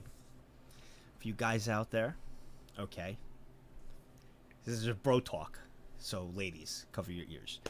For you guys out there, okay, to YouTube, we're dumb, all right? For us guys, we're dumb. We fall for anything, especially when it comes to women, okay? If a woman approaches you on to cheat at your job, okay, and she's very pretty, it does not matter. Just give her a compliment. You're very pretty. Nice talking to you. Do not accept it. Do not do it. I know sometimes we think wrongly. With the wrong head. Gentlemen. But don't. Your career, your life, and the track and path is most important. Be smart. Don't give in to wrongful things like that just because it's a very pretty girl. Okay? Do the right thing. Always stay strong like that. All right? It's very easy to manipulate us guys because we are dumb and have low IQ. So be smart. Stay on the right path in life. Don't go on that wrong path due to, a beautiful woman that is probably part of an organization like this that is just, kind of using you. Also, if you go to a dancers club, a gentleman's club, here's a tip of advice. It's entertainment, okay? She ain't gonna fuck you, bro. Just gonna let you know that. So, pay your money, have a good time with your boys and drink and everything. She ain't gonna fuck you, bro, okay? She's working. You may think, oh, I got a chance! You don't. Bro. No. You don't understand. Bro. She said. Bro. Nope. No. No. Bro. Listen. Bro. Bro. No, bro. Bro. She said she'll give me a crumb of poos. Bro. I'm serious. She smiled at me and said hello. I'm totally going to park in that pink. Bro. Well, actually, all I got to do is cheat the deck in cards for her and 14 of her family members. Bro, you don't get it. Bro, don't ruin this. bro. Next. You actually What made if it's you in a fancy wig? Should we still turn you down? Yes. But it wouldn't be me because I wouldn't be doing something illegal like this. Just, gentlemen, guys, use your head. The right head. Be smart. Don't make really bad life choices. Just don't, okay? People that might already have had a gambling problem, so they would pick out their vulnerabilities if they might have some financial situation or if they're just looking for that's really sad. That'll happen, you know. Poor guy's got a gambling problem, and he shouldn't be. If you have a gambling problem, you should not be around gambling all the time. So you shouldn't be a dealer. And personally, my thinking is, if if you do like to gamble, there's nothing wrong with that as entertainment. But I don't think you should be a dealer or working in the industry if you do any sort of gambling, even like a good amount of recreational. I think I just don't think it fits, in my opinion. You could do it, sure, once in a while, entertainment, you're fine, but I think it would be best if you really don't have an interest in gambling, you haven't had a history of it, then you're okay to kind of work at a casino, things. I don't think that's a good thing if you have someone who's a really long gambling history and then they apply to be a dealer and they're a dealer at a casino. You know, they have a gambling problem and they're a dealer. I don't think they should be around. You know, they should be getting the help they need than being in a casino. Excitement. If someone is on the fence about joining the organization, the Tran recruiters get creative. Sometimes Van Tran would go into the casinos and kind of flirt with the guys, trying to get them to, well, maybe we could date a little bit if you want to try doing this cheat with us. And they would just play up that it's a great lifestyle, you're going to be so happy.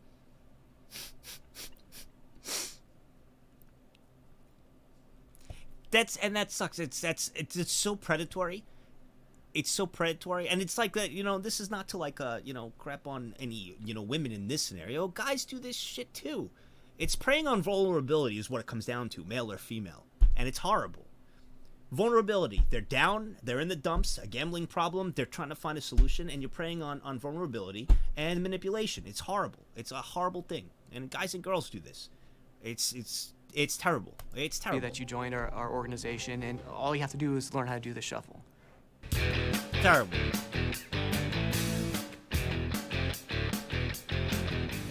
By 2003, the Tran organization consists of several former dealers and card trackers. Damn. They all have inside They literally knowledge have an of how to fix organization. the game of mini baccarat and conceal it from anybody. Bro, Crazy. that's profiling.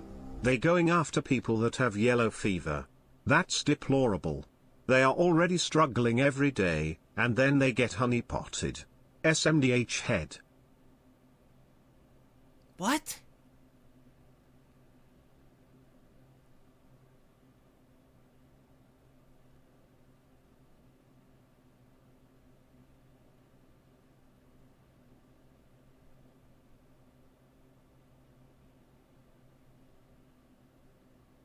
I know what it is.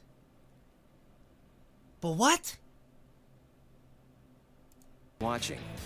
They crisscross the country, scamming smaller casinos, winning thousands every time.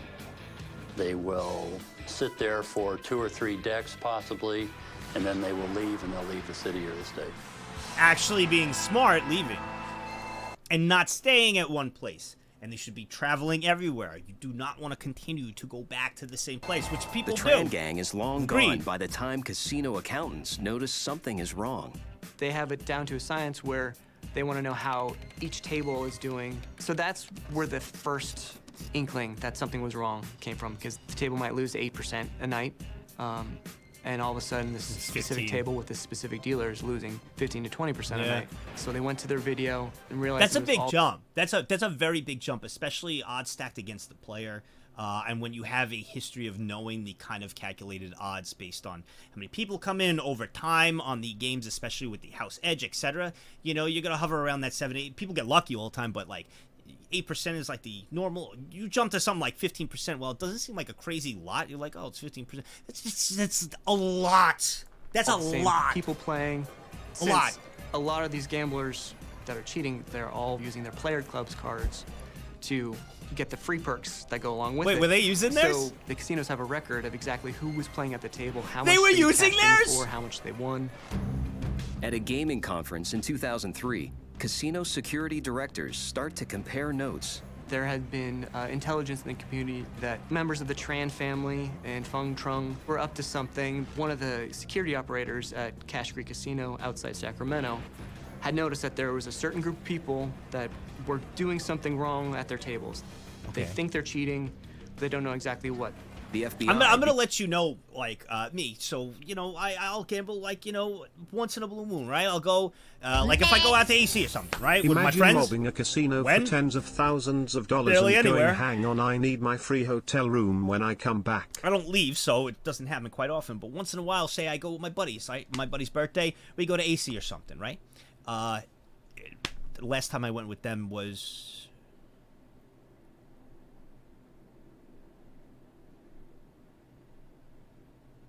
my birthday, September, but before that, I couldn't even tell you. But, example, like I'll go there, okay? And, you know, I'll do a little bit of gambling, right? Play some slots or something, maybe like, you know, a little bit of blackjack, just have some fun, right? I will tell you this. I don't want anybody tracking me, so I don't use my player's card. Can we offer you a player's card? No. Giga Chad. No. I don't want to be tracked. No. No, I'm good. I'm good. No. No! Just because, you know, like, and if you go to another, because, like, they're really, like, those players' cards are really used if you're going to go to that same casino a lot, over and over, gambling a ton of money. That's where they come in handy. That's what they're kind of used for. You have to, basically, if you gamble, like, $3,000-$4,000, you probably get, like, a room. Not a suite, like a room maybe. If that, maybe like a steak or something. Not even. No, they won't even give you. You get to go to the buffet. You get to go to the buffet. Oh, to be fair, you're being tracked anyways. Now, 100%. You're still being tracked, but I would rather just not have a card, my ID, and that whole thing and everything. I just rather you get to go to the buffet, but not on the dinner buffet because that's more expensive. The lunch buffet, the $30 lunch one, you get to go to that. But let me tell you, the buffets are really good, though. Oh, I agree. The buffets, that ain't anything to sneeze at.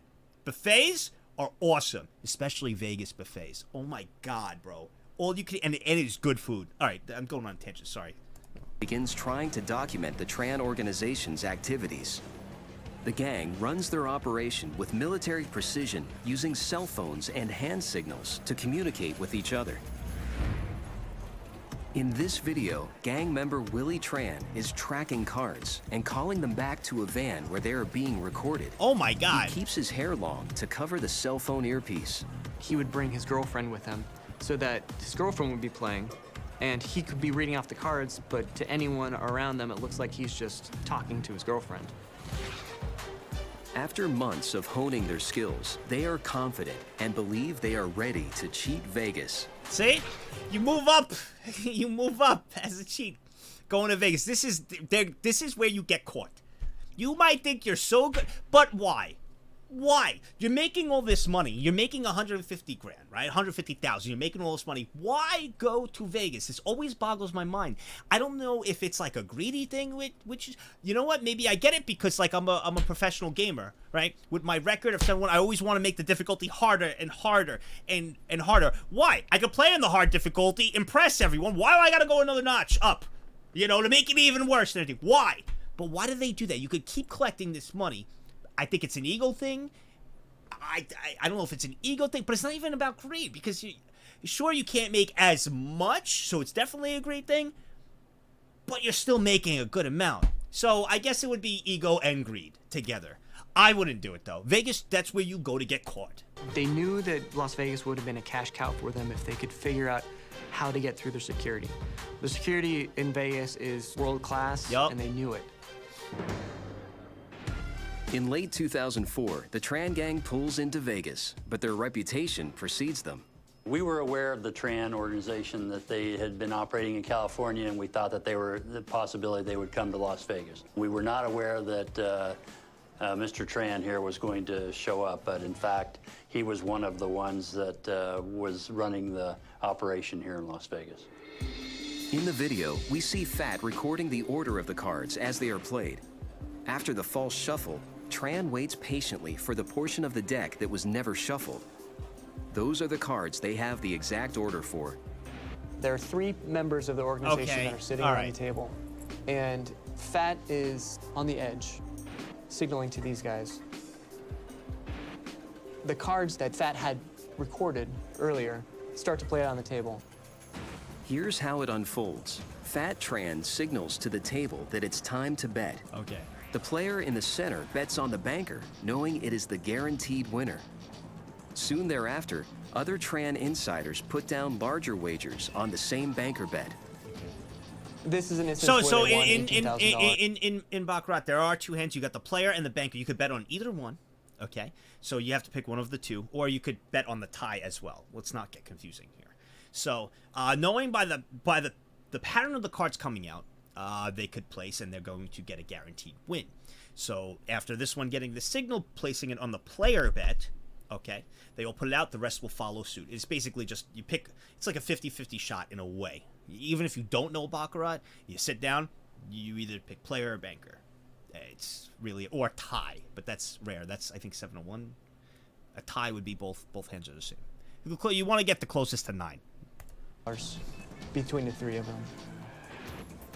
After the hit, Fat quietly rips up his handwritten log of the card order and disposes it in 2 trash cans in different areas of the casino.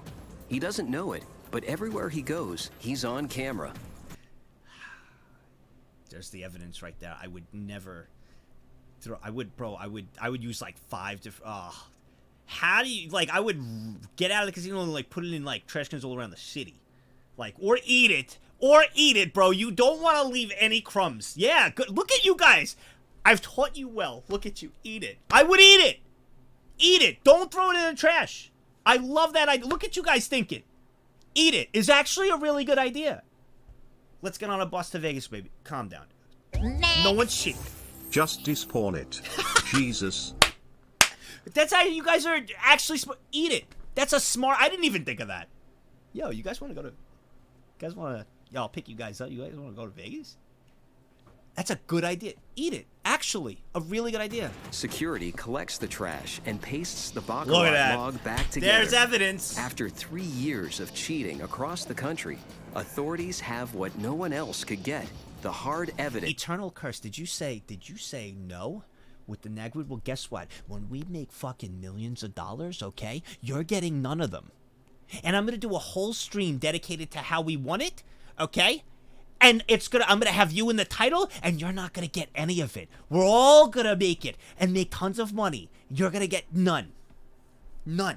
And I'm gonna put it in every time you type, you're gonna get timed out for 1 second. So you come back so you can type more. Just stream the cheating nag brain. No, that's evidence. It's to bust the gang insider, Fat Tran. They were on him like a hawk at that point. In December before they arrested As a him. tier 3, is there any way I can get some of that cash? Oh, you're coming with us. Yes, Gruntled, you're coming with us. You're gonna come. Next. Wait, you're going to squeal? Never mind. I Oh, don't yeah. want to go to Vegas with Never you. mind, scratch that. I'm not going to be streaming about our endeavors. go, baby. What am I talking about? Oh, God. Damn, it's been 10 years Guys, don't talk about already. renting the bus. Thanks, Nagz and chat, for keeping a smile on my face even when I'm down. This is honestly the best community on Twitch. Oh, also, Mad thanks Hatter. for all of the amazing content. Chat heck. But yeah, thanks again, Mad Nagla. Hatter, thank you so much, buddy. Thank you.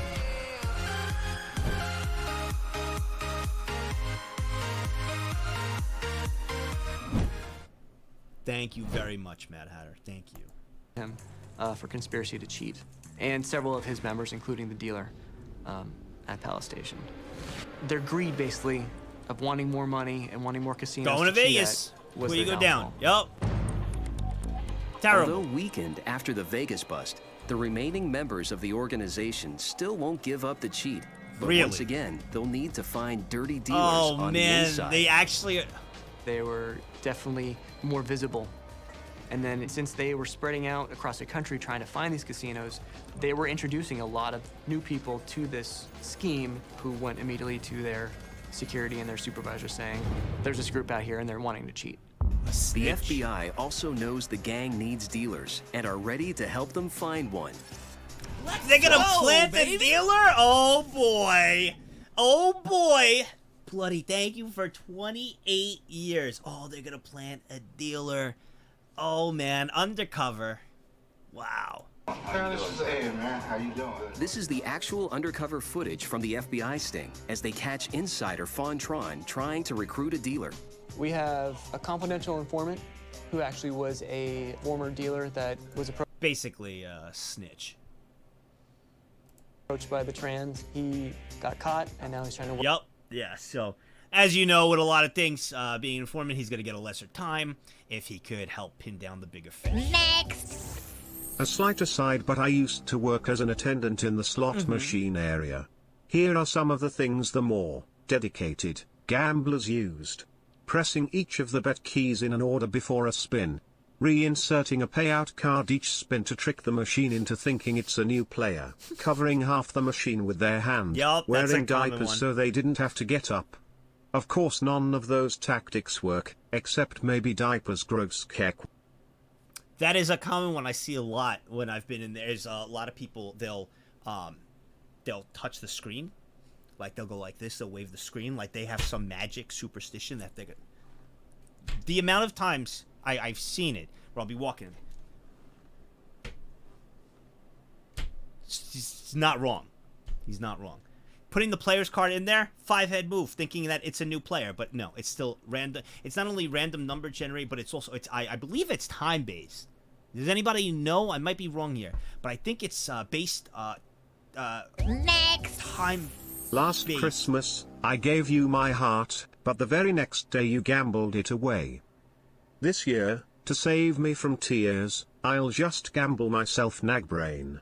There should be, yeah, there's definitely, well, there's a lot of variance with things, but I think is a number of how many, it's time-based. There's how much bet percentage, then there's the percentile of the payout expected, how much has been in there. There's a lot. There's a lot. So I don't know all the specifics of it, but none of that works. And even putting the player card in there is not going to do anything. Tricking it to be like, hey, I'm new here, new pog here. Maybe you'll pay me out. However, this is true. This is true, and this is a tip, and I've said this before. This is true. The adjustment, so there has to be, they will tell you I think it's called the RTP. Let me see, I hope I'm right. I always want to give you correct information when I talk about RTP slots. I think it's the RTP. Or is it the R, what is it? It's the RTP percentage. It's the, all right. So what is the RTP casino slots? An average RTP for slots would be around 96 to 97%. So the RTP, the return to player, all right, usually is around 96, 97, meaning like you put it in, like 96% gets paid back out, right?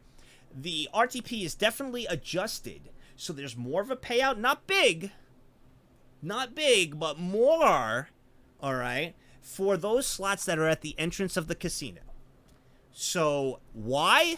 Marketing tactic. When you walk in the casino, you see the lights going off. Next. You see the Good lights idea, going off. Nagz. Just drive into the machine with an ATF. Great tip. That's not. So when you walk in the casino, all right, the lights are going off, and Ethel's like, I just won $7. Whoa! And old Ethel is jumping around. For the first time in years, she's got all this energy. You're like, yo, this place is popping, all right? And these machines are going off right when you walk in. That gives you the heightened sense that, ooh, it might be a good time. I'm excited to gamble and everything. So the win rates are a little bit higher in the ones towards the entrance in the front of the casino, giving you that illusion that there's winners. Old Ethel is a plant, isn't she? But that is a true fact. That you'll see that. It gives the illusion of winnings. Now, are they winning jackpots? No, they're probably winning their bets back and things, but the constant noise going off, the bets, bonus, things like that, gives the illusion and the, impression like, hey, it's going to be a good time, makes you want to play. So, I just figure I'd throw that in there as well. Work is off the beef, and he's introduced. Also, where you lose the most amount of money, by the way, is slots that are brand-based. Example, the Monopoly slot, or maybe a Barbie slot, or if there was a popular, say there is an anime slot from SAO. Why are they the lowest payout? Why will you make less money on those? Because they have to adjust to make money on it. And usually with those brands, like say it was a movie slot, like what's a popular movie out right now? Think of a movie. What's a good movie? Slot online like that. Think of a movie. Avatar. Thank you. Avatar. Right? You got the blue Avatar people. Right? That's Avatar, right? The blue people, right? I never watched it. It's the blue people, right? The blue Avatar people. Is that Avatar? All right. You got the blue people on there, and the bonus is like Avatar. The blue people come out, and they're like, all these bonuses and everything. Well, Avatar, because of the movie and everything, from that slot and the marketing from it, that slot not only has to pay out. Not only does that slot have to pay out for there, they have to give it to a percentage to the movie creators or the company that owns Avatar for using their slots. So they get a piece because they're investing in it in there. So you have to, there's multiple payouts going, which means they got to take more money than the usual in order to pay out the makers from Avatar, you know, that company, as well as the casino. And then, so they cut out more, if that makes sense. So you want to stay away from those brand type slots. You want to play just like regular slots. You don't want to play anything with like a movie on it or anything, because you're probably going to, it's more of a higher chance, you're going to lose anyway, but a higher chance of losing because it's like a double payout. Also, Chris D, 18 years. What is this? A tier 2 sub. Break it down, DJ.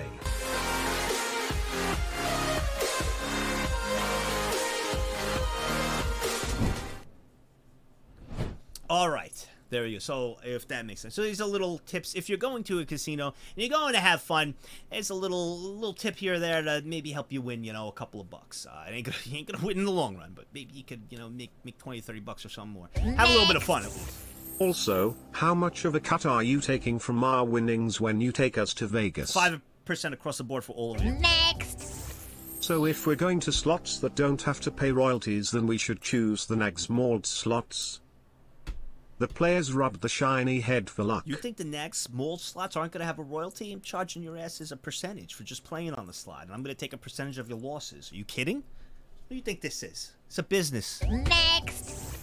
Fuck off, Nagzz. You don't understand. I have to play the Guilty Gear pachinko machine because it has exclusive canon lore in it. Same with the Castlevania machines, and the Metal Gear Solid 3 pachinko machine. I need to see that in the Fox I remember engine. you guys told me about this. Of course you wouldn't understand, you fucking boomer. What? I was told about this. Didn't you guys tell me after Metal Gear, after we played it, didn't they, the only thing that come out I of think it? that chick is giving me the seduction eyes. She said she knew a way to solve all my problems, just dealing cards. You lying. No girls looking at you, Massa. Didn't you guys, though, tell me after Metal Gear, I was like, is there like another, like continuation of the game or anything? But you all said, like Massa just brought up, that they took the slot and it was like something in Japan or something. They just made a slot out of it. And that's all they did. Like they were going to make another one. There were plans for it. I think you guys told me this. Is that what he's bringing up with the pachinko thing? There were like 37 Metal Gear games. No, there was something with Metal Gear Revengeance, I think, that you guys were saying. Says Konami only makes pachinkos now. Yeah. Yep, one was the last things they did with the series. There you go. That's what you guys were taking. And that's where it talks about the pachinko machine there. I remember you guys brought that up, and you were like, yeah, all they do is pachinko machines now, and I didn't know what you guys were talking about. That makes sense, yeah. But it's big money. You know, it's money for that. Gambling. They get a royalty from the losses and things, you know. Sucks. Terrible, but yeah. So there's a tip. Don't play on those machines, especially like what Massa brought up. Don't. That's, you know, you're going to lose a lot more because they do have to pay out those royalties. An undercover agent, who is this other gentleman. The undercover agent is posing as... I did not see cheaters, but I did have a weird instance of a slot lurker the first time I played with slots. Put in $20 and won about $60, not bad, but then I saw this guy just staring at me, watching me, waiting, till I left the machine. NGL was creeped out, family laughed it off. I just wanted the free drinks keg. I could tell you exactly what that was. You want to know what that was? There's a lot of people who frequent those casinos and everything. Like, remember when we were talking about with touching the screen, that are superstitious? And they're slot camping. That's a good way to put it for Babular, is they see you winning and they want it, or, that's my slot! I come here every Friday! Like Ethel, come strolling in.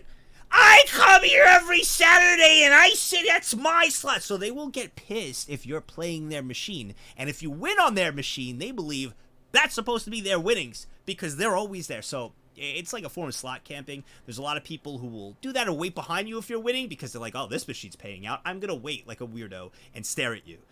Then the people who play on that machine frequently where they're waiting for you to get up. So they're not going to do anything to you. They never do, but they're just weird. You know what I mean?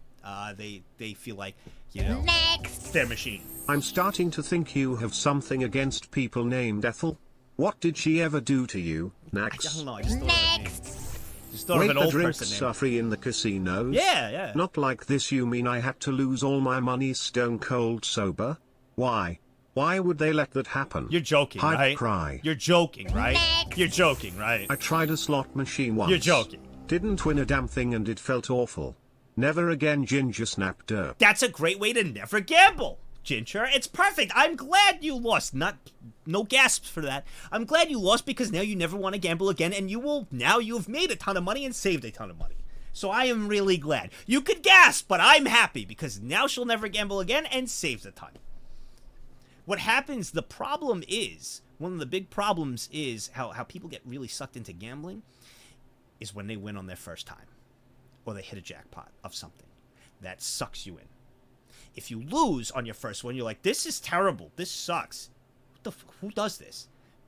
Dopamine isn't going crazy. You're like, I just lost my money. It's terrible. You never want it. But if you hit... Next. That's where the problem is. The very first time I gambled, I won a few $100s. It sounds nice but really skewed my expectations, so it took a few losses to realize it wasn't the norm. Right on cue! Well, Nagz told the story while I wrote a check. Right on cue. Exactly. That's what I'm saying. So that's why I'm saying for Ginger, I'm glad she lost because the reality was just right there. Never had any of that crazy dopamine going. Like, wow, this is like easy money. This is nuts. And was actually saved in the long run. Thank you, Pun, for reassuring. And it's essential, but at least you realized it too. But that's a big problem is when someone wins right away and gets very lucky. That is the worst thing. The worst thing because that just pulls them right in. It sucks. Someone that's a dealer. You know, what we do, surveillance cannot see. Here, Fung is describing to his prospective dealer that you really need to know what's happening in a casino and what's happening with the security and what happens with the protocol to get away with things. You're only stealing once a month. Mm-hmm. But Tron, like most crooks, can't seem to practice what he preaches. And in the same breath that he talks about being low-key, he brags about the spoils of his cheating. Oh, my God. I have 7 cars myself. Oh, my God. Okay. Turbo Porsche. Oh, my God. In front of my garage. Everybody know me. In May 2007, armed with overwhelming video evidence, the authorities move in on the rest of the Tran organization. Fawn Tron and 46 other members of the gang are indicted for racketeering, money laundering, and theft. Fawn Tron is sentenced to 70 months in prison and ordered to pay back millions of dollars to the casinos and the IRS. Oh, my... Yeah, because he wasn't paying taxes on that income. No matter what, you're supposed to, even if you steal, the IRS demands that you tell them all of your income. Even if you stole it, so if you robbed the bank, the IRS is expecting, hey, I don't care that you robbed the bank, but you gotta claim this, that you stole the money from there. You gotta pay taxes on that money you stole from the bank. So even though that was stolen, you gotta pay taxes. That is considered income. So the IRS got him. Bro, forget the jail, bro. I don't want to be tracked by that IRS, bro. They are no one. You do not mess with them. Tran is sentenced to 54 months in prison. In January 2011, Van Tran pleads guilty to racketeering charges and is awaiting sentencing. Oh, wow. We were able to prove that they had cheated $7 million over the course of the scheme. We do believe that they took more than that, but we were able to prove $7 million. Wow! Not every insider comes from the casino. In the world of betting on professional and college... We're gonna get into some sports bet. I know a little bit about this with sports bet and some cheats in sports bet. Okay. Oh boy, I know you guys aren't sports fans, but man, with sports betting and some of the rigging that has been done and match fixing and stuff is really interesting. Wow. All right. Oh, I'm excited for this. Sports, all it takes is an athlete who crosses the line to become the ultimate insider. Ooh, this is exciting. Nagzz gave me the best gambling advice ever once. It was, and I quote, "Just don't lose, leave 5 head." That was never. Just don't play. Thank you, Nagzz, for teaching me how to cheat Vegas. Now I just need to peep a run to the casino. Guys, I'm not. This is entertainment. I'm not teaching you to cheat.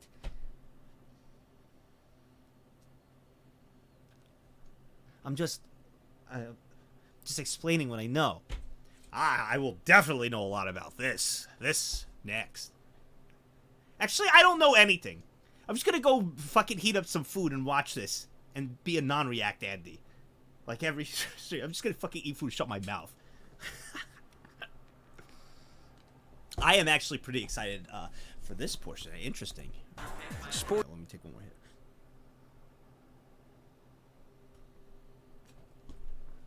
Sports betting is big business in Las Vegas. Okay, I know I'm phony. Look at that 22 months. And I remember the best way to make gains in gambling is use loans and keep using loans. Dude, no. No. No. No! What is this? A tier 2 sub. Break it down, DJ.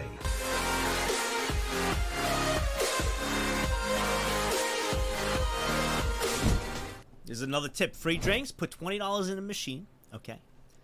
Single bet of like 25 cents or whatever the case may be. Click it, sit there, relax, wait for the server to come by. Be like, hey, can I have a drink, please? Sure, okay. Click it again, just sit, wait, you know. Boom, free drink right there. Give her a tip, and then take your drink, sit there. If you vape, hit your vape. Relax, free drink right there. You want another one? Just wait a little bit. Be like, excuse me. Boom. You could get free drink. You could literally get blasted. Don't forget to have for like children $5 so you can get more loans too. Personally, me, I tip every like waitress like 5.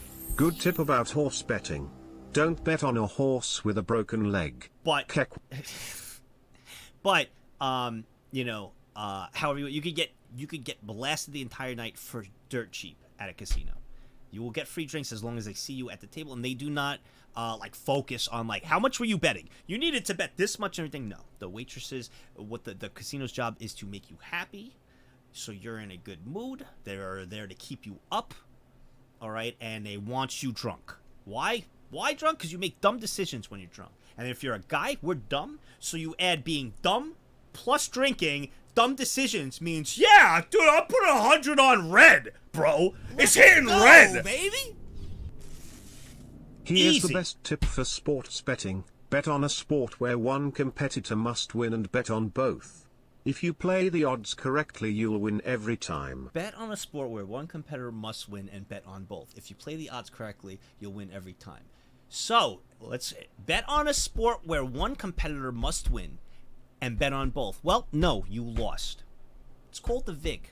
All right? If you bet on both teams, okay, you know what happens? Next. You lose. The waitresses care less about how much you've been gambling if you tip especially well. That is also true. If you tip them very well, they'll keep coming to give you more drinks. Next. Hey Nagzz and chat, did you know that 90% of gambling addicts quit right before they hit it big? I really shouldn't laugh at that. That is a funny comment, but gambling is a real addiction, and please, if any of you suffer from that or anything, please do get the help. It's a really bad addiction. I do these things and try to explain to you that do not gamble. You will lose. It's okay to gamble for fun and entertainment, but just like anything, like drinking and a variety of stuff, it is a serious gambling addiction is a serious thing. I've watched. I know a lot of people that have felt through that. It is not a pretty sight. It is not pretty at all. It is really bad. So do get the help you need if you're any of those addictions. Addiction is really bad. But for entertainment purposes, or you go in there to have fun, gambling's fun. It's awesome. You know, if you're just gonna go have a good time, get some free drinks, Have fun with a significant other, family, friends, whatever you're doing. It's great. You know, it's entertainment. You know, and you can even win a couple of bucks. But why your point is wrong, though, Gruntled, if you bet on both teams, right? Well, one of them's got to win, so you just get your money back from the winner on that. No. How sports betting works is if you bet on both teams, you lose money. So say I put $100, right? I got $100. I put 50 on the Mets and 50 on the Yankees, okay? Well, the Mets win.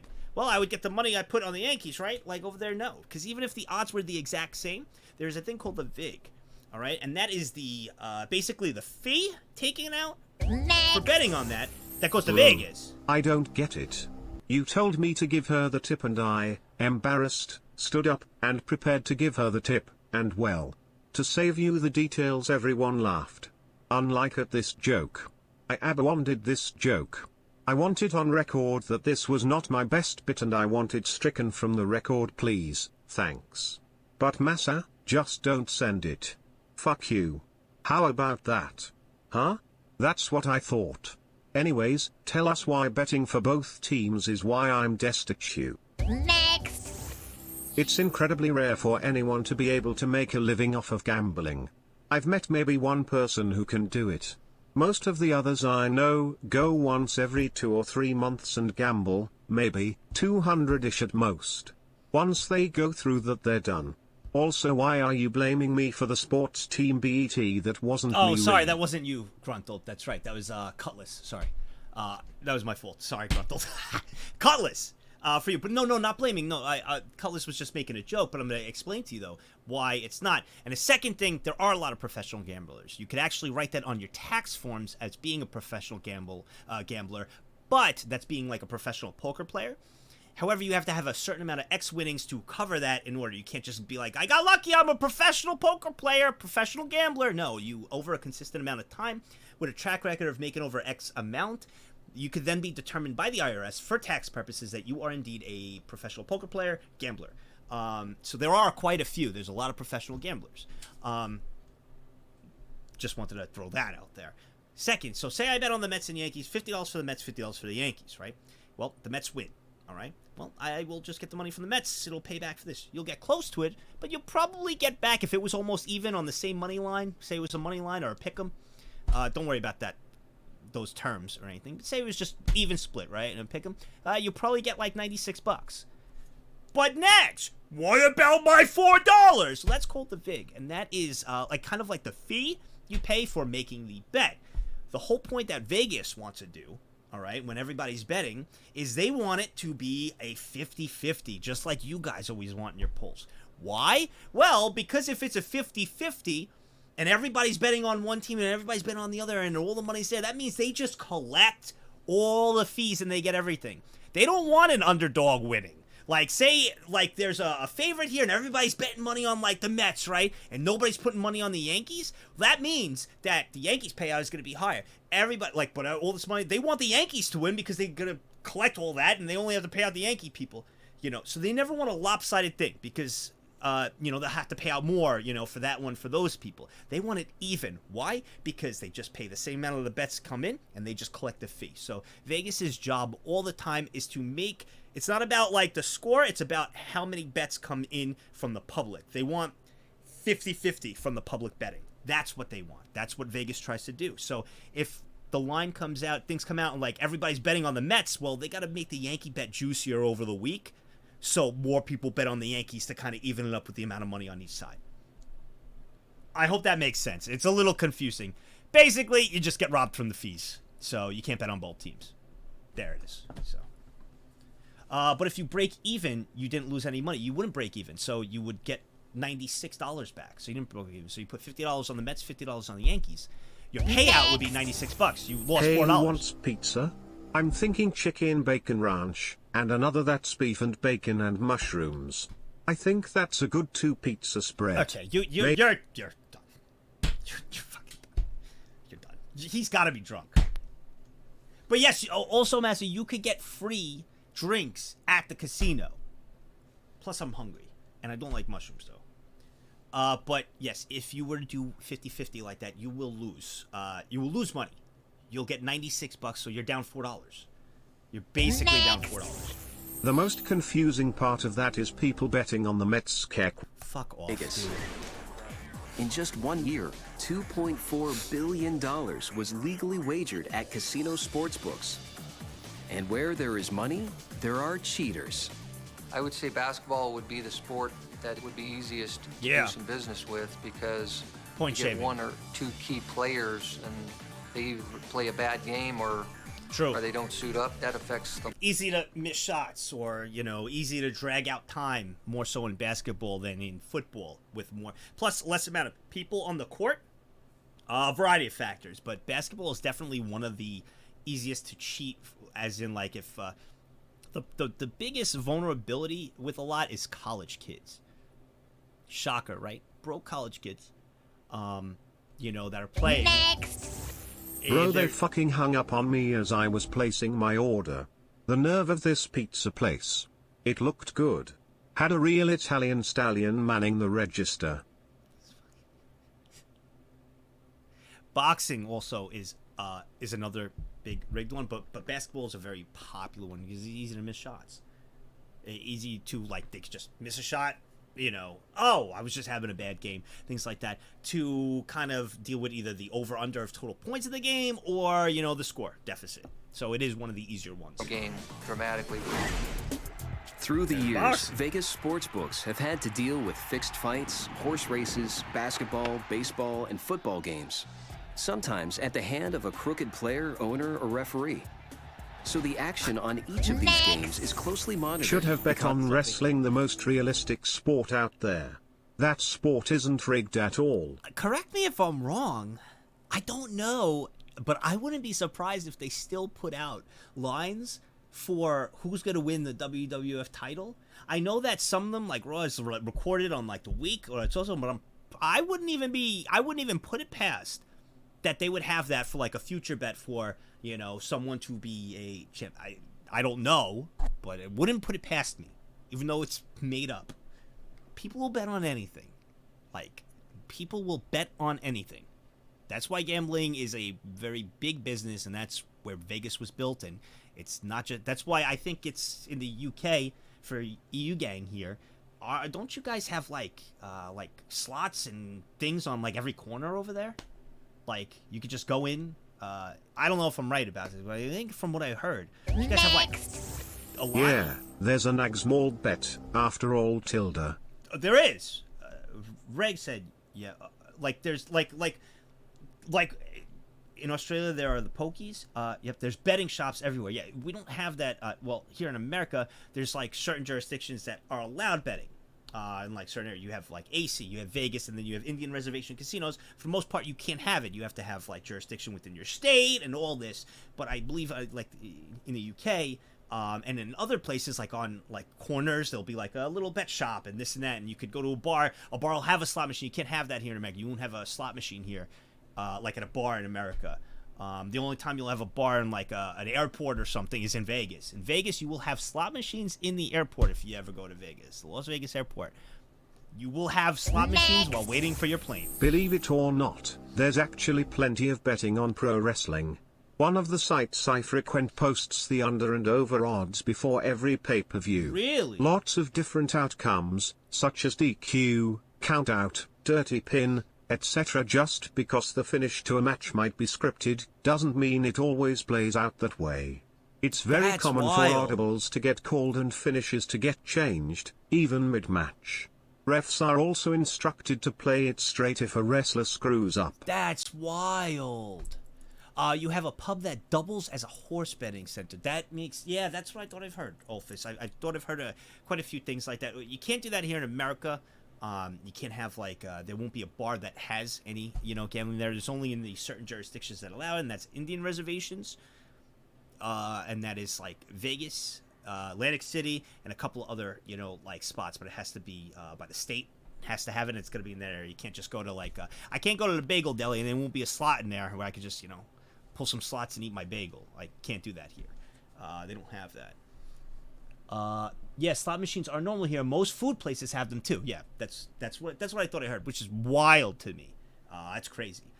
You do have like quick draw. You do have quick draw It's like a Keno type game. So Lith brought up a good point. You have them in a lot of delis here in New York. So it's like, it's like Keno. If you know what Keno is, basically you pick like 5 numbers and a ball pops out and like gets the balls. That's what Keno kind of is. We have that here. You could go to a deli and play that, but that's it.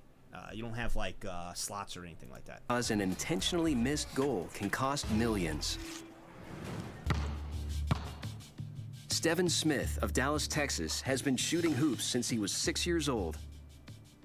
My mother said once I laid eyes on it, that was my sport, and I just had to have a ball in my hand. At 40, Smith seems like any other weekend warrior. It's hard to imagine he was once the main player in Las one of Vegas the Airport does have slots. Yep. Last time I was there, they have a Rocky slot. Oh, Rocky slot. Well, don't play that one. Don't play that one. You're going to lose a lot in that one because they got to pay the royalties. Don't forget that. Careful those. Bro, you just gave me a brilliant idea. A bagel slot machine. Put your money in, you might get a bagel, might not. Might get cream cheese, might not. Might get $700 worth of bagels. Might not. The possibilities are as limited as bagels. Cool. So when you pull it and the bagel comes out to hand you your one bagel winning, the cream cheese spread on it, it just gets smushed, scrambled, so you get your bagel. And what happens if you win $700 worth of bagels? It's pushed out.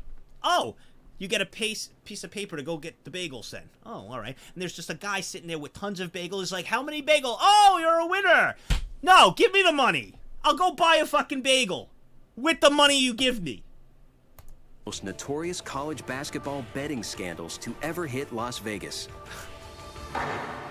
When you're in your early 20s and you're immature, and all you're thinking about So it is college. girls, money and stuff like that. You don't think about the Go, baby! Again, college. That's the most No vulnerable mean one. message this time. Hope you have an amazing Christmas and Thank New you, Year's made Panzer, smile. for 42. Thank you, Panzer. So you're saying it's like when you get tickets at Chuck E. Cheese or something Thank for the you again, bagels? Panzer. It probably would be something similar to that. I would rather take the cash. Then you buy your own bagels. You just take the cash, and then you could go to the deli that specializes in, like, fresh bagels. Instead of some, group of bagels made that day for the winners. Obviously, if it's in a casino, they're just going to cut corners to make crap bagels to pay you out, cheap it out. I'd rather take the money and then buy a really fresh bagel from, like, a mom-and-pop shop that, like, specializes in bagels. In 1994, senior Stephen Smith is Again, captain of the Arizona State Sun Devils basketball team and a rising star. Pundits are already considering number 44 a lock for the NBA draft. Not gonna lie, Missouri's a beast. I kinda want a bagel now. I know, I'm pretty fucking hungry, actually. I'm gonna eat after stream. I'm actually really hungry. Also, good night, Frost. I see. So I talking about NBA. I just kept working hard, just hoping, one day that my dream would come true. Smith wants the NBA and everything that goes with it. But living large costs money, and Smith has none. A young, immature athlete. This is like I was saying, a college kid is very vulnerable at this point, especially if they're really, really good, enticed with money and all these different things, and you're young. It's dangerous, and there's a lot of money that go in college sports, especially college football, also college basketball. You have March Madness. You have so many different things. Full scholarship, only getting $400-500 a month. Then he meets 22-year-old... Oh, I forgot to tell you, Nagzz. I made some ginger snaps for Christmas. The recipe is from my great-great-aunt and is the chewy kind of cookie. Oh, I You love chat the want chewy any? cookies. Yo, yes! Oh, I love, like, the chewy soft cookies, bro. Oh, hell yeah. Oh, hell yeah. Definitely. Oh, man. Campus Chewy's bookie really good. Benny Always get the Chips Ahoy Chewy. I always get it. Who introduces him to the world of sports betting. Met him as soon as I got to campus. He was always around the basketball players. But unfortunately, Smith is not nearly as good at gambling. Almost forgot before I have to leave for work. Yeah, what's up, Tito? Wanted to make sure you got my congratulations on collaborating with the game yesterday. They even referenced you in the title. Wait, what? When did they catch wind of the circles under your eyes? Tell me everything so I can watch it in the VOD. Wait, what? Almost forgot before I have to leave tomorrow. I wanted to make sure you got my congratulations on collaborating with a game yesterday. Huh?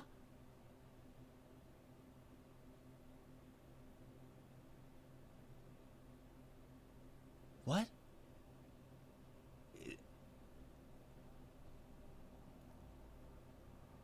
Because it's called Dark and Darker, so you're talking about the dark circles under my eyes? The bags under... That was your joke?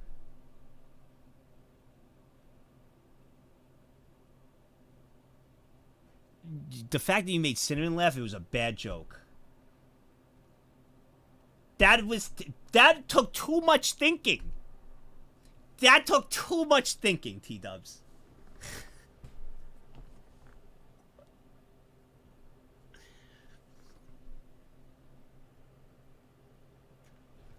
Kudos for trying. That was a lot of effort. As he is at shooting hoops. Soon, Smith is $10,000 in debt. The joke was that you had dark circles under your eyes. I got it! The title was Dark and I Darker. got it! Like the circles under your I eyes. got it! Therefore, the collab was with the developers of the game. And guys, you gotta be really simple and stupid for Nagzz. He has the smooth brain. So what happened here is he lost 10K. He lost 10 grand because he's a bad gambler. He shouldn't be gambling in the first place. But I mean, you want to gamble, gamble. But he's betting on the games. He's down 10K to this kid in college, all right? To this kid. He owes him 10K, all right? So how is he going to make it back? Shave off a couple of points. He could make some money. That's how... A lot of these problems start when people fall into a gambling debt.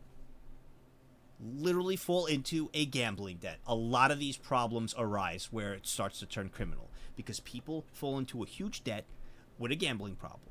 The example, like something happened throughout Twitch, if anybody knows, with It's Slicker, with that dude who was asking a ton of other content creators to lend him money, and he was friends with all them, and they lent him money. He had a gambling problem. That was big news. That happened a couple of months ago.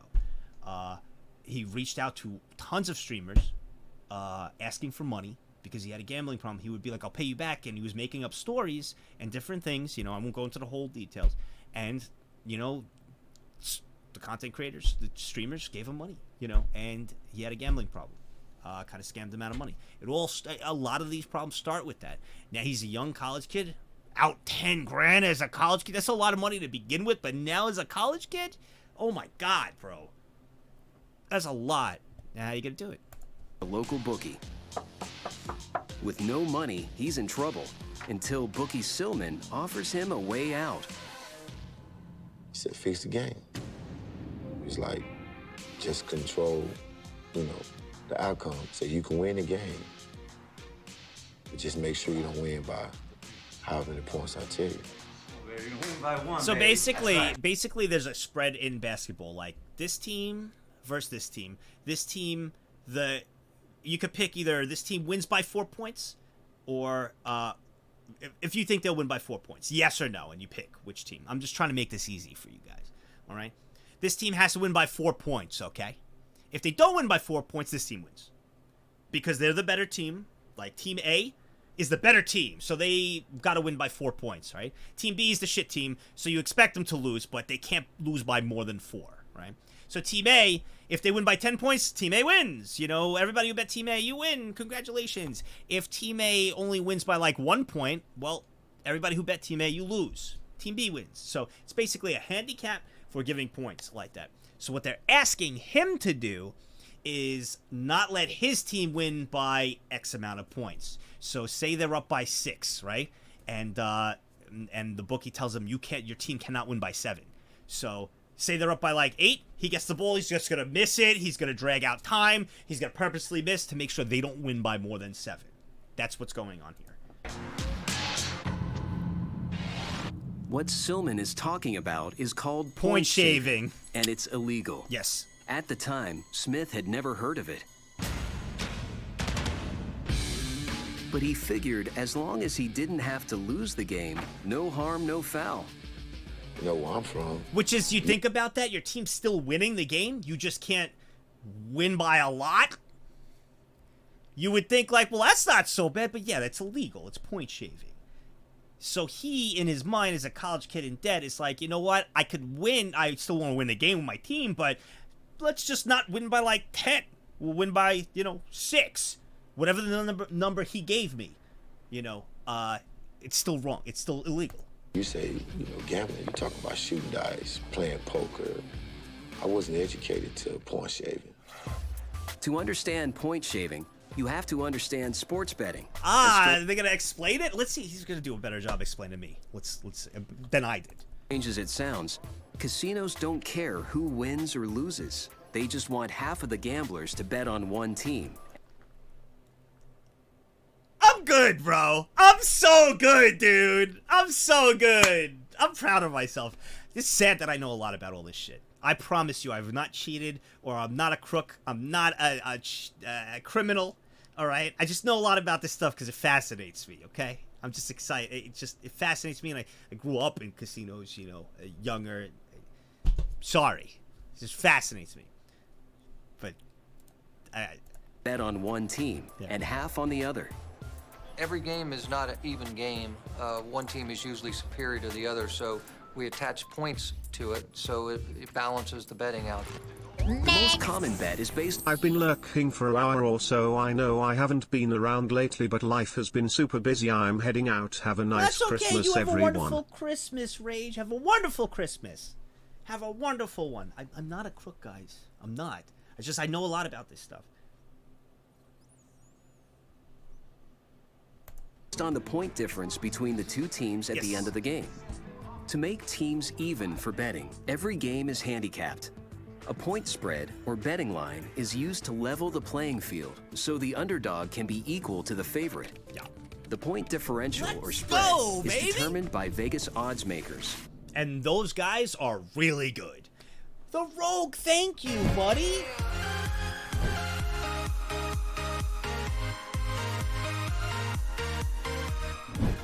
Like, for example, the Rogue, thank you, by the way. And you're a new pog, welcome. I'm not a casino cheat, by the way.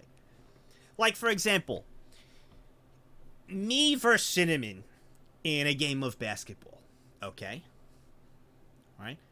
Obviously, the favorite is me to win. Now, if everybody's betting, you guys are all betting your mold coins, right? You're all gonna dump your mold coins on me because I'm gonna dunk on him. He's like 2'3". I'm gonna dunk on him, give him an elbow, throw him over to the sideline. I'm gonna win by like 20, right? Obviously, it's pretty obvious, He's gonna be like, try to block me, and I'm just gonna dunk on him. I'm gonna stand over on top of him, T-pose, and I'm gonna win by probably like 20, something like that, right? Okay. So, you're all going to start betting on me. No one's going to bet on Cinnamon. Vegas can't have that. You cannot have that. Now it's lopsided. So what are you going to do? Well, we're going to give Cinnamon points. So, Nagzz, we're going to give Cinnamon points. So, Cinnamon is getting like 30 points, right? So now I have to beat Cinnamon by 30. If I don't beat him by 30, everybody who bets Cinnamon wins. If I beat him by more than 30, everybody who bet on me wins. So that's how the spread works. Otherwise, everybody, if it was just me beat Cinnamon in basketball, everybody would bet on me. So now you have to add things over on the side to entice people to be like, yo, I don't think, I know Nagzz will win, but I don't think he's going to win by like 30. I'm going to bet on Cinnamon. And that's it. So that's how the spread is figured out. Otherwise, you just have everybody bet on one side. And like I said, Vegas wants everybody to like half the money on one, half the money on the other. That's what they want. Who are hired by the casinos to figure out how many points. Nagzz, I'll give you $5 to throw. Done. Actually, we'll talk later in DMs. Talk later. A team will be favored by. So that bettors on both teams have an equal. And that right there is point shaving. Tier 3 sub. Yo, 16 years. 16 Let's go. years, Matt. Hope Thank you have you. a great Christmas, everyone. Naglove, naglove, Thank naglove. you, Matt. Holy crap, Amelia tier 3 sub. Yo, let's in go.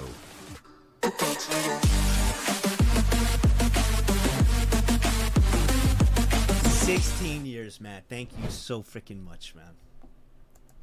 Thank opportunity to win the bet. Point shaving changes the odds when a player or group of players makes sure that their team's margin of victory is less than the point spread determined by the bookies. Good job. Audible wing. In order for Smith to get out of debt, Silman will tell him how many points he can win by, and no more. Next. For taking part in the So scam. it's a bit like you could beat diarrhea, but not in a week. Correct. It would be like you guys all knew I was gonna lose in that week, right?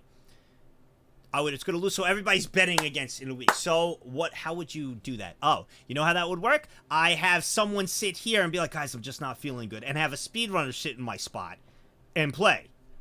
And everybody's like, yo, he's doing it, and I'm just commentating on it. And I'm like, oh my god, this is so hard. And he's just, that's what it'd kind of be like in order to, kind of do it. So everybody is like pouring money that I won't do it in a week, but then I get this speedrunner to sit here or to play for me, and I just go like this, and he's actually playing, and I'm like, God, oh, this is tough, and you guys are like, oh my God, he's doing it, and then boom, there it is.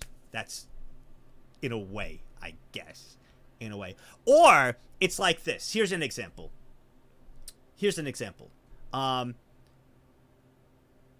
Cuphead, okay? Everybody's like, can Nagzz beat in a week, right? Everybody's like, he can't do it. He could do it in a week, right? I think he'll do it in a week. Someone comes to me and they're like, all right, he could do it in a week. And then there's an extra bet for like Thursday. Like he could beat it by Thursday, all right? A big bet for everybody thinks I could do it by Thursday, like this. Everybody bets on that. Well, I know I could do it. I'm a beast. I'm a Prof G. But just make sure I beat it after Thursday so everybody who bet that I could do it by Thursday loses. I beat it. I still keep my undefeated because I beat it by the week, but everybody who bet Thursday loses, and I finish it by Friday. So I kind of throw, and I'm just like, oh, I'm struggling on this boss. Let Thursday go by, and then there you go. That's kind of like what it is. Silman agrees to wipe out Smith's debt and pay him $20,000 for each game he shaves. So I'm thinking, I can win the game? Oh, okay, cool. Bro, did you hear $20,000 per game? He'll win with his team, but he just has to shave off some points. $20K a game. 20 G's. His team wins, and he's just gotta, miss a couple of shots, make sure they don't win by too much. Paid off the debt, make 10K, plus making 20K per. That's a lot of money, so you can only imagine how much the bookie's making, and especially when the bookie's knowing. On January 27th, 1994, Silman and Smith kickstart their scam against Oregon State. Las Vegas oddsmen set Smith's ASU as 14-point favorites. Oh, wow. Okay, so basically they're saying that that his team will win by 14 or more. All right? So their team they're playing is so bad that his team will win by 14 or more. So what does he got to do? Make sure they don't win by 14. So win the game by like 9, 10, doesn't matter. 9 or 10. Shave off a couple of points, play a little bit bad near the end, and, have it at 10 points. So that's what he'll probably do. I'm going to assume they probably win by like 10. Silman and gang bet heavily on Oregon State. Smith fixes the game by slacking on defense. The Sun Devils win, but only by 6 points. I decided to show my support after watching your YouTube content for years now. I started around the time you started your Discovery series. Thank you for the bits, and thank you for coming here, bro. Thank you. I appreciate that, man. Thank you so much. Thank you. A YouTube frog, thank you. You see that? And then 6 points right there instead of the 14. So everybody who bet that they would win by 14, all of them lose. But his team still wins the game, and he gets 20K. When you really think about it, he wins the game, gets 20K. It's a pretty good deal. Since ASU doesn't cover the Vegas spread, Silman wins. After the game, campus bookie Silman delivers Smith's payout, $20,000 for a job well done. Did I accept the money? Yes. I was trying to live that fast life. Silman and Smith fixed 2 more games without drawing any heat. You should have just paid your 10K, took the 10K, forget that ever happened, bro. No! Greed. Damn, 23 years. Been home with family, so haven't been here. Currently freezing my booty off inside my house. Warm, Happy holidays to all Happy Nagla. holiday to you. Merry Christmas, Sandy What Pants. is this? A tier 2 sub. Break it down, DJ.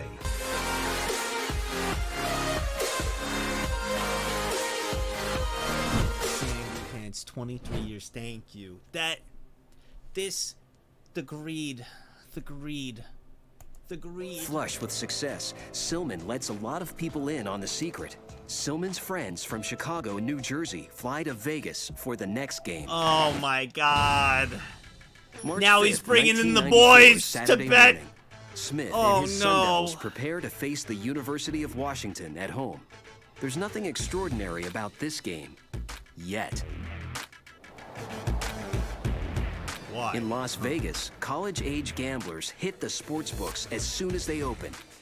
They were like a bull in a china shop when they were making their bets. They just Oh, kept coming no. repeatedly. Oh, no. Instead of like every couple hours maybe popping in and making a play. Everybody heard him, but someone was talking about it? Are you kidding me? Bro, college kids, you think that's gonna stay low? Yo, bro. Yo, Arizona tomorrow, yo. I heard from my boy. Yo, shit's crazy. Yo, it's a lock, yo. Yeah. Yo, I'm betting on a game, dude. Hell yeah. I'm buying a PS3. I'm assuming PS3 was around this time. I'll buy a PS3, yo. I'm gonna throw some sick parties, yo. Everybody is gonna know about it. Although the Sun Devils are 11-point favorites, somehow all the wagering is on Washington. Oh my God! Everybody is betting on the underdog. 11-point favorites. All college kids. Reminds me when someone bet a team was so bad they wouldn't win by more than 15 points, but that team ended up winning by exactly 15. 11-26. Mods? I got it.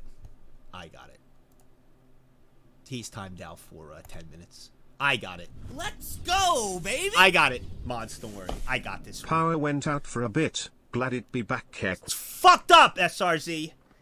To bring that up. Although, very impressive that you actually remembered that. The spread was 15, and it was right on the dot, too. So it was impressive that you remembered that. Except it went the other way, and they actually lost by 15. It was crazy. In response to the lopsided betting, the point spread, which is also called the line, keeps dropping. Yeah, so like I said, why this is going down is because so many people are betting on the shitty team Washington. So it was 11, now it's going down because they want the public to start betting on Arizona. Because everybody's dumping money here. They're like, why is everybody betting? So Vegas keeps making it like lower and lower to try to entice people to bet on Arizona. Because, I mean, if it gets down to, think about it, if it gets down to 1 point, that's crazy. You know what I mean? So that's why this keeps going down. Odds makers desperately do they keep their bet at 11? Yes. Once you lock your bet in, this is what sucks at betting early in the week if there's a weak game. If you bet in early, it's like a gamble when you judge the point spread because it could go up or down during the week depending how many people do it. So say you did it earlier in the week and it was minus 11, and then the game day comes and then all these college kids are coming in and betting, it goes down to like 6. You can't change your bet. You're locked in at 11. You placed your bet, you got your ticket, you're 11. It sucks for you. That sucks. But it could go the other way. Say you did it at 11 earlier in the week and everybody's betting on them to win by more than 11. Someone got injured later on in the week, the other team, and it goes all the way up there. They have to win by 21. Well, you got 11. You still keep that. So it could go either way. But once you lock your bet in, you get that slip, bet is locked. To even out the action. The line on the Arizona State game opened at 11 and it dropped to 3 by tip-off, and that time. I don't think you understand how crazy that is. The amount of money that had to be rolling in on the underdog team is absurd for it to drop down 2-3 from 11. That's absurd. Bro, the entire campus plus 4 other campuses must have been betting. Type of movement on a college basketball game is unheard of. Unheard of. Sportsbook That's managers crazy. are Imagine watching sports ball. Well, didn't matter if you watch sports ball or not. One of your bros like, yo, bro, dude, I heard that, like Washington is actually gonna like put up a fight, bro. And just sitting there eating your ramen like I used to do in college. You're like, yeah, yo. Yeah, I got a buddy who told me, yo, I'm gonna put like $100 on it. Yo, so you don't need to watch sports ball because if you were in that position, you're like, yo, I'm gonna do that.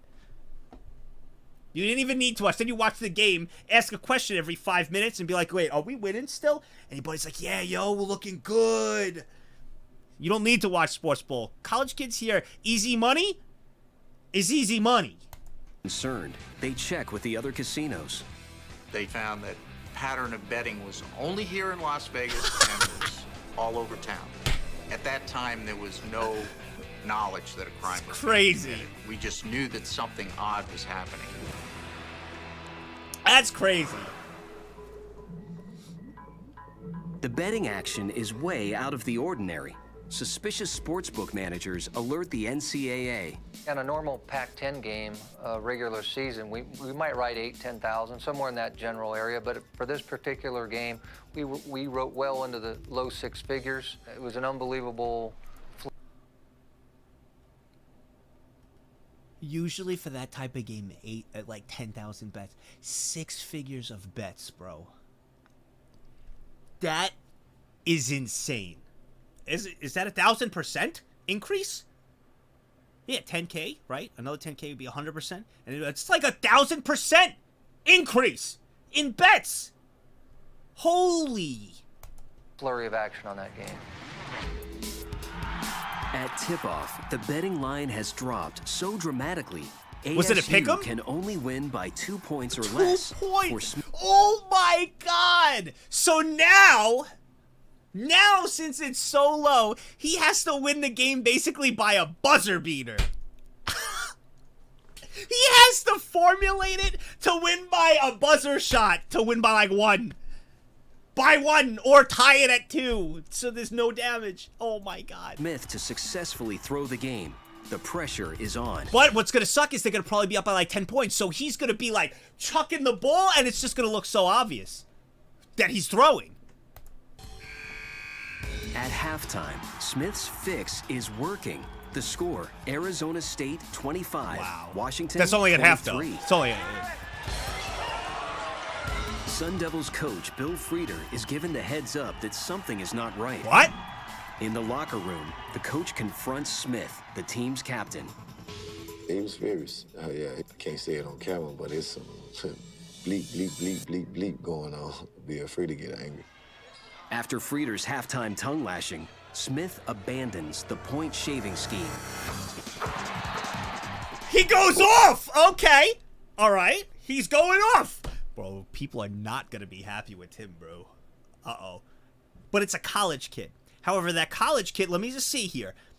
If he throws this, we don't know the outcome. I don't know the outcome, but just say this. That college kid, right, is being a bookie. You think that college kid has the money to back up everybody and everything? No. He's usually a runner for another bookie, who's a runner for another bookie, who's a runner for bigger guys that are running the operation. And he collects his money from the other who collects. There's like a long line of people.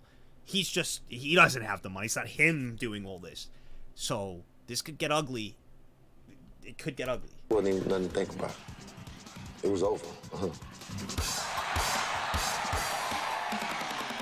We went out second half and blew them out. Wow. Most observers reported this game as a game of 2 halves.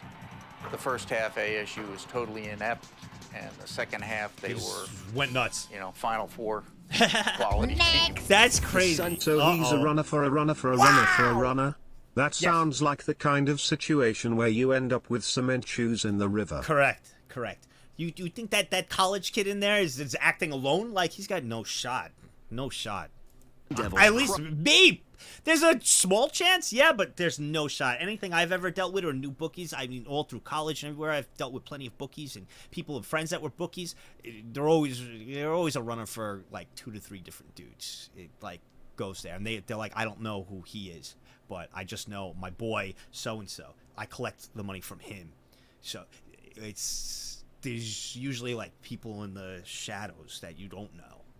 Always. Rush Washington 73-55. Damn. Everyone who bet on Washington Lost. is out of luck. Lost. Smith knows he has to face an angry Silman who lost all of his bets. Since we lost the game, I'm thinking, you know, the same money he was giving me, I have to give to him. I go home, Benny's there, so I'm saying, don't worry about it, man. I got your money upstairs. So I was prepared to give him $40,000. It's like, nah, it's bigger than that. So he was just going to give him his $40K, right? Because he lost. He figured, hey, I'm sorry about that, man. Just like Coach yelled at me, I'm doing it's $40K. Here we go! Nah, dude, it's bigger than that. Because that $40K is nothing compared to the line of people and the shadow group running the show behind. He's just a runner. He is just a runner, bro. The hell you talking about? You scared? Ain't nobody just gonna lose and everybody be still alive. He left town that night. I didn't talk to nobody. My best friend, my mother. I didn't tell nobody. Bro just bounced. Bro just bounced. And you know what? Probably the smartest thing. Gone. Yeah, it's always bigger than that whenever you're dealing with a bookie. That dude, and it's a lot, you'll see a lot of college kids who are bookies, but they're runners for a lot bigger of a group. And 90% of the time, they'll only know their boy, and they'll know two people where they collect the money from or they have to pay up that week. Their job is to deal with, so like, say I'm a runner, right? Like, and there's like, I'm dealing with you guys, right? You place your bets to me, all right? You know, I pay you out and I collect your money. You have to deal with me, all right? Whenever you win, I get the money from, say, my buddy Joe. I get the money from Joe, all right? Because I deal directly with Joe. Joe deals directly with me, but Joe is dealing directly with someone else, and that someone else is dealing directly with someone else, and there's a group behind, like, it goes higher and higher. There's a group that has the money you don't want to piss off and mess with. Because then once it gets down, they're like, well, who's the one that didn't pay up? And it's like, Joe's like, yo, Nagzz is the one. He hasn't paid me yet. Because you guys haven't paid me. So my job is to break your ankles. But I'm not going to do that. They're like, I don't got the money. They haven't paid me. So who is that? I'll be like, it's a chat. So, you know, Frankie and Tony are going to come by and be like, hey, Chad, how you doing? You guys would be like, what? You got to pay Nagzz his money, right? And you guys would be like, no, Giga Chad, no, Giga Chad. And then pop, pop, pop, pop. Your knees are broken. You can't. You get up. You're like, I'm sorry. I'll pay Nagzz. And then you're going to pay me. And I didn't have to do anything. That's what happens. No, Giga Chad. Pop, pop. Is it always work like that? No. But in this case, it did. And in a lot of cases, sometimes there's usually a chain. Next. So you'd throw us under the bus to some dude named Tony? Really, bro? For reals? I thought we was homies. So why do I always say, one of the example, anything you do in life or like your word or a bet, always pay your bets or stick to your word. Always. And I always say that if more people just stuck to their word and said what they were going to do, if they lost or won, whatever the case may be, in life, just with anything, and they stuck to their word, they say, I'm going to do something and actually do it, the world would be a better place. Because you wouldn't have to deal with any of that, and everybody could work freely with everything. I'm not talking about in a betting sphere. I'm talking about in like a friend or someone else where, like, you have my word, I will take care of this for you. And if everybody did that, the world would be a lot better place. Then someone would be like, oh, I didn't do it because I, an excuse and this and that. The world would be a better place, in my opinion. In Las Vegas, agents allegedly Naglurk, allegedly. from the Nevada Gaming Control Board are closing in. After weeks of forensic auditing of the sports book records, they uncover evidence of unusually high betting on the March 5th game and several more ASU games before that. If you're taking advantage of the knowledge of the outcome of an event to then defraud a casino or a sports book, then you're guilty of fraud. Yeah. 3 months later, Smith wins Athlete of the Year. Oh, wow. As for the scam, rumors of the point shaving persist, but nothing comes of it, and Smith thinks it's behind him. Oh. I was gonna beat it. What happened? How did they find out? Like, how could you prove it? Then, in June 1994, Smith's big moment arrives, the NBA draft. He can finally cash in on his talents, legally. But now, the whispers of throwing a game are no longer whispers. Oh, no. And the NBA doesn't want to play with Smith. Oh! I thought I was untouchable. No! But that wasn't reality. All Pac-10 team captain, highest scorer in ASU history, number 44 Steven Smith, goes undrafted. You know what that's the equivalent of today? Being canceled. Even though he did it and he admits it now, they had no evidence or really proof. He was just canceled. Although he did do it, and he admits it now, but that's the equivalent of just being canceled. Like, damn. So I wonder why he's talking about it and admitting it now. I wonder if something happened. Smith spends the next 3 years playing minor league ball, everywhere from Paris, France to Sioux Falls, South Dakota, trying to rebuild his reputation. It takes years, but in 1997, the Dallas Mavericks come calling. Oh! All right. So now he made it to the NBA. Smith's not the only one whose luck has changed. In Las Vegas, after years of investigating, the Nevada Gaming Control Board and the FBI cracked the point-shaving case. They managed to work back through people that they had indicted, people that had given them information, to one of the players on the ASU team. I didn't think it would blow up like Oh it did. my God! Bro, he makes it to the NBA and they're still investigating. I mean, I don't blame him. Oh my God! And it blew up huge. Who is it? Step back, please. And the feds came to me and I found out the numbers. And it was over $1.3 million lost on the game. That was scary. Smith was in the NBA at the time that he was indicted. So it cost him his professional basketball Oh, wow. career. So he would have... That's why he's talking about it now. He would have never talked about it. Obviously, he made it to the NBA. He's just going to deny it. He was basically getting canceled, but he redeemed himself from cancellation until another Twitlonger came out and they were like, I have the evidence, and showed it, and then he was canceled. For real. So the first Twitlonger came out. I believe he was point shaving canceled. But there was no evidence, which is terrible. But then another Twitlonger came out. I have the logs! Canceled. Actual canceled. Deserved. In November 1999, Smith goes before a judge and gets a year in prison and a new number. Wow. From Steven Smith to 010444748. Wow. You know, that was my federal prison number. I mean, if that ain't real, I don't know what the hell is real. Smith is released from prison in 2000. Won the European Cup.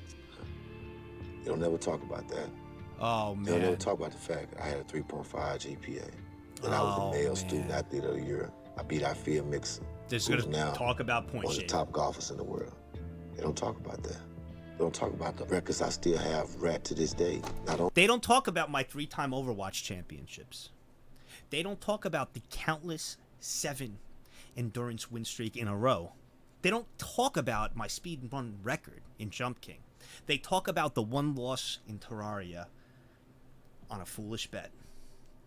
I feel for this man, and I understand what he's going through. Only in the Pac-10, but at Arizona State, you just only hear Steven Smith, the one who point shaved. That's just something I got to live with for the rest of my life, you know?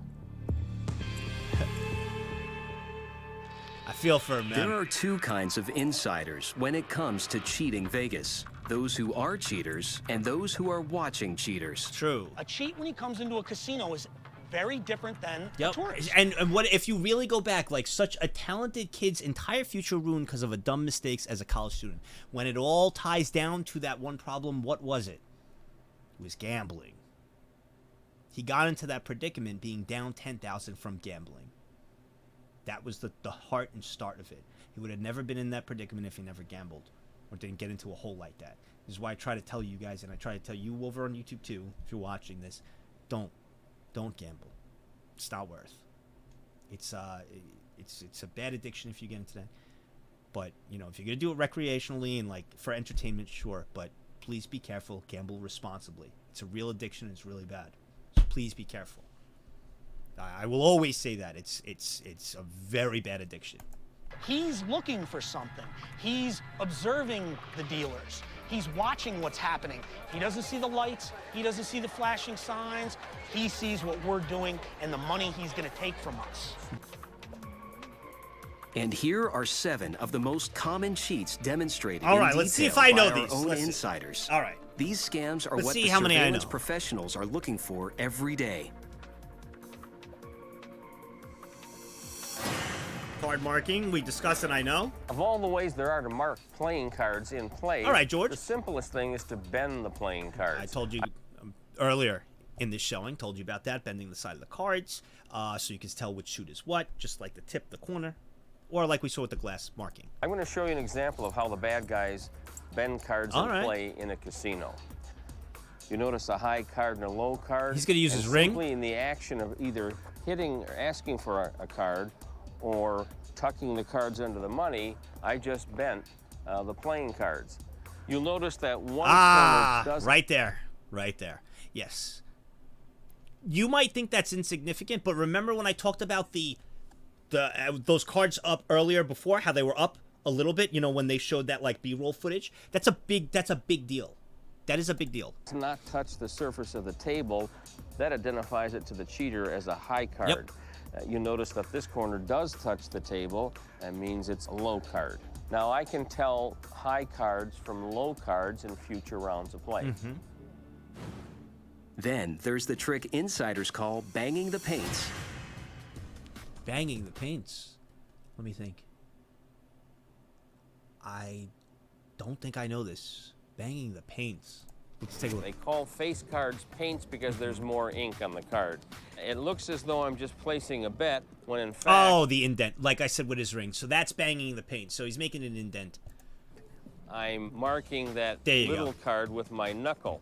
Yeah, And over in there. the simple act of giving this chip to the dealer as a tip, Use that as a... I mark the playing Yeah, card. yeah, yeah, Notice yeah. as I touch that card and say, "Here, dealer, this is for you." And that's a common thing too, to tap the chip on the table as well. You're not supposed to do it on the card like that, but dealers will just for the sound to notify that they are getting a tip, so everybody knows. And they put it in. It's for the cameras up top too. Players not supposed to do that, but you know. I tap the face of the face card with the chip, and I put a mark on the back of the playing card that can be seen and identified in future rounds of play. If I see a bump on the back of a card, I know it's a high card. I would therefore know that anything without a bump is a low card. It helps me win by knowing whether I should hit, if it's a small card. Yep. If you know that there's a 10 underneath on the blackjack table, and you could see and identify that's a 10, and the dealer's showing a 10 up, and you have like, you know, like a well, actually, that's not a good example. Say they have a 7 and a 10 underneath, and they have 17, and you got, you know, an 8 and a 9. Well, you know you have 17. You'd be like, I could stay and just push it. You know, things like that. You could determine what's underneath to make your pick. Either you're gonna hit or stay. But card games aren't the only ones surveillance officers have to scrutinize. Cheats can also tamper with dice games, like craps. This is an old school scam that was used in cheating at craps. Free, bro. Let me see. 44 years. SG, Sorry, I'm a tad thank you for tired. 44 Enjoy years. this sub. I'ma go eat something and then Thank you for probably 44. continue the pain of relic grinding in FXIF. 44 years, SG.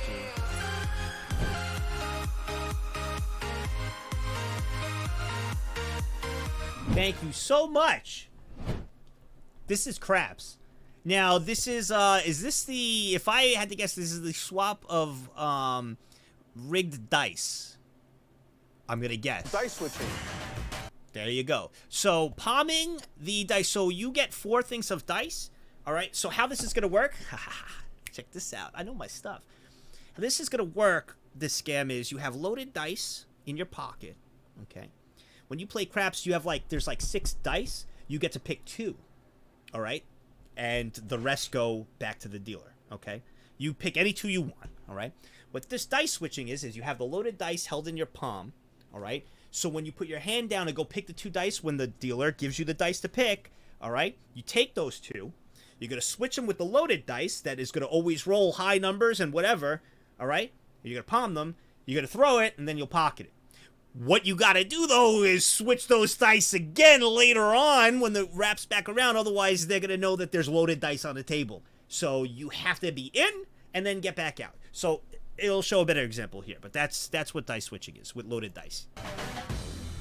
In this example, I brought my own dice from home. This is going to be signified by the red color dice, and the house dice will be the green color. These dice do not have any 1, 2, 3s on them. Loaded dice. They only have 4, 5s, and 6s. The eye High can't numbers. tell because when you put a die on the table, everybody can only see 3 different sides at one time. I'm looking at a 4, 5, 6. You're looking at a 4, 5, 6. The dealer is looking at a 4, 5, 6. The switch takes place when the casino dice is passed to the cheater. He would pick up the dice like this, and then the crooked dice are dropped to the table. Load them back at up. the exact same time the casino dice are picked up into the hand, and then the crooked dice are thrown down the And he'll be layout. holding them like that. So these dice can only roll the numbers 8, 9, 10, 11, 12, and cannot lose. So losing is when you hit a 7 in craps. That means everybody loses all their money from the table and it restarts. If you never roll a 7, it means you'll just be rolling forever. And you can't lose. It will literally roll forever and you will be making so much money. Tons of money. Because craps is a big money game. Watch. 10, 12. That was crazy. a great one. I would have won a lot of money on that roll. Yeah. So hard 6s like that? 11? Yo, That was a 11? good one. Another big one. So you can see, these dice are very dangerous. Yep. I feel like you would be found out really fast. No, not necessarily at all. What they'll do randomly is if there's a hot roller at the craps table, say rolling for like 10 minutes, all right? People get pissed off at this because just like everybody has superstitions. I've even complained. I've been at the craps table before and someone was rolling for like 15 minutes. I was making a crap ton of money. No pun intended. All right? And the dealers were like, hold on. And they wanted to grab the dice and do a check. Everybody complains at the table because now the dealers will always do whatever they can to ruin your mojo, to ruin your momentum. It's like in a game of sports or an esports game where two teams are competing to ruin that momentum. They'll be like, all right, we're going to check the dice. They'll check the dice if you're rolling for a long time or if the eyes in the sky are like, hey, check that dice. We just have a weird feeling. Other than that, they won't check. You won't get caught. You could switch it at any point. You could just re-switch it at any point when you pick it up, and they'll never know as long as you're really quick with your hands.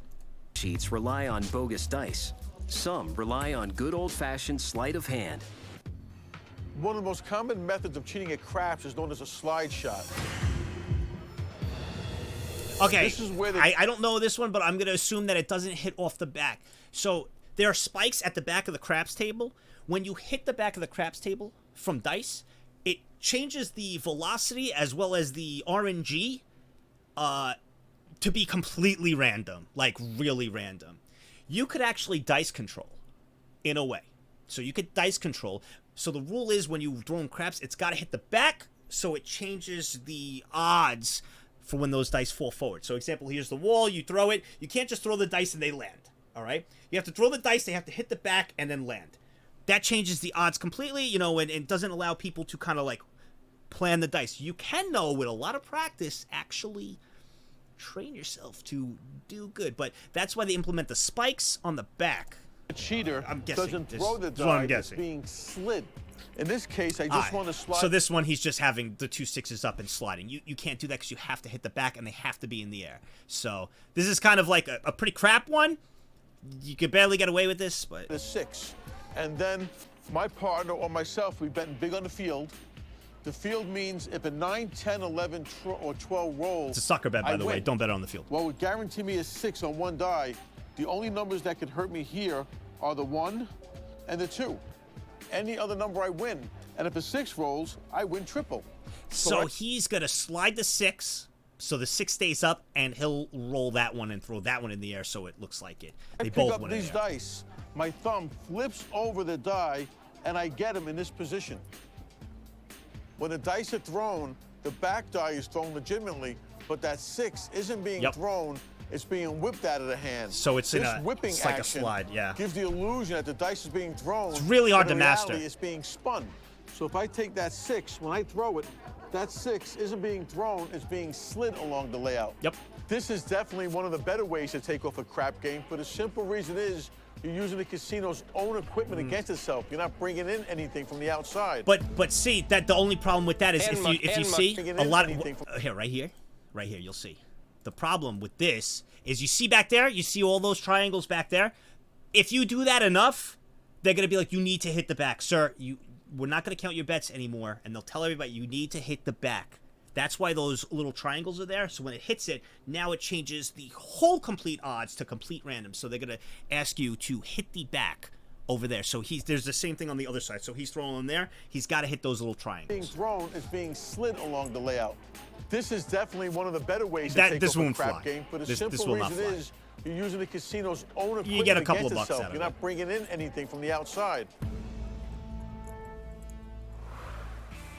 Hand mucking is the art of switching cards in play. I'm going to show you how that switch might happen in the game of blackjack. Pull it from his sleeve? In order to switch cards, you have to have one of the casino's cards, so you steal the card in advance or corrupt someone to get you one of the cards. We talked about this and in earlier. this case, I have one of the casino's aces. So this is the palm that we saw before? I add the ace to the game, steal the 6 away, and now, voila, I have the blackjack. This is scary. And if I want do. to clean up, then I go to the sleeve. A little scary to do. They're all scary to do. Bet pressing. This next game is going to require a little teamwork. What just happened right now is me and Jason both have bets down on the pass line. As soon as I know that bet is going to win, Jason's going to take over. And I'm going to distract the dealer by asking a simple question. Change? I'm guessing to get change, and then he's going to press his bet. At the right moment.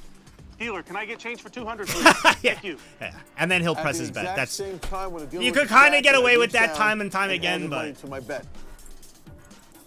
And instead of winning 200, now I win 700. Same. It's very similar to pass posting. It's almost What similar. you're going to see right now is a different form of pass posting. There you go. What you've seen before was me pressing my bet. I had a bet This one- and I added more called pressing. Pass posting means I'm actually going to make a bet after the dice have been rolled.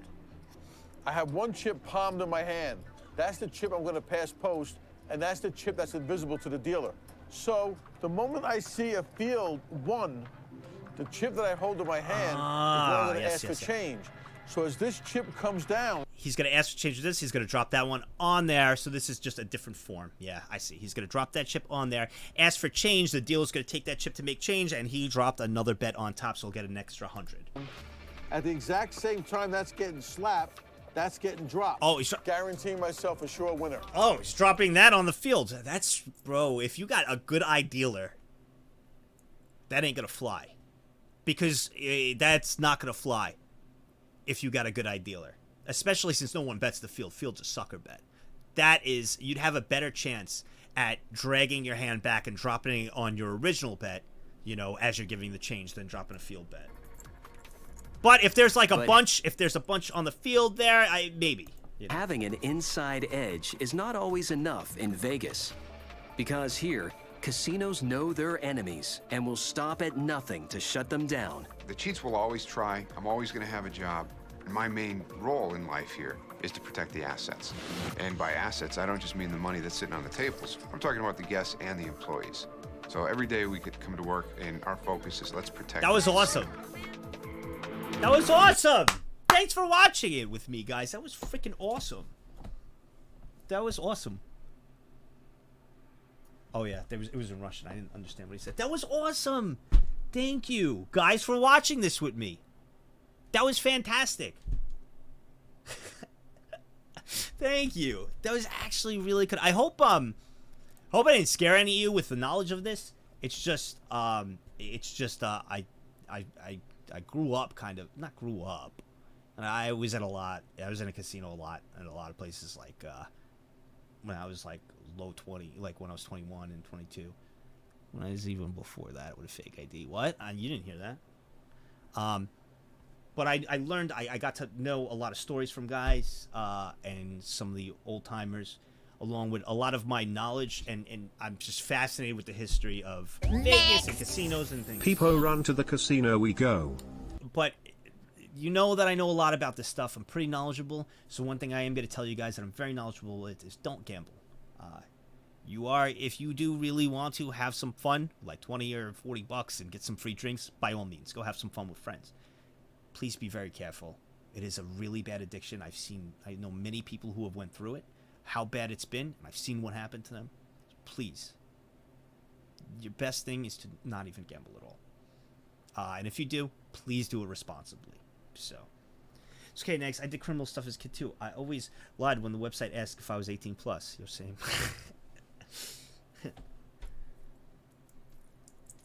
I have a cousin that was a dealer on cruises for 10 years. He lost $50K. Don't gamble. On the first day of the Gotcha. job. Anyways, at Hard Stuck Toothbrush, I'm coming with you. Damn, dude, I'm sorry Next, if about you because want I to hope, see I some hope he got amazing it card made and it's manipulation, there is a video named 10 Levels of Sleight of Hand, Cheating at Poker by Daniel Roy. I've seen it. I've watched a lot of magic things. I'm very big. Growing up as a kid, I was very big into magic. I've always wanted to be a magician. Problem was I sucked. I always wanted to be a magician. I've been fascinated with David Blaine, card tricks. Magic has been like my passion, like to watch and learn about. To do, I suck. I'm not good. I'm not good. It takes way too much dedication, practice, but I'm fascinated by it. I love to watch magicians with their tricks. I love to learn about tricks. I love casinos, cards, betting, then casino scams, cheats, all these things. I guess they're all kind of in similar realms. I just have a lot of knowledge on it because it's just always fascinating me. So I'm glad I could share some of that knowledge with you. I'm ready to continue the next series. So that's how you made DeGrom into Degon. Yeah, poof. It was all me. It was all me. But I can't wait for the next one. I'll make sure to look through the next one, make sure the next one's just as interesting. I thought this was going to be more on the focus of the Tran clan. I'll look for ones that are more focused on the scheme. I think that's more fascinating to me. Well, this was awesome. A wide variety of different, cheating and everything. The ones that focus in on a story are very interesting to me. I like to learn about that. So I'll do some digging, like what we did with the casino chip guys. I thought that was fascinating. I'll make sure to find more like that. You play Magic the Gathering? When are you gonna hold a tournament against Chat in you it guys then? will destroy me. I'm not gonna pre-watch it. I'm just gonna make sure that it's more of a the focal point is like a scam, like over there. So that's what I'll look into. I know that Wonder definitely has them. I'll just do. I'll have Chad Mom look at it, so this way I don't see anything as well, and I'm completely in the dark when I look at it. So this way I'll have her look at it for me. Boom, problem solved. Perfect. No, boom, solved. So I'll have her look to make sure it's more on the focus of like a scam. Next. Focus. Yo, Nagzz. Sorry for the interruption. Never an interruption. Hey, I'm allowed to be sorry. Anyway, I wanted to wish everyone a happy holidays. I have finished my 8-hour drive home safely this time. You're safely home, let's I hope go! everyone else makes it home safe as well. It is always a pleasure having everyone's company on a long drive.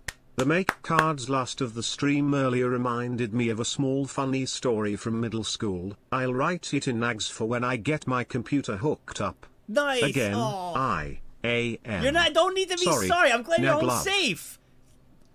And you were listening to it on the long drive. That's also one of the reasons why I know a lot of people are traveling. I know some people are gonna have the stream open while traveling to listen. So I'm really glad, and that's awesome. I did a lot of talking during this segment, so I hope that helped. I'm sorry if I talked a bit too much. I just get if I know a lot about something, like I'm confident in it, like I know a lot, I just want to share it, and you guys have we're bringing up some great questions and topics. Yeah, we did 3-hour react. If they even try to say that this isn't fair use, they're fucking nuts, bro. I will fight that. I will literally fight that. On a fucking 45-minute video, 3 hours. Tell me that's not fair use. I dare you to tell me that's not fair use. But we also did a lot of things in between, like with TTS and you guys, and I love that. It really makes the viewing experience with you guys, and like the variety of different stuff, just makes it a completely different experience. I would have just watched this by myself, 45 minutes, and been like, oh, cool. and then moved on. In fact, that like we should like 3 hours like that with a whole bunch of laughs and different stuff all through, talking all about it. It was just a lot of fun. Thank you. Thanks for making the last day before Christmas and Christmas Eve a fun one. And I hope that those that were traveling, everything, I hope this stream helped pass up some of the time. And I'm really glad I got to hang out with you guys right before the holiday, right before it happens. So we'll go look to see who we're going to raid. And I'll see you guys Monday. Nagzz, thank you for all the content you No, provide. thank you. Your community as well as yourself is incredible. I lurk a lot more than I talk, but it is such a relaxing stream while also being wildly entertaining to have up on my TV or as background noise. Danny, thank you, Ginger thank you, snap thank love. you, thank you, thank you, thank you. Just want to wish you and chat a Merry Christmas and hope everyone has a good weekend. Also, I want to remind Nagzz of his win streak 7777. There's a 1 at the end. No. He's this. A tier 2 sub. Break it down, DJ.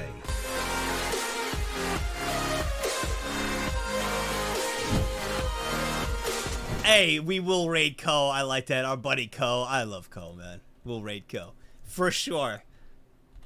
For sure before Christmas. I love it. And I'm going to go ahead and mute. Oh, I hope you have a good Christmas, Nagzz and Hivemind. Eat too much and relax. Lots of love. Yo, Hentai Watcher, you're always so freaking kind. Thank God I'm not peeing. Have a safe and Merry Christmas to you all. Thank you, Starling. Since it's already the 24th here in EU, I just wanted to say Merry Christmas, Nagla. Oh, that's right. 8, 9, 10, 11, 12, 13. Oh, yeah. So the 23rd is kinda nag cool cause it's my B-day and I love that I get home after my night out in the UK to this great stream, Nagla. Lord. I know we're ending now, though. I hope you had a good night. I just wanted to take a moment to express my gratitude for your wonderful streams and for the amazing community that you have built. Your kindness and positivity are truly contagious, and it's always a pleasure to tune into the stream. Thanks, I hope Afton. that everyone has a fantastic holidays surrounded by loved ones, and that the new year brings you all the joy, happiness, and success that you all deserve. Well I wish everyone in this community a Merry Christmas and a Happy New Year. Thank you, Afton. Next. To be honest, buddy, I still don't understand why you want to turn this into content. But anyway, have a lovely Christmas, Nagzz and Chat Naglove. I just put it up there for the people, because I know there's a lot of people that like the React segments, you know, like they like the VTuber one. So I just figured I'd put it up there for them, you know, to give the YouTube people. There's a lot of people who've been coming in recently who've been like, I've been watching the videos over there. And I also like to showcase you guys. You know, it's a very unique type of stream we have. And every time the YouTube people come in, they're always like, dude, this is exactly like the videos. This chat is crazy. And I think you guys are that unique where it's very special. I wanted to make a little want to show announcement that. real quick. Yeah. I have my military training starting on the 2nd of January and I won't be here much at all for the next year. Happy holidays, everyone, Naglove. Random Chris, that is 19. You are a true hero. We love you, bro. Next. And oh my God, an Hi, actual Nagzz true and hero. chat. Hope And you God bless guys you. enjoy the holidays. Haven't And been good able luck. to chat much last couple of streams, been playing Terraria. And speaking of addiction, fuck you for introducing me to this game, Naglove. I'm glad you're enjoying it, baby. That's awesome. Merry Christmas to everyone, Naglove, and here's to a great 2023 Nag drink. Unstable ghoul. Tier 3. Oh my God, you guys are too kind. We're exiting. Hey, Nagzz. Thanks for the streams. No. Wishing you and chat a Merry Christmas. Hey, crazy. Jay, crazy. Thank you. I gotta play this. Thank you so Holy much. crap, I'm only a Thank you, tier guys. 3 You're sub. too kind. Yo, let's in go.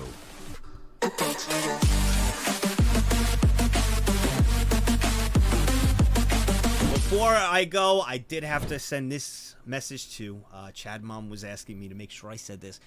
She said she wants to wish everyone a Merry Christmas and Happy Holidays. And from us to them, and if anybody will be spending it alone this year, know that you are not alone. And this community, the lovely Hivemind, is always active in Discord through winter cleaning and non-winter cleaning. It's a lovely place to hang out and feel loved. Kay, love you, bye. So she wanted to make sure I would get yelled at if I didn't read that off the teleprompter. So I have to, you know, had to read that. And I will go ahead and mute. We will raid Co. And I do want to say, oh, Suwo! Here, I got you, Suwo. I'm so sorry, but then I'll mute. It's Suwo. It's our bot, bro. Go ahead, I got you. 32 months. 32 years. What do I even say now? Pog, happy Christmas and holidays to you Thank all. Bongo tap. Wait, who did... there was no one else. There was fucking Suwo. Thank you, Suwo. And thank you, guys. We'll go ahead and put on Savannah. And I will say my... sorry. I will say my goodbye here. We will be raiding Co. I do want to... I do wish you guys a very Merry Christmas, Happy Holidays to your friends, your family, your loved ones. Sorry, I was way too dank there. Please be safe for anybody traveling. We'll be back Monday, so I hope to hear some great stories from you guys with your family. I hope everything goes well. I hope you enjoy tons of food. If you are spending this holiday season alone, do not fear. Do not be upset. You do have our Discord here. If you wish to hang out in, you do, and you will not. Don't think of it as being alone. If you are, I've always, I've had a couple of those before. With family when we were sick and different things. Just know you have plenty of people here that would love to either hang out or talk. And thanks for hanging out with us, for making this. At least I hope if you are spending it alone this weekend, that at least you had fun today. And I could see you Monday. So, but to everyone else seeing family and friends, God bless, be safe, stay fresh, enjoy the time with all of your loved ones. And thank you so much for hanging out with me. I had a fun stream today. All I wanted to do today was just see you guys before the holidays. And thank you for everything you've done for me. God bless you all. I will see you guys Monday to Co-We-Go. Again, seriously, thank you. Thank you. Thank you for hanging out with me. Good night, everyone. Gotta have one scuff portion, right? At least it was one. Stop! Merry Christmas! Goodbye!